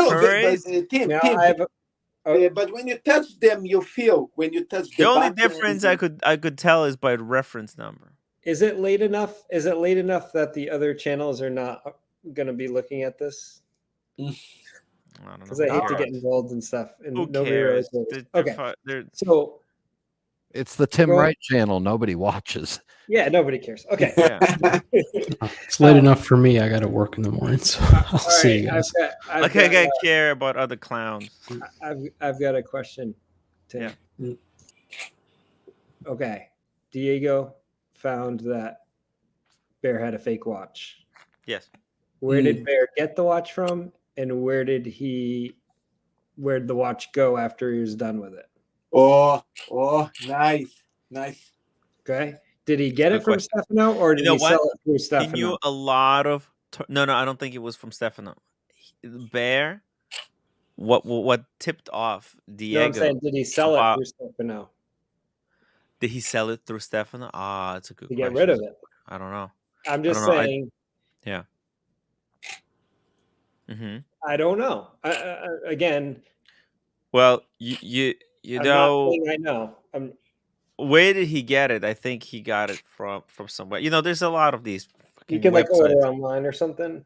Yeah, there's a lot of these like There's a website. There's a website for everything. Fakes, fakesuperclones.com. But what tipped off Diego is the terminology Right. that that he used. I call because these super clones, Yeah. they got like like grades. Apparently, like there's a super fake. They got like there's some words like noob. I think it was the noob. The noob is what the word that tipped off Diego, because apparently that's the model he had, and Diego was like, "Wait, what the fuck? How does Bear know this terminology if he's not buying fakes himself?" Wait, so there's Whoa. so there's fakes, and then there's fakes, and then there's fakes. Super clone fakes. Yeah, there's the fakes. Those There's are deep the, fakes. right. Deep fakes. I thought it was pretty easy to tell like a fake watch. Don't they just like they look like shit most of the time, don't they? No, No, you There's can tell. some. No, you Oh, can did you tell see when this you paddock? when you Did you see this manipulate the fake watch. paddock? Let me show you this thing. Look Look, at Marcelo's Platona looks pretty good on camera, but it, no, Yeah, CRM has been showing some that are like they have to open up the back and look inside. That's how. No, Okay, it's so this is a busted. It's broken, but check this out. So this is a but fake. Tim, not necessarily when you Let me show you. manipulate the watch, when you wind the watch, when you touch the buttons, you feel something is wrong. Well, You okay, know? so this one, but on its face, look how real that looks. Yeah, on the face. Look But at when the you back manipulate, too. yeah, but when you manipulate the watch, you know. This is what I say. That's Okay, fake. but What? Fake, yeah. That's fucking fake. What? That's a fake. Yeah, and this is not even the super clone. Look how real. You know, they What is got a the super clone? engraving on It's the like back. it's better. But the movement is not correct. Yeah, So it that's how you would means- maybe able to tell immediately. They even got the paddock seal on this movement that's completely inaccurate. Yeah. So these are like a couple thousand. Like, and How a much do super these? clone is No. to run. This is, I think this was 300. $300 for that? Yeah. Yeah. Yeah. I was given to do like a fake video I review. know. It's but so but the problem that I have is that I don't have a real one to compare it to. And So Tim, by the way, I'm just so what I did, I gave it to like my brother, because I said like, hey, here's this thing. If you want to fuck around with it, I think he wore it like once or twice or something. Look, see, the bracelet is busted. Yeah. No, Tim, this is a fake of a white gold version that's supposed to But I'll tell be. you this: changing time on this thing is a fucking nightmare. Okay, this crown is the stiffest crown on the freaking planet. Okay, the Does it real. even? How does it cost $300? Even like the Miota movements or whatever. Yeah, and the like look at those the cost finish. like $100 though. How It do doesn't you? cost that much money to make a fake watch in China. This is why it's so scary. This was given to me like last year. Yeah, but Tim, So the fakes have gotten better since then. Tim, I saw fakes of GMTs that basically the bezel just turned as a sub bezel. I didn't see a fake that it turned like a GMT. Do they have those? You know, I don't know. I don't know. Hard Okay, to say. so I'll just say this. I think this is 2017 numbers, so I'm sure that's changed.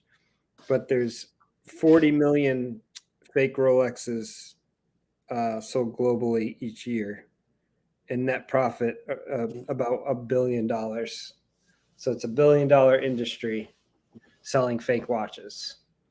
Okay, 40 million's a lot. Let's keep in mind that how many does Rolex actually produce? Yeah, it's 40 million times their annual 40 production. times what they actually produce. Okay. Yeah, but Boston, Rolex, these companies in public, they say that they don't want the fakes, but the truth is they do, because there is a lot of people cannot afford the real ones, and a lot of people that cannot even get the real ones because it's so hard to get. They're wearing the fake. They actually advertise the brand.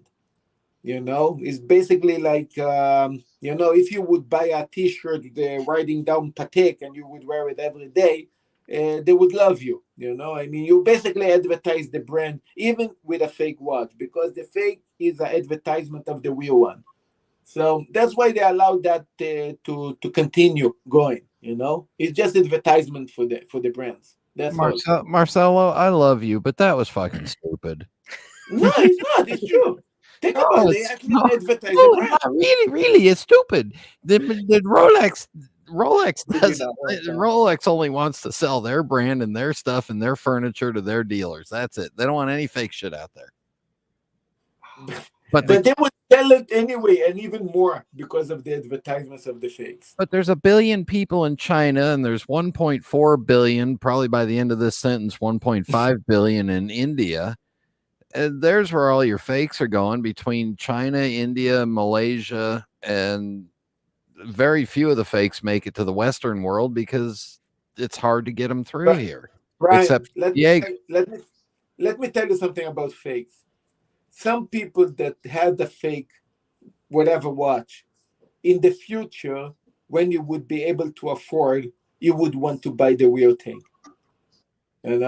So there's a lot of people that have one as a dream. Is better than having nothing at all, or like a poster. Like buying a fake watch is such a freaking waste of money. It's the worst. It is. It is.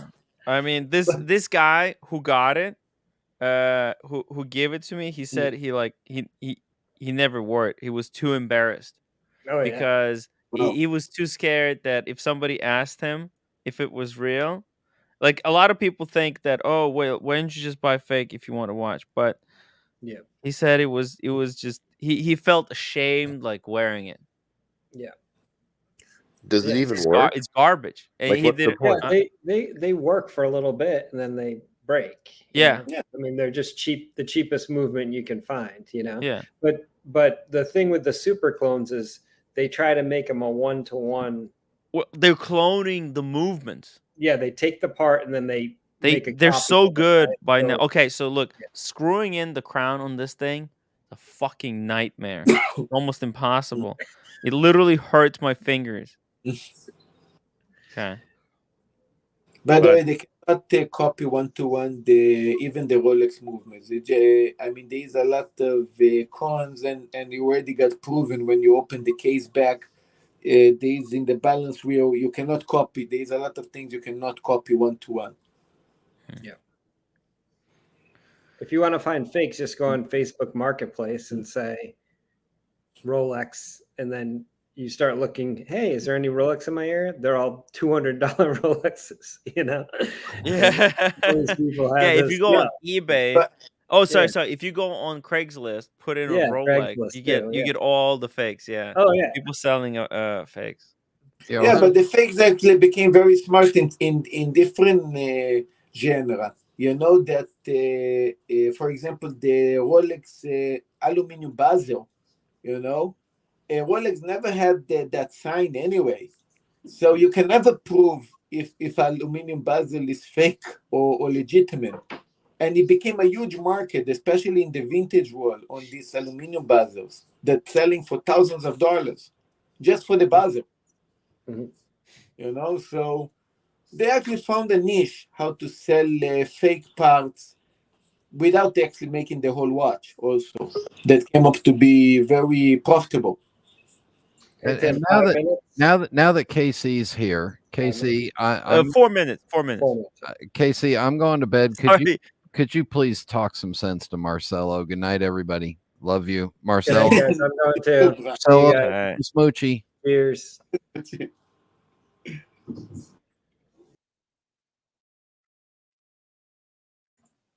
Hey, hi. Can you hear me?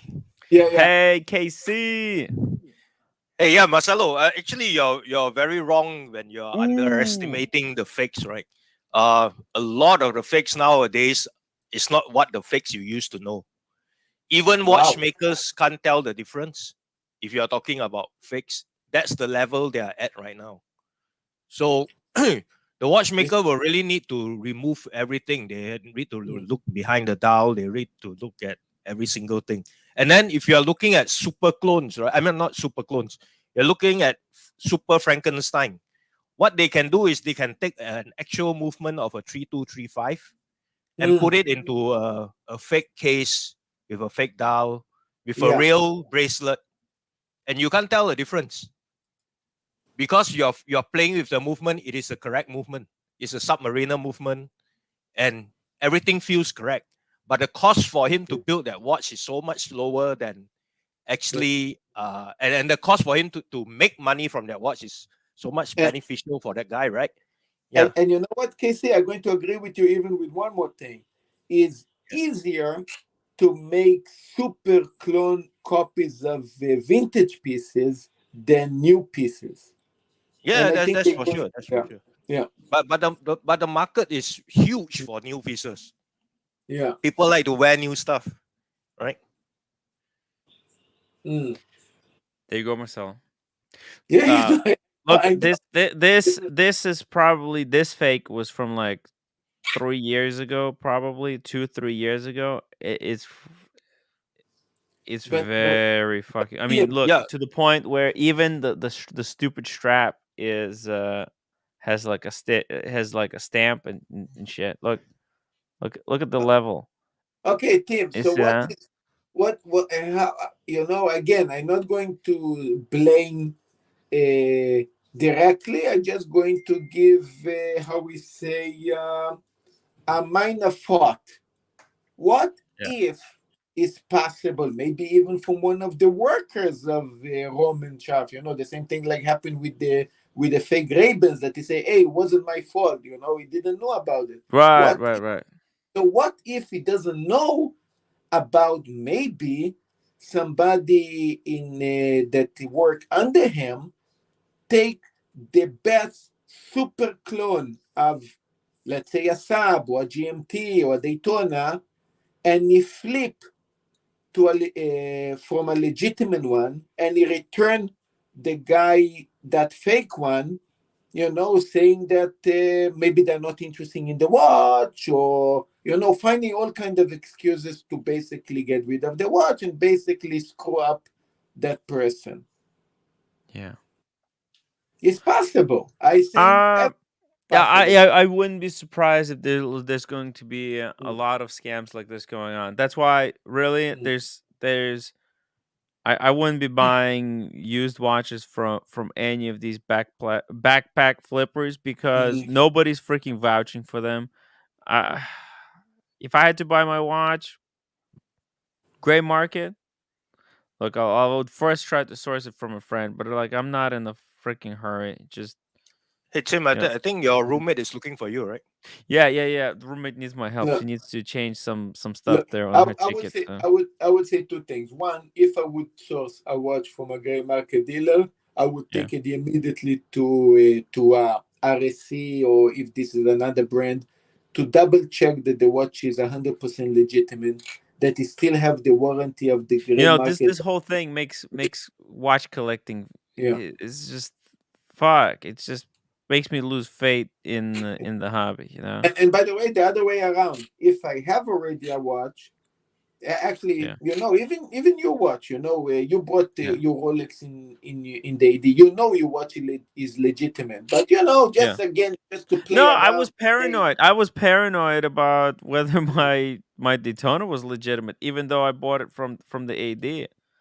Yeah, I was paranoid. I was thinking like, hey, maybe, because you know, there's all these stories about like these sales, like their sales associates. I was reading like the story about a sales associate who was selling fake like Louis Vuitton bags. Like she was working at a store. She would show the real one, but when she went in the back to get your bag, she would switch them. And she would keep the real one and give the person the fake one. Fuck! Oh, that's screwed up.